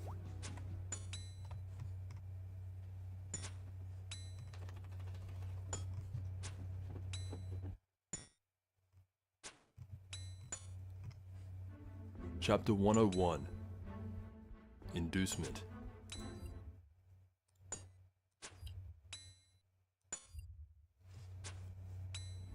A boy who is wearing the mask of L. Light spits in the face of Nier being comparable to L and states that he has no right to be wearing L's mask and that he is far inferior. Light was correct. Nier is inferior to L, but that's the point. L is better than Nier. This is narratively implied and how most people ironically feel when comparing the two characters. The narrative purpose of this is to prove to Light Yagami that he was nothing special.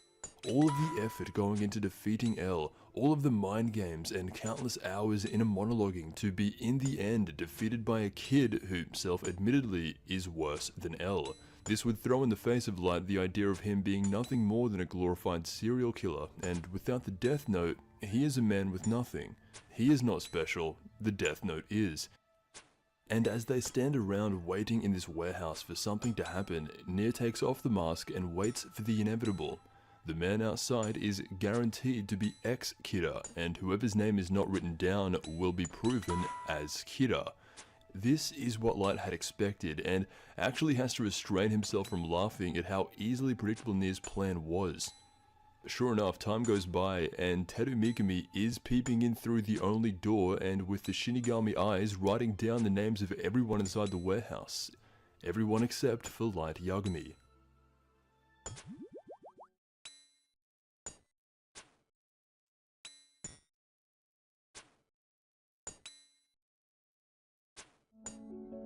Chapter 102 Patience.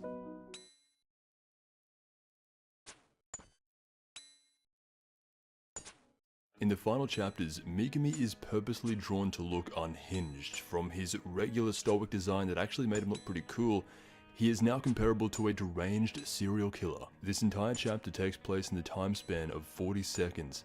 Mikami had written down the names of everyone, and while Nier explains his plan to the members of the Japanese task force, Light only gains a further validation that he had been able to counter it perfectly, and similar to Mikami, it is from here on out that Light is drawn in a way that makes him look not deranged yet, but just actually evil.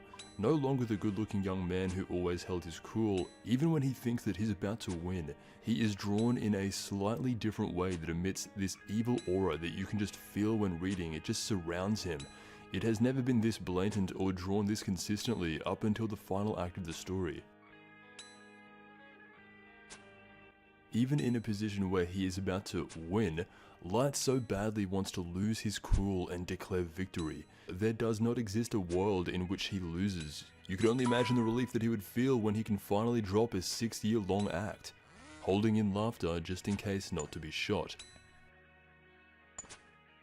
With Mikami entering the warehouse at the command of Light and outright stating, "Your wish is my command, God," with a look that rivals some of the Shinigami, Mikami had followed Light's path to what he thought was perfection. It would be 35 seconds until Light got his perfect victory.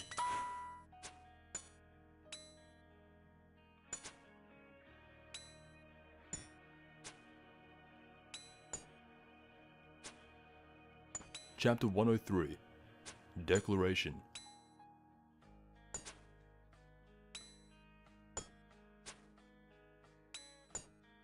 One second before they were all anticipated to die, Light declares victory out loud, and when 40 seconds pass and they do not die, things begin changing. Mikami, in an instant, went from a stoic man who believes in the black and white fundamentals of justice to someone who becomes completely deranged at the thought of his god failing him. From here on, the anime adaptation and manga would deviate drastically. Both will be covered with the manga first. Light had lost to Neo, someone who was objectively worse than L, and it is upon realization of this that Light becomes finished. All of the composure and self-belief he had throughout this 100-chapter story all comes undone in realization that he had lost the game. How he reacts to this situation is unlike how he has reacted to anything else in the past, and almost seems out of character for him to even act this way at all. However, in his mind, life was over. He lost the game. Light knew deep down what he was doing was evil, but could never justify quitting having made it this far. Denouncing Mikami and about to be handcuffed, the look on Matsuda's face, the man drops to his knees and has the most real emotional scene out of anyone currently close to Light or the investigation. Aizawa had known for a while, but when Matsuda sees the truth, Light had truly been beaten. Matsuda had always been open to the idea that Kira may be good, but if Light was Kira, that would be impossible. How could he think of Kira as good when he led his own father, who was objectively a good man, to his own death? How could he think of Kira as good when he had taken countless innocent lives along the journey to get there? Light is given time to think about how to respond and is about to make a statement.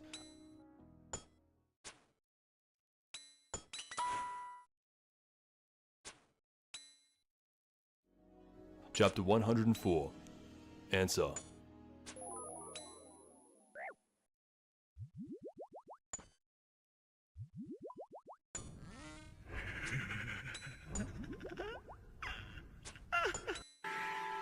But I am also God of the New World. Kira has become law in the world we now live. He's the one who's maintaining order. I have become justice. The only hope for mankind. Kill me? Is that really the right thing to do?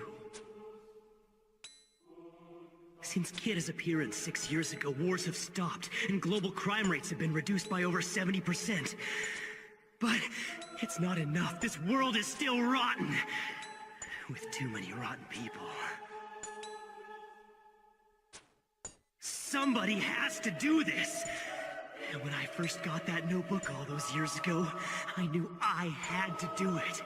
No, I was the only one who could. I understood that killing people was a crime. There was no other way the world had. Chapter 105. Impossible.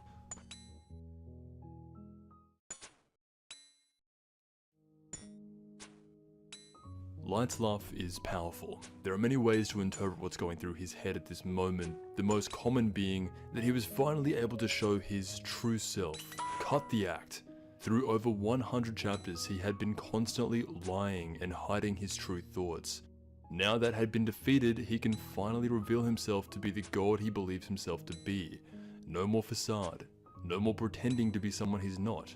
This laugh was a coping mechanism after he had just been made a fool out of, and is his final stand for people to see who he truly is. This laugh at the end can also represent the amount of fun he's had winning and competing against the world's smartest minds throughout the years, where normally Ryu could be the one laughing and enjoying the show. Now it's finally Light's turn. The moment of initial shock and losing the game has passed, and Light had for the first time in over 100 chapters begun telling the truth. He is Kira, and what are they going to do about it? The world has fundamentally changed from the place it was prior to his actions, and has individually shifted the world into his own ideological view of justice. Global crime has dropped 70%. There are no more wars. This is huge considering World War III is stated to have happened in the Death Note universe. Light has changed strategy in relation to the game he had been playing. Clearly, he lost. He could no longer outsmart and lie his way out of this. Getting past his semi-mental breakdown, which was more of a shock to him than anything else, he soon realizes the best thing he can do is own it. There is an argument to be made for what he had done on a global scale was a net positive for humanity. However, for the task force who had been with him for now over 6 years, no response would justify the position he had taken. Nier then goes and drops one of the most accurate statements on the ideological belief and interpretation of what justice actually is. This somewhat aligns with the creator's own thoughts on the topic, and Nier says, "Nobody can tell what is wrong, what is righteous, and what is evil. Even if there is a God and I had his teachings before me, I would think it through and decide if that was right or wrong myself. I'm no different from you. I believe in what I think is right and believe that to be righteous." Because no one there agreed with Light and saw him as a god, he thinks to himself that they are all a bunch of hopeless fools, which is ironic because the one person who had always thought of Light as a god is the exact definition of what a hopeless fool is. By the time Light met Nier, he completely dismisses him as a threat, far inferior to L and someone not even worthy of wearing the mask of L. It is because of this dismissal of Nier that allows Light to be mentally humbled in various ways by him. Upon hearing his speech, Nier calls Light nothing more than just a crazy serial killer. Light Yagami, a man who had to do all sorts of mental gymnastics with the world's greatest ever detective and multiple gods of death, is being simplified down to a crazy serial killer. And how could he argue? He lost the game. All he says in response is, "No, I am the icon of justice." Humbled by a child who doesn't even know how to fly on an aeroplane by himself. If Light lost to L, there's a part of him that would have understood, and eventually accepted that he lost to the world's greatest ever detective, but losing to Nier is something that he just couldn't comprehend. Nier, by his own admission, isn't special, and so he holds up the Death Note, the spotlight being on the most dangerous weapon of mass murder in the history of mankind, not Light himself. The true evil comes not from Light, but from the notebook. The power to end human life can only be used to cause harm upon others, as pointed out way back by Soichiro in chapter 22.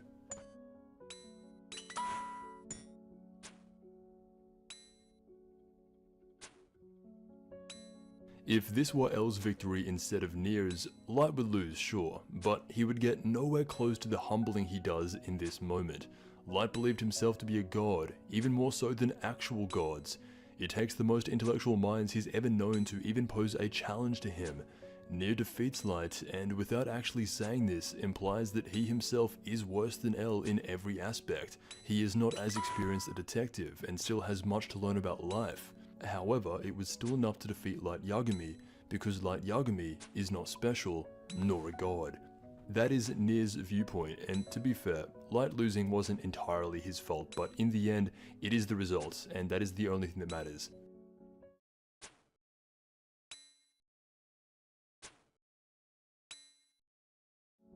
Chapter 106. Intent to Kill.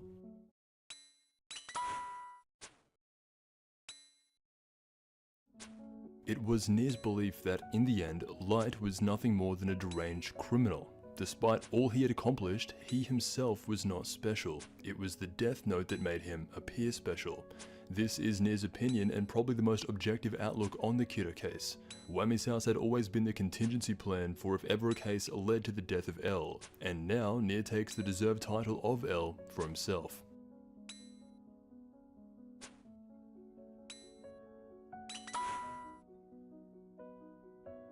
As the story flows, you see a progression in Light from this innocent young man in Chapter 1 to this corrupted soul in Chapter 106, and it's illustrated extremely well by Obata. These are noticeably the same characters, but at the same time, not. As Light is alone with nobody on his side, the panels continue showing his watch, where he would always hide a piece of the Death Note for extreme circumstances.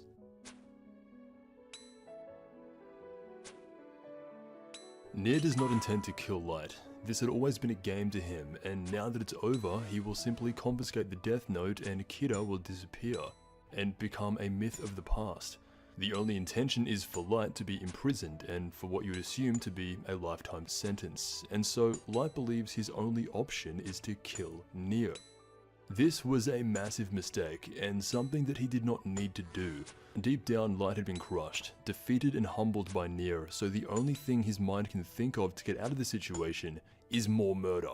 Again, Light did not need to do this, and is the first time we see him make consecutive mistakes one after the other, leading to his eventual downward spiral into death.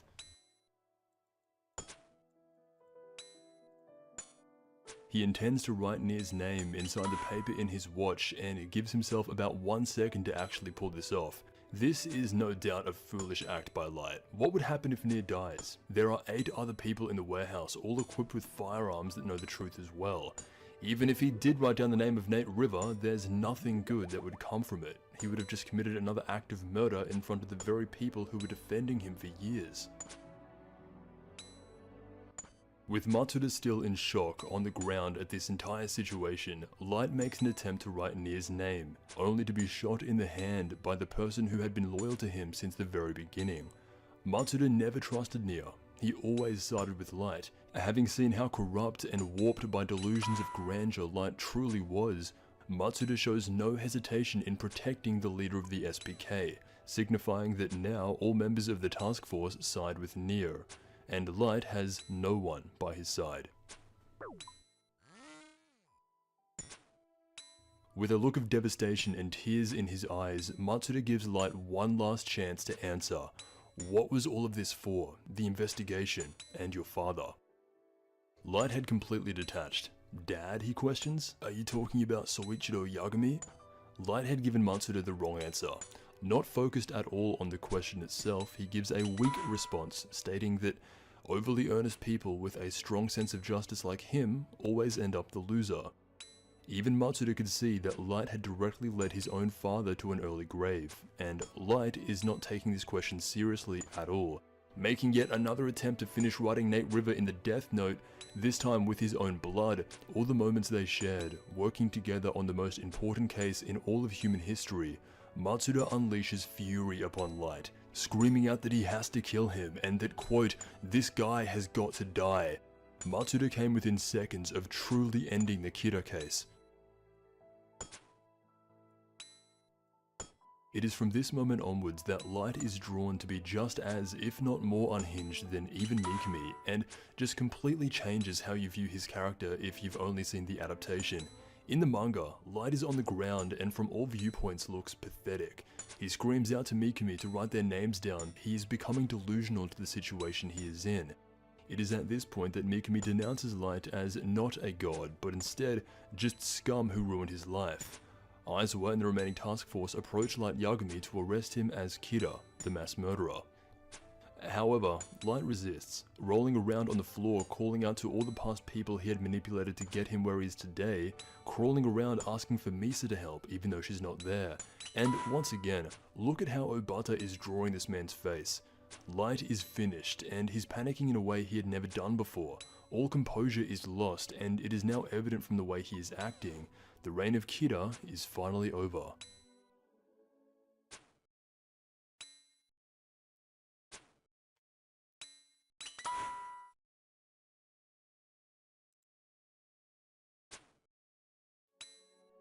Chapter 107. Curtain.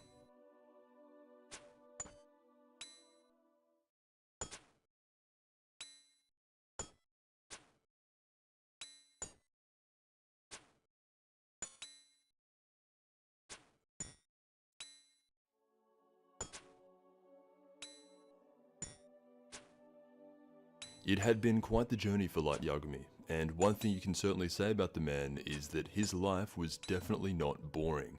In the moment laying down, bleeding out inside the Yellow Box warehouse, does he ever regret picking up the Death Note? Well, not in the manga. The anime and manga have two completely separate endings, and I actually like both, as there are many ways to interpret the writing of Death Note. Having two endings that evoke different emotions is fitting, but if I had to pick, the manga is my preferred ending. For sure. In the manga, Light does not stop, he does not concede, and he continues down the path of a mixture between derangement and delusion. He looks up to Ryuk, the only being in the room that could possibly save him and who's been with him longer than anyone, and requests for him to be his final lifeline. Throughout the story, Light had been shown constantly outsmarting Ryuk, showing a level of self-control and mental strength that legitimately rivaled the gods, even went beyond. All of that has disappeared once realizing defeat to near. People show their true selves in the moments before they believe they're about to die, and that is what is happening to Light. It is implied that Ryuk could have written the names of everyone down and it not actually extend Light's life, making it safe for Ryuk to do so without dying himself. However, he chooses not to, as Light had clearly lost, and perhaps after all these years, Ryuk was getting bored. As he is writing down the name Light Yagami in his death note, as he promised he would do in the beginning of the story, Light manages to get himself off the ground and charge at him in attempts to knock the notebook out of his hand. But of course, it doesn't work, and Ryuk responds by saying that he actually expected Light to get out of this one, just like he had done so many times before. By coming to him as his last resort, he must really be done for. Ryuk could see Light's remaining lifespan, and is implied by him saying he expected Light to get out of this, to still have a decent amount of time left and not die.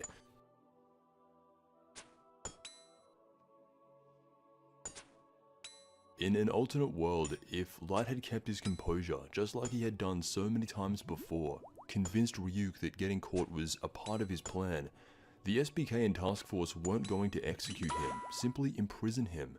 Light comes to the realization that he is going to die, and this is something that he does not want. It was a combination of all the events playing out in the exact manner that they did that deluded Light from his regular path of thinking clearly on this day. He is freaking out to a level that is borderline baby-like, compared to how dignified L was in accepting his fate, realizing that he probably was going to die, and if that happened, so be it. Light goes out in the most undignified way he possibly could, kicking and screaming, constantly repeating the phrase, "I don't want to die."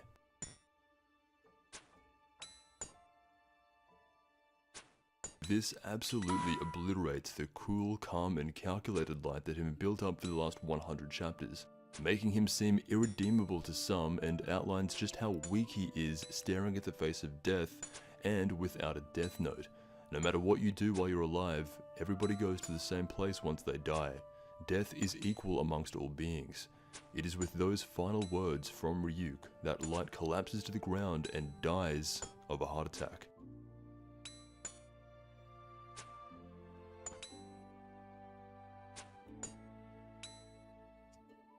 That brings an end to the life of Light Yagami in the manga. Just like that, with no sympathy. Just like each and every one of his victims, he dies in the same way and is treated no better than any of them. Light Yagami was a human only pretending to be a god, and in death finds himself equal to all those he had killed. It was made very clear that Light was acting very different from the moment he found out he lost the game. There were moments where he tried regaining composure in the "I'm Kira" speech, but that was quickly shut down and debunked by Nier apathetically. Light had not been thinking in the way he usually does. If he had accepted capture and confinement, and did so in a way that made Ryuk believe this was still a part of his plan, the show would go on. There is overwhelming evidence that his lifespan actually continues beyond this point, and it was only by Shinigami intervention that he died early. If he had never spoken to Ryuk, or never reached out to him to kill everyone and be his last resort, making as much of a pathetic scene as he did, Ryuk would have no reason to actually kill Light, and naturally assume that getting caught was a part of the plan.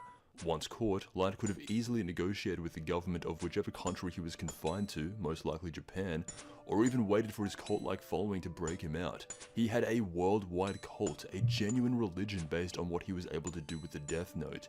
At this point of the story, public opinion is overwhelmingly in Kira, now Light's, favor. It would be almost impossible for the authorities to keep him locked up or execute him without major public outcry. The religion of Kira would not stand for their god being locked up or killed, and most likely would have led to World War IV. Oba has never made any comments about this situation, but he must have had to consider this. Deciding for Ryuk to write down Light's name is the only way to properly end the reign of Kira, but not the Death Note itself. There is still a bit more.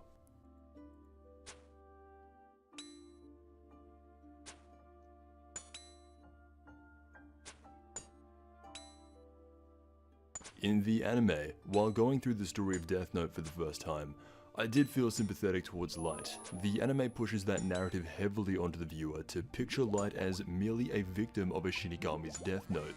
However, this is the main deviation. In the manga, Oba's vision, he does not leave any room for sympathy in regards to Light at all. His final moments are of fear for his own life, scrounging around this warehouse acting desperate for someone to come down and save him from this misfortune. Light does not get forgiven, there is zero sympathy, and the ending does not leave it up for interpretation whether Light was right or wrong. He was a criminal who in the end felt no remorse for any of his actions. This is where the adaptation comes in and just completely redoes the tone and delivers an ending that would elicit sympathy for Light Yagami and portray him as the man that we saw back in Chapter 1 and who he was without the influence of a Death Note. Sean going all in again. Yeesh. The changes begin with Mikami. Instead of denouncing Light as a god and simply just being upset, in the adaptation he never does that, and is so distraught by what had happened that he kills himself with the pen that he had used to write down the names in the Death Note and bleeds out in front of everyone, allowing Light to escape the warehouse. As Light is running away from his problems, he reflects back throughout the story, the younger version of himself who first picked up the Death Note. In this moment, he feels remorse for all that had happened, contrasting between the man he could have become without any interference from the gods of death. Light is forced to reflect on his past self. Eventually coming across an abandoned staircase, he rests there waiting for Ryuk to write down his name. In more of a stoic, composed, calm manner that Light had shown himself to be throughout the story, accepting his fate and doing the exact opposite of what he was shown doing in the manga. This ending almost purposely goes out of its way to give the viewer the opposite feeling in regards to Light. The manga shows Light dying while acting pathetic and cementing him as I like the manga way better. While the anime attempts to make the viewer feel sorry for him and have sympathy towards the main protagonist of the story, which it does a good job at doing. As we have been following this character for quite a while at this point, both endings have their place, and depending on how you interpret the character of Light and the story of Death Note, both endings are conclusive and legitimate. Originally, I found it jarring to watch Light squirm around helplessly. It's a version of him that went directly opposed to the view of the heavily convicted character I first saw in the adaptation. The anime tries to uplift the audience by showing Light to be aware of what is going on and in keeping his dignity that he had held so well throughout the story, whereas the manga gives you more of a gruesome and sorrow, but I find more realistic end to the character of Light and Kira. Jesus, and implies Sean, more just so don't that lose. yes, in the end, even You Light just don't Yagami would lose. find his misfortune upon writing in the Death Note. Finally, the anime adds in a scene showing the fate of all three Kiras. Mikami had ended his own life, Light had remained stoic in death and accepted that Ryuk was going to write his name down, which almost goes against the idea of him being followed by a misfortune, and Misa goes back to the original Task Force HQ, and is implied to have committed suicide as well by jumping off L's original 23-story building.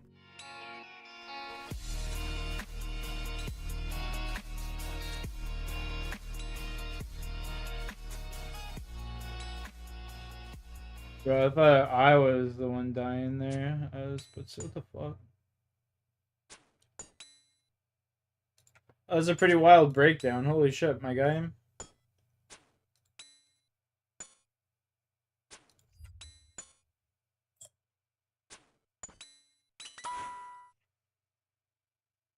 was pretty fucking wild.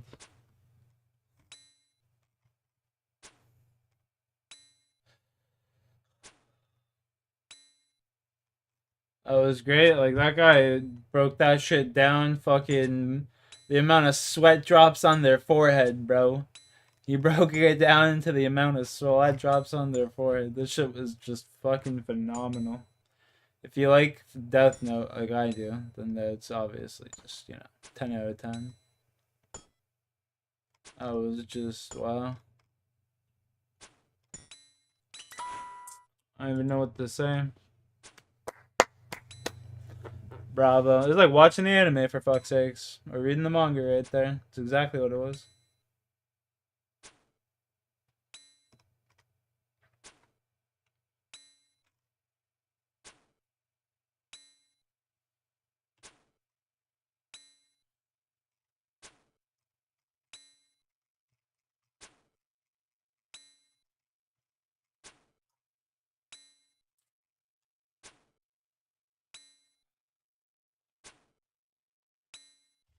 Ouch.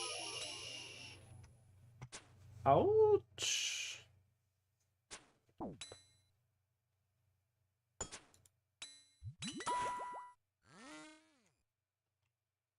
My mom made a cheesecake and I low-key want some cheesecake. But I can't eat any for a solid 24 hours. RIP.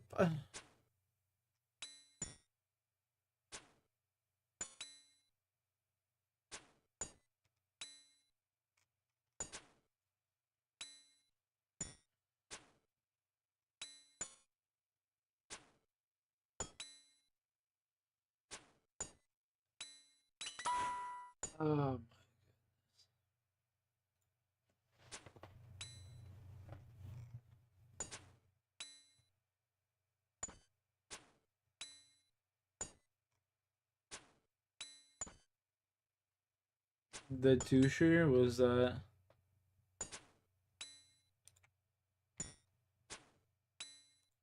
There's blood on the wall here.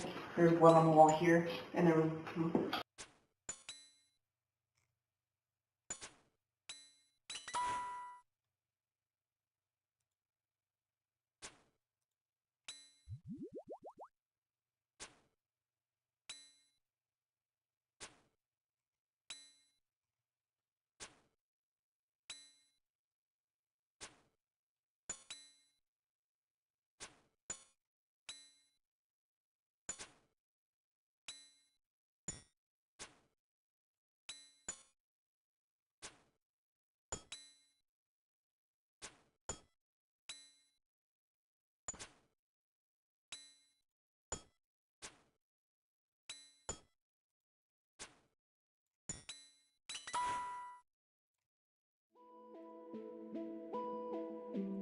Young love can be an all-consuming experience, and this was certainly the case for 15-year-old Florida teen Seth Jackson, who met and fell in love with Amber Wright during the summer of 2011. For Seth, he felt he had found his dream girl in the doe-eyed, auburn-haired Amber. Tragically for Seth, he couldn't have been more wrong. This case is the single most cold, calculated, premeditated case of murder that I have ever seen. Welcome to Fear Files, where we discuss and dissect the most mysterious, terrifying, and mind-bending cases from all over the world. Before we start, we would like to send our thoughts and prayers to the loved ones of Seth Jackson, who fell victim to this abominable act.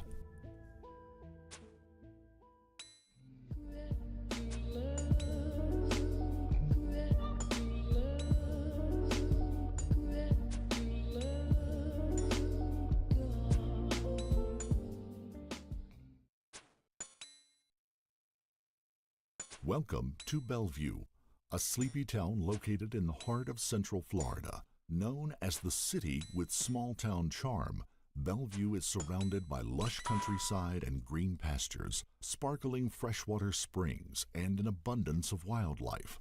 But for the teenagers who live in this quiet residential community, life can get a little too quiet. Other than the skate park and a drive-in movie theater in nearby Ocala, Bellevue and its surrounding towns offer little in the way of entertainment. Here, trouble is easy to find, particularly for those who fall in with the wrong crowd. On April 17, 2011, 15-year-old Seth Tyler Jackson was spending his Sunday afternoon how he often did that spring of... Yeah, I've seen this before.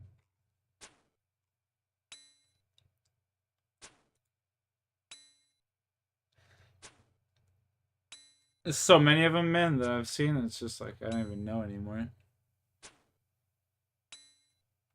Kessler, or whatever name she's going by today. I don't believe this is her first murder. She's evil. She's evil in the flesh. When police began investigating the disappearance of 34-year-old hairstylist Jolene Cummings, it wasn't long before their attentions turned to Cummings' eccentric co-worker Jennifer Seibert. Within hours, detectives had discovered a literal trail of blood linking the 50-year-old Seibert to what could only be a brutal and savage murder.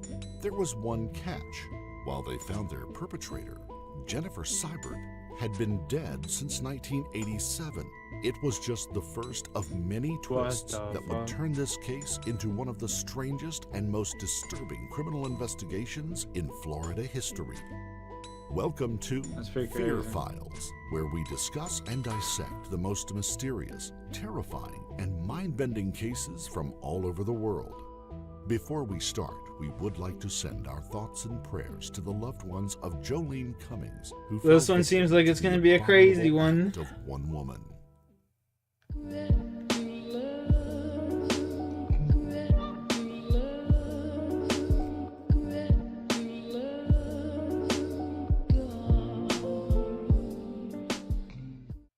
Welcome to Fernandina Beach, Florida, where the sun rises over the Atlantic Ocean and sets over the shimmering waters of the Amelia River.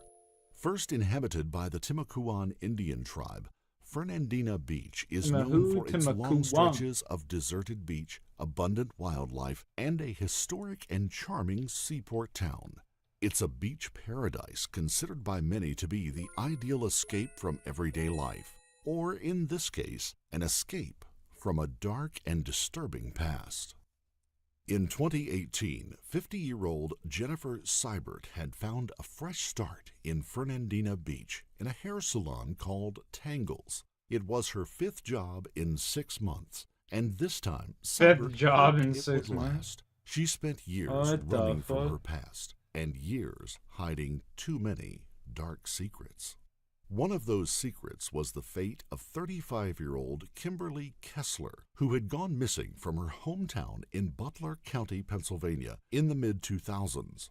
It had taken Kessler's family 8 years to file a missing persons report, and still not a single friend or family member had any idea whether Kessler was alive or dead.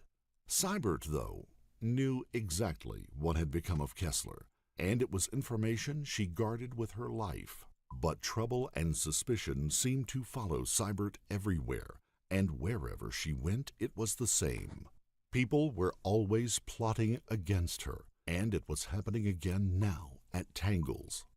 Most of the problems seemed to be stemming from one particular co-worker, 34-year-old Jolene Cummings. Jolene seemed to have some sixth sense about Seibert and her past, and she wouldn't let up on the probing questions about her background. Worst of all, she wasn't trying to hide her suspicions from their co-workers. Jennifer Seibert felt ready to explode. On May 18, 2018, Seibert confronted Jolene. As it happened, Jolene had caught Seibert eavesdropping, and when she went outside with another co-worker, Seibert deliberately followed them. Jolene now turned on her. "You're a fake," Jolene told her. "You're crazy." Seibert didn't argue. She'd already worked out exactly how she was going to deal with Cummings. At their shift at the salon the next day, Seibert struggled to stay focused. She wasn't sure if she'd pull her plan off. Jolene wasn't helping. She kept asking for help with clients. Seibert hid behind a wall with her phone and pretended to be confused by Jolene's questions. Jolene was furious, but she kept up a cheerful front with clients. It was her birthday the next day and Mother's Day, and Seibert knew Jolene was looking forward to celebrating it with her 3 young children. This video surveillance footage captures Jennifer Seibert in the early hours of May 13th at a gas station a few miles from Tangles. She explains to the manager that the red marks and scratches on her face are from an altercation earlier that night with a friend's ex-boyfriend. She asks the manager if she can use his phone to call a taxi. She needs to return to the salon. She's got a little more cleaning to do. At 1 p.m. on May the 13th, Jolene's ex-husband, Jason Cummings, was waiting at a Winn-Dixie in Hilliard to hand the 3 children he shared with Jolene over to their mom. She was an hour late, which was unlike her, and not answering her phone. Jason was worried. It was her birthday and Mother's Day, an odd day to be unreachable. Reluctantly, he returned home with their children. Something was very wrong, and the thought was a terrible one. His relationship with Jolene had ended some time ago, but Jason still deeply cared for Jolene. That afternoon, he phoned Jolene's mother, Ann Johnson, who reported her daughter missing to local law enforcement earlier that day. The sheriff's department immediately issued a missing persons flyer, and on the morning of May 15th, they arrived at Tangles Hair Salon, where they asked to speak to Jennifer Seibert, believed to be the last person to have seen Jolene. At that precise moment, Seibert was parking her car outside the salon when a coworker messaged her saying the police needed to speak to her. She immediately reversed and drove away. She then phoned the police station, explaining that she was unable to help because she had a stalker who would locate her if her name was entered into their database. He was a hacker. Police now took a closer look at Jennifer Seibert. The address she had given the manager was bogus. All of her previous addresses were bogus as well. Officers located Seibert asleep in her black Kia Soul at a rest area in St. Johns County later that evening. She had band-aids on her face and hands, which she explained were to cover the scratches from riding her bike through a tree branch. It was clear she had been living in her car for some time. Meanwhile, deputies found Jolene's abandoned SUV at a Home Depot parking lot. Local surveillance footage showed the vehicle entering the parking lot at 1:17 a.m. on Sunday, May 13th. Several minutes later, someone exited the SUV, but it was not Jolene. It was Jennifer Seibert. Deputies arrested Seibert for the theft of Jolene's car on May 16th and brought her into the St. Johns County Jail.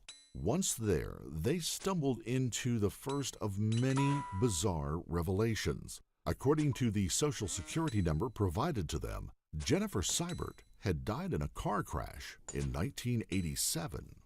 Fingerprints revealed that the woman in their custody was, in fact, the missing woman from Butler County, Pennsylvania, Kimberly Lee Kessler. One missing person had been found, only to become the prime suspect in the new missing persons case. But why was Kessler using a stolen identity? As investigators pieced together the bizarre path. Here, I'm gonna pause this real quick. Close my door so I can rip a toke. Cause this shit's fucking crazy.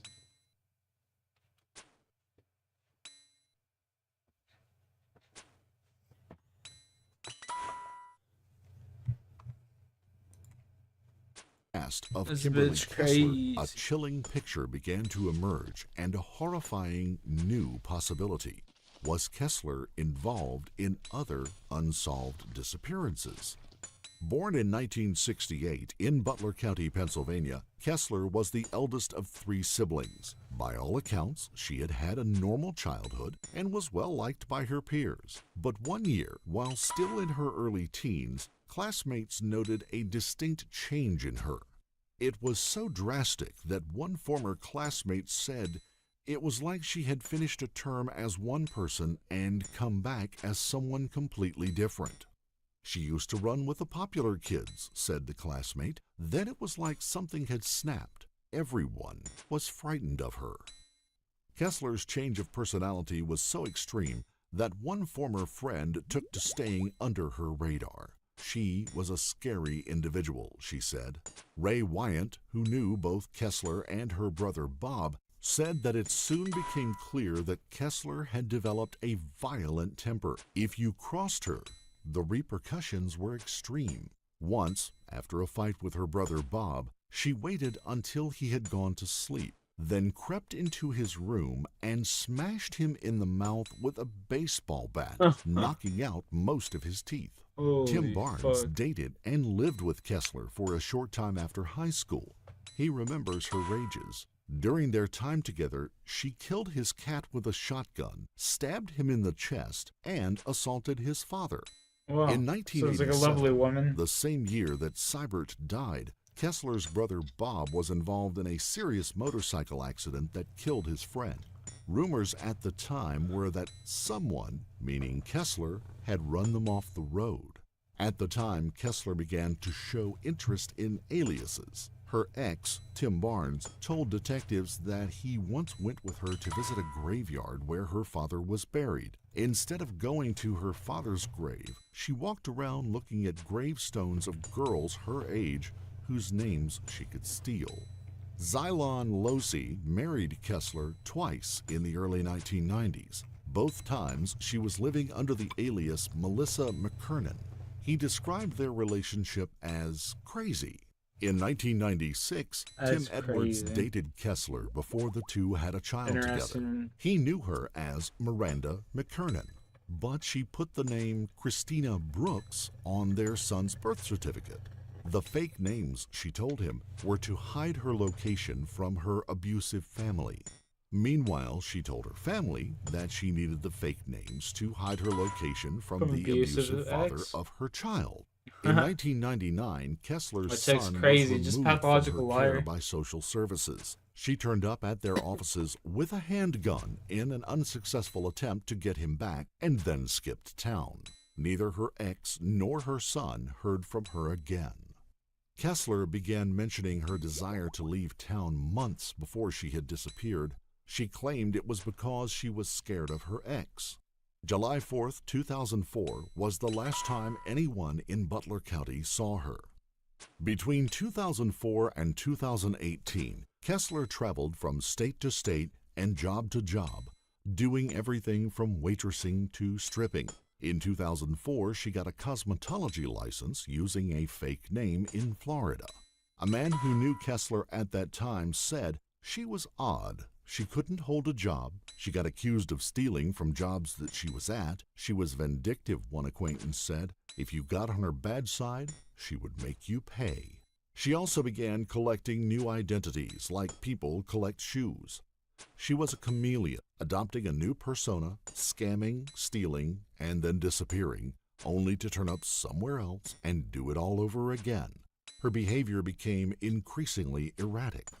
One man she friended on Facebook said the day after they started chatting, she drove from Florida to Texas to meet him for lunch. That same day, she asked him to marry her. He turned her down, then blocked her, only to later discover from police that she'd been following him on Facebook under 7 different aliases.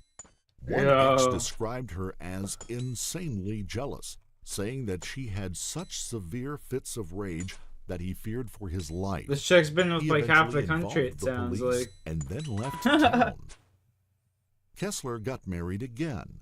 During an altercation, Kessler stabbed her husband with a pair of scissors. I've known some crazy women, he said, but she was out there. I heard something about she stabbed you with some scissors. Can you tell me about that?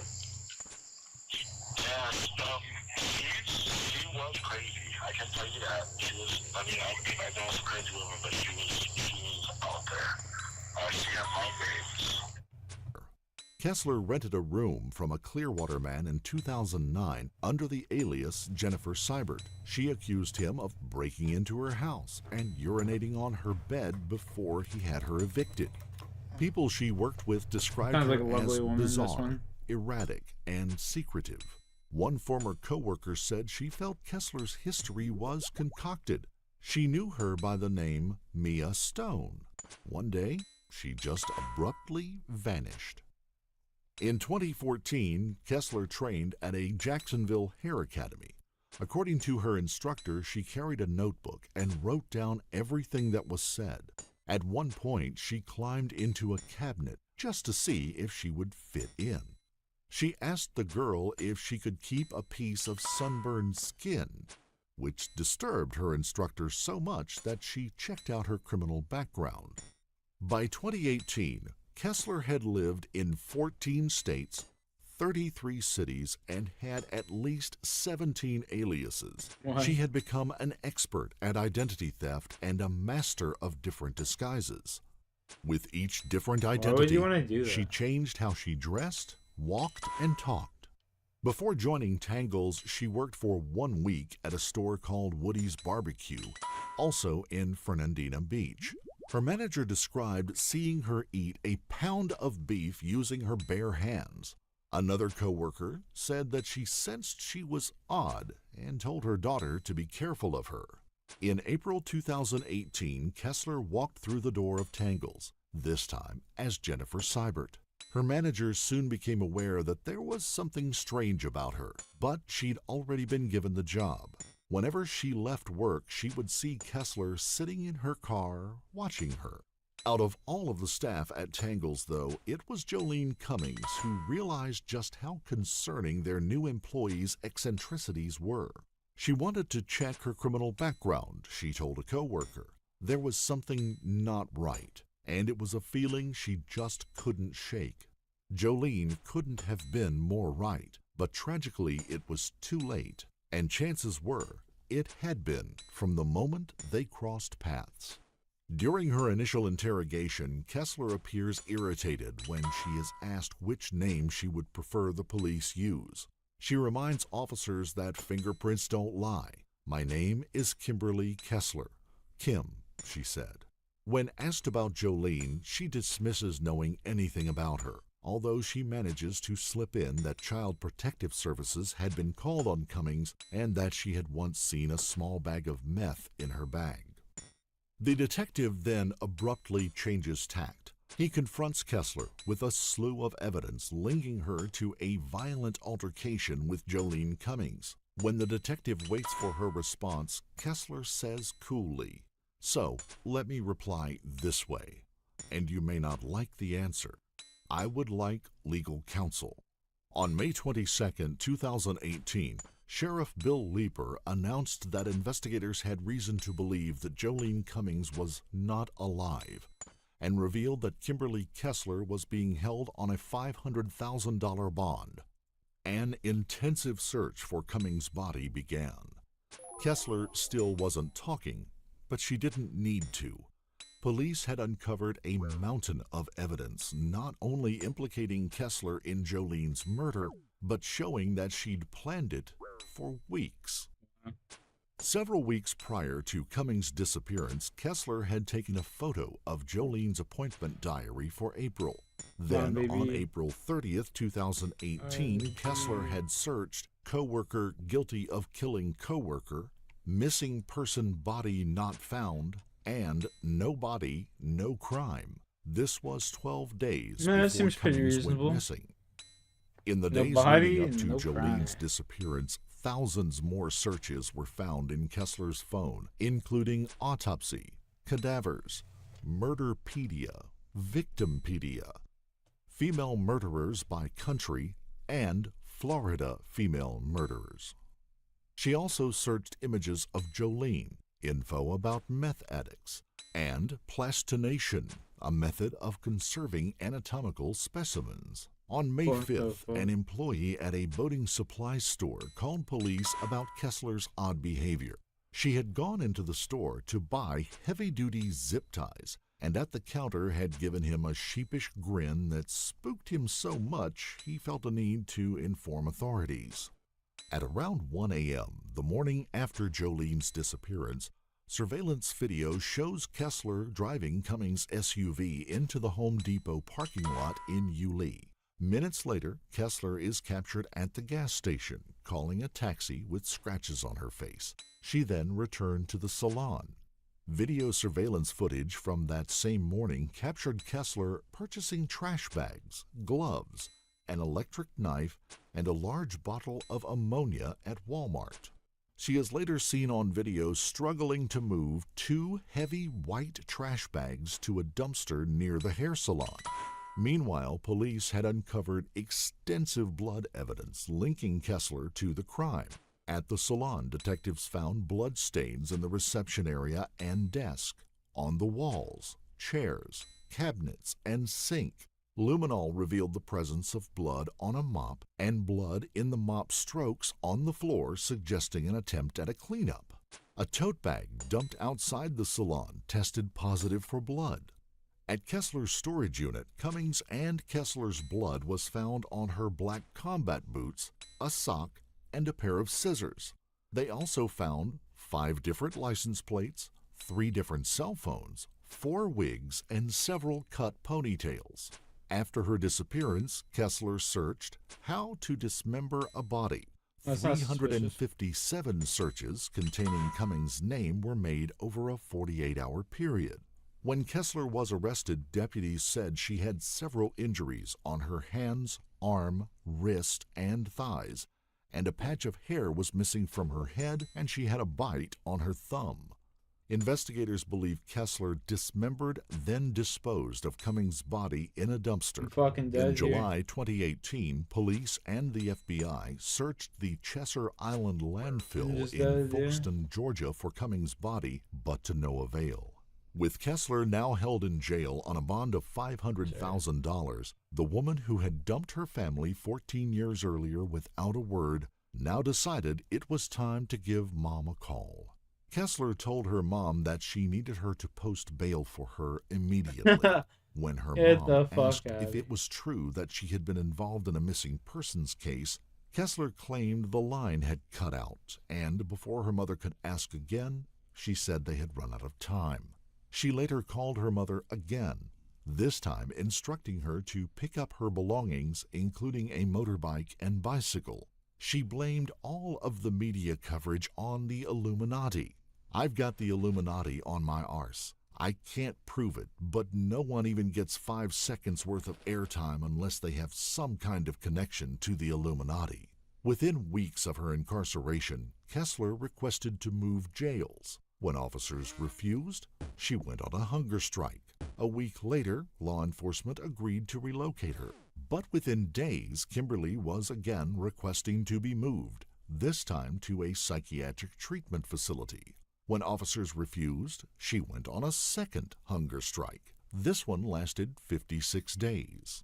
Kessler made the process of attaining justice for the Jolene Cummings family as painful and prolonged as humanly or inhumanly possible. Kessler was first indicted for first-degree murder on September 7, 2018. Because of her antics, her trial did not begin until November of 2021.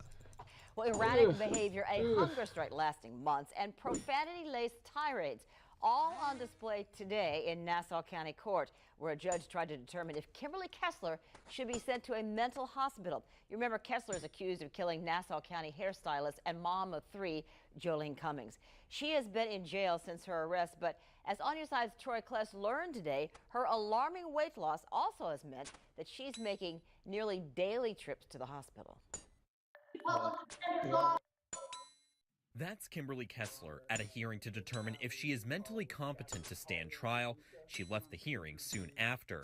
A psychologist testifying for Kessler's public defender said her mental state is unstable. She has voiced, in my opinion, delusional beliefs that the food is been poisoned. This guy looks fucking mentally unstable, for fuck's sake. From 196 to just 74 pounds. But deputies at the jail say she started eating this weekend. On Friday, she has been binge eating, like 6 peanut butter and jelly sandwiches. The deputy said Kessler wanted to show she could eat when she felt like it. Criminal defense lawyer Janet Johnson says Kessler's behavior makes the competency analysis complicated. I'm sure the judge is going to weigh going to consider, is that the behavior of someone who doesn't understand what's going on, or the other side of the coin is that someone who's willfully sort of making a statement because she does understand what's going on. Multiple competency hearings and in-court outburst forced repeated delays. A judge finally ruled Kessler competent, surmising that she was not delusional but manipulative and a psychopath.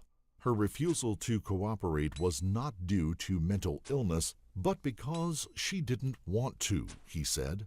One juror said, Kessler was very clever to start out. She knew what she was doing, but now she wants to say that she was crazy. Her behavior in the Nassau County Jail traumatized guards and staff to the point that they celebrated with cake and ice cream when she was finally transported to the Florida Women's Reception Center. During her time there, she starved herself almost to death, threw feces at guards, smeared feces on herself, walls, and windows, stripped naked and verbally abused staff with sexual and demeaning comments. She lost more than half her weight from the time of her arrest, dropping from nearly 200 pounds to 74. When she finally appeared in court for the pretrial process in November of 21, she was again removed for repeated outbursts. At one hearing, she appeared strapped in a wheelchair, yelling that a member of the public defender's office was related to Cummings and that they were conspiring against her. In their case against her, the prosecution had no body, no weapon, and no confession. But on December 9, 2021, a jury found Kessler guilty of first-degree murder on the basis of overwhelming circumstantial evidence. She was sentenced to mandatory life in prison. Justice has been served, her mother said. Jolene was here. I felt her. During a press conference, Nassau County Sheriff Bill Leeper made a spine-chilling comment. I don't believe her for 1 second that this is her first murder. She's evil, evil in the flesh. Could Kessler have been a serial killer? Investigators found more than 60 names on Kessler's phone, labeled with words like Satanist, witch, and evil murderous gang. During her jailhouse interviews, investigators repeatedly asked about 2 names from that list. A man named Kurt Christopher Allen, who had died in Jacksonville in 2014, and Grace Darling Bartley, who had died in Kessler's hometown in 2009. Her obituary said that she was married to a Tim Bartley. Both Bartley and his brother Wayne are on Kessler's list. One thing we know for certain, even before Jolene's tragic and violent death, Kessler stabbed at least 2 men. These are men who lived to tell the tale. How many didn't? As for her disguises, while Kessler was clearly unhinged, she also had a good reason to hide her identity, with warrants out for her arrest in multiple states, and who knows how many crimes she had left in her wake.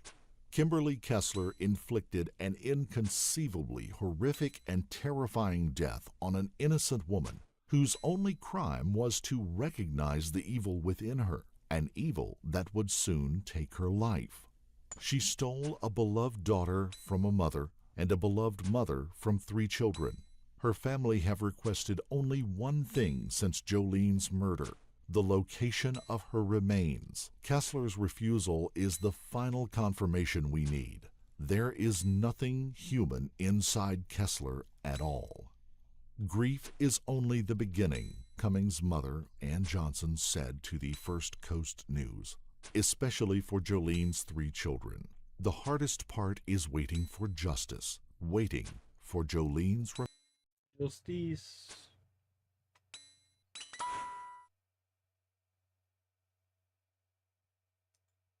Slut, and I don't like her. She's gross, and I can give a fuck less.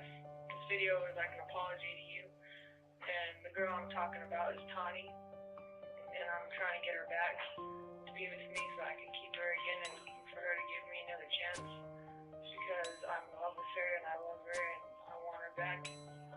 So if you'll please be my girlfriend, I'll be really happy. Victoria Mendoza was the female equivalent of a bad boy, tattooed, rebellious, wild, and willing to break the rules. But while her tough girl persona held a certain appeal to peers, it masked a much darker reality.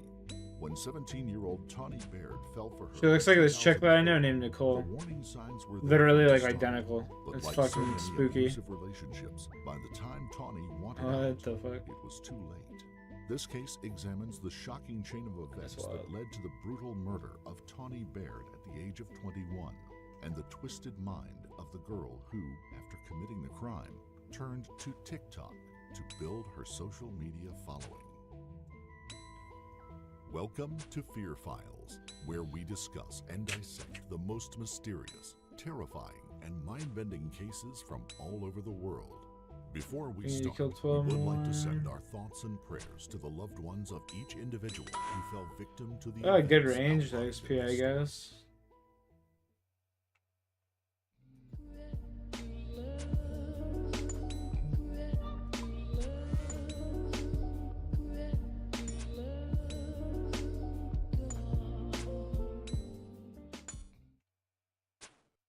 Welcome to Salt Lake City, Utah. Nestled in the foothills of the snow-capped Rocky Mountains, Salt Lake City is the religious center of the Mormon faith and is known for its stunning national parks and easily accessible ski resorts. One of the first settlements at Salt Lake was the suburb of Holiday. With its beautiful parks and wide streets, Holiday is a favorite among Salt Lake residents, and for the Bairds, it was the perfect place to raise a family. 17-year-old Tawny Marie Baird was the quintessential all-American girl, blonde, blue-eyed, with a gorgeous smile She didn't have that blue lit up eyes. her room. Tawny was a young girl with big dreams. Her childhood and adolescence had been happy and stable.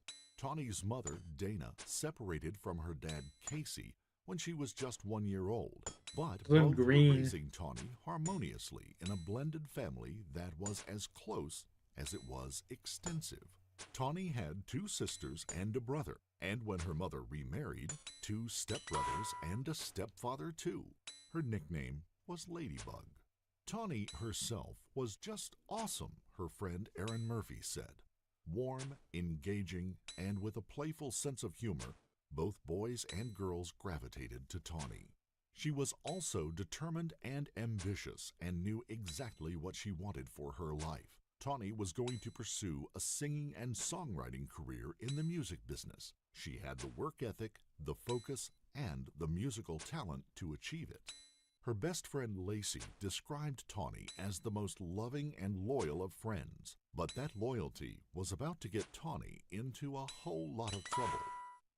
In June 2010, Tawny was out driving around with friends when a police car pulled them over. Like many teenagers, Tawny and her friends occasionally experimented with alcohol and marijuana. Oh no. When the police officers searched the car, they found a bong and marijuana in the back seat. Part of Utah's famous Bible Belt, Salt Lake City's laws reflect a strict religious and moral code, and that code was about to alter the course of Tawny Baird's life forever. The penalty for adult possession of a controlled substance in Utah is a criminal record and prison time.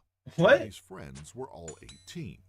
Thinking on her feet, 17-year-old Tawny stepped up and claimed that the bong and weed were hers. Even Tawny was going to get more than just a slap on the wrist, though.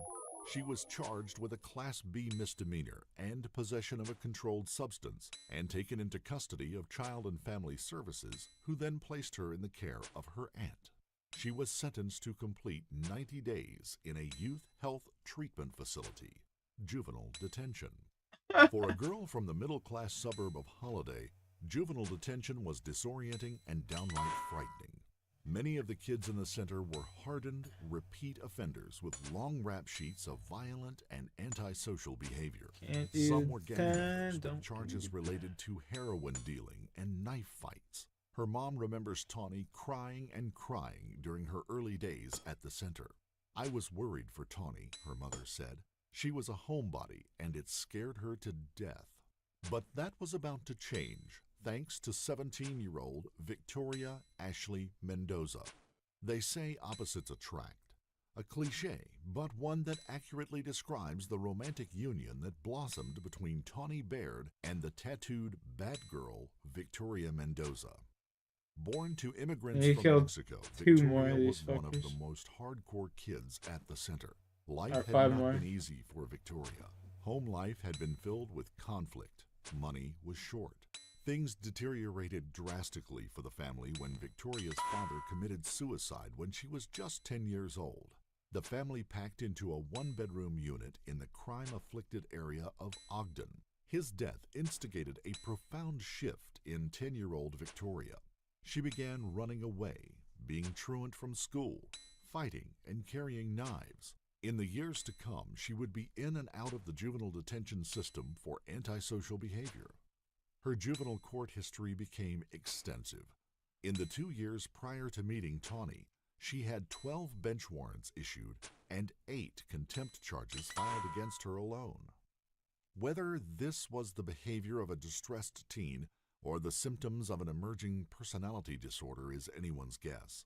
But while Victoria was slender and soft-featured, her street-smart, tough-girl demeanor and palpable edge of danger gave her a certain allure for teens around her, including Tawny Baird. Victoria represented everything in society that was anti-establishment and forbidden. And for Tawny, who was vulnerable, Victoria also represented security and protection. Survival in juvenile detention required a set of skills worlds away from suburban holiday, and they were skills that Victoria possessed in abundance. But perhaps what really sealed their bond was music. In Victoria, Tawny found someone who shared her love for creating music, her cousin said. It was around this time that Victoria received a devastating blow. Her mom had been diagnosed with aggressive and terminal breast cancer. Tawny was there to pick up the pieces.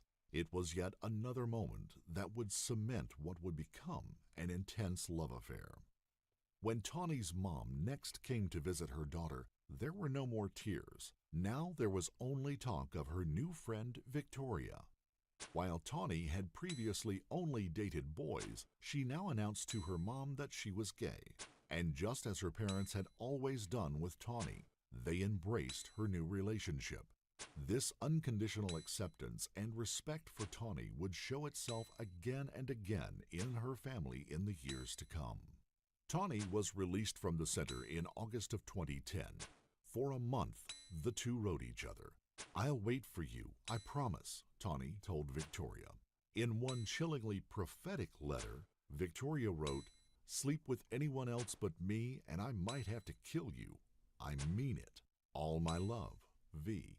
But Victoria was all Tawny could talk about. In September, Tawny and her father went back to the center, this time to pick up Tawny's girlfriend, Victoria. Instead of going home to see her ailing mother, Victoria was going to Tawny's house. Her mom, she said, could wait. Tawny's dad, Casey, was surprised when he saw the girl his daughter had chosen. She was very different to the kind of people she normally hung around. And there was something about Victoria that made him uneasy, he said. But he tried not to judge. He felt it was important that he accept his daughter's choice and support their relationship. Tawny's friends also found the relationship surprising, but put their feelings to one side. Victoria was quickly accepted by both Tawny's family and social circle. But she had plenty of questions about boys. Victoria wanted to know which boys Tawny had slept with. Still, social media pictures show the two going to parties, looking glam and cool and crazy in love. And the two, by all appearances, were made for each other. They seemed to have a real connection, Tawny's best friend, Lacey Black, said. Victoria then took Tawny back to her mother's house in Ogden, 30 miles north of Salt Lake City. The joke in Salt Lake was that nothing good ever happens in Ogden, Tawny's cousin said. And indeed, the town had issues with gangs, crime, and drugs. While in Ogden, Victoria took Tawny out to meet her friends. They were wild and liked to party, a very different crowd to the one Tawny was used to. And Tawny realized that Victoria was carrying a knife around with her. Victoria, as it turned out, collected knives. It was just a hobby, she said. Victoria and Tawny began to spend every moment together, but the first signs of trouble began to show. Casey Baird later said that he sensed the jealousy and insecurity in Victoria from early on. By contrast, Tawny was self-assured and trusting. She was also playful and affectionate with friends, male and female. For Victoria, this was a triggering combination. Boys in particular were a threat.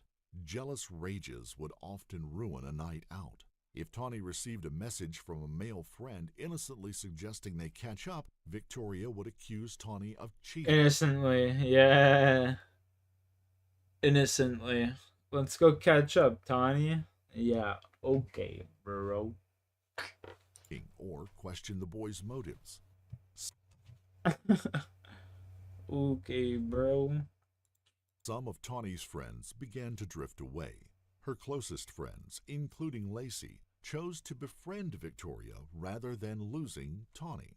But Lacey quickly started to think of Victoria as someone you After a night of drinking, the boys hit her up like, we gotta catch up.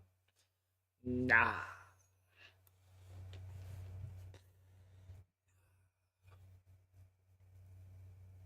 That one just ain't it, Chief.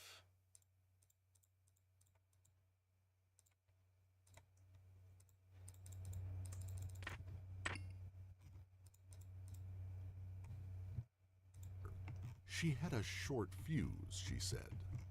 In June of 2012, Victoria's mom passed away. Tawny's parents were in the apartment supporting Victoria through the ordeal. It hit Victoria hard. By now, the girls had been together for 2 years. Victoria had no parents and no job. The Bairds invited Victoria to live with them for as long as she needed to. She found a new family within Tawny's family. Tawny's father, Casey, said that by this time he almost considered her his other daughter. Dana opened her arms and heart to Victoria, allowing her to call her mom. Their relationship had always been one of opposites attract, but now those differences began to seriously tear at the fabric of their relationship. Victoria was infuriated by the attention Tawny received from both boys and girls. She was the only one who couldn't see that Tawny was devoted to her alone. And so it was ironic that it was Victoria who cheated on Tawny and with one of Tawny's female friends. It was an obvious and spiteful attempt at revenge, but it backfired. The pair split up. Tawny was firm about not taking Victoria back. She began trying to move on. Victoria tried to reach out to Tawny without success, and so she posted a lengthy apology video on YouTube for all their friends to see. That's a chick? Dude, I thought that was a little Mexican boy at the beginning. Victoria addresses both her audience and Tawny. Her language is revealing and ominous. She wanted Tawny to belong to her again, she said. She couldn't let Tawny walk away free. She wanted her to be her girlfriend again. Victoria's ownership over Tawny is clear, as is the focus of her concern, herself, and her needs. She also denigrated the friend she cheated with, but somehow kept herself exempt from the same criticisms. Her friends thought it was strange that she'd broadcast it to everyone. Tawny found it endearing and romantic. Tawny's friends and family were shocked when she took Victoria back. I'm pissed off at myself for not separating those two. I knew deep down in my soul that there was something wrong, said Baird's father, Casey. Mendoza was a lost little girl. Often female abusers slip under the radar more easily than males. This seems to be the case with Victoria. Family members described seeing Tawny and Victoria engaged in heated fights that would sometimes turn physical. Attempts were made to intervene, but the pair would reconcile and put on a convincing show of love and unity. For the 2 years the girls lived under Dana's roof, Tawny's mother was unaware of the escalating abuse. After all, they had raised a strong girl with a healthy self-esteem. As for Victoria, she was highly skilled as an actress, liar, and manipulator. Only once Tawny's dad recalls having to get between the girls when they were fighting at his house. Behind the scenes, though, things were unraveling. The theme that cropped up over and over again was Victoria's paranoia that Tawny would return to liking guys and either leave her or cheat on her. And yet, according to Tawny's close friends, the more they fought, the more codependent they became on one another. The pair worked hard to put up a good front, but the toxic side of their relationship was becoming harder to disguise. After one violent fight, Tawny confided in Lacey that she thought Victoria was going to kill her. Meanwhile, Dana could see that the relationship was not healthy. Victoria didn't want Tawny away from her for even a moment, Dana said. They were spending too much time together. They were fighting all the time. And the facade was about to collapse completely. After an innocent text from a male friend, Victoria sucker punched Tawny in the face. Dana heard the fight and went to see what happened. She found Tawny covered in blood and missing one front tooth. Victoria had struck Tawny so hard that she had knocked out the tooth and split her lips. Victoria was apologizing, crying, saying she'd try harder. Her mother was shocked. She had never thought of Victoria as capable of anything like that. She told Victoria to go and get towels and a clean t-shirt. And then she quietly told Tawny she was calling the police. Tawny begged her not to. Victoria would be prosecuted as an adult and would face harsh punishment. Her mother was in a dilemma. She did not want to ruin Victoria's life by sending her to prison. She also wanted to respect the wishes of her daughter. Once again, Tawny's loyalty had taken priority over her own well-being. When her father saw that his daughter's front tooth was missing, he was devastated. Victoria chimed up that they had been attacked by a gang in Ogden. Tawny supported the story. They had already told the same thing I don't to really the want to doctor. fucking kill This elves, time, her so, friends man. and mother were deeply distressed by the decision to stay in the relationship. No one could change her mind. Her friend Lacey said, "I thought her front tooth is gone. There's no way she'll stay with Victoria now," but Tawny acted like nothing happened. Things were escalating fast, and no one had any idea just how unstable Victoria was becoming. In February of 2014, Victoria Mendoza posted a confession on Facebook. "I really am on my worst behavior." It was around this time that Tawny confided in her stepmother, Becca Murray. She said that Victoria would do something terrible if she left her. She took the abuse, the beatings, and lived in terror, afraid for her life, just to avoid something bad.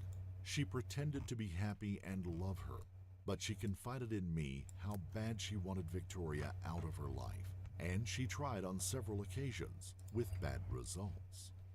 While Dana could see the extent of Victoria's obsessive and singular focus on Tawny, she felt stuck with Victoria, who had no job and nowhere to live. If she could just help Victoria get a job, things might start to improve. Tawny's grandmother helped pay for some of her tattoos to be removed. Dana, Casey, and his wife Becca helped Victoria find a job as a security guard. They paid for her uniform and badge. Meanwhile, 21-year-old Tawny had started at Salt Lake Community College and found a job as an accounting assistant. His daughter seemed happy, said Casey. They both had new jobs and were so excited, he said. Things were looking up, or so they thought. On October 17, 2014, Tawny's best friend Lacey invited them to go with her to a party with some friends on the opposite side of town. It was a typical party with drinking and some weed. During the party, Drinking Tawny's and some focus weed, was on let's catching go. up with friends. Victoria wasn't happy. She wasn't getting enough attention. Victoria knew she was losing Tawny, and Tawny was becoming more adamant about being independent of Victoria. Victoria was losing control. Alright, chat. I'm gonna go to bed. Sean, I'll join you in on this heist.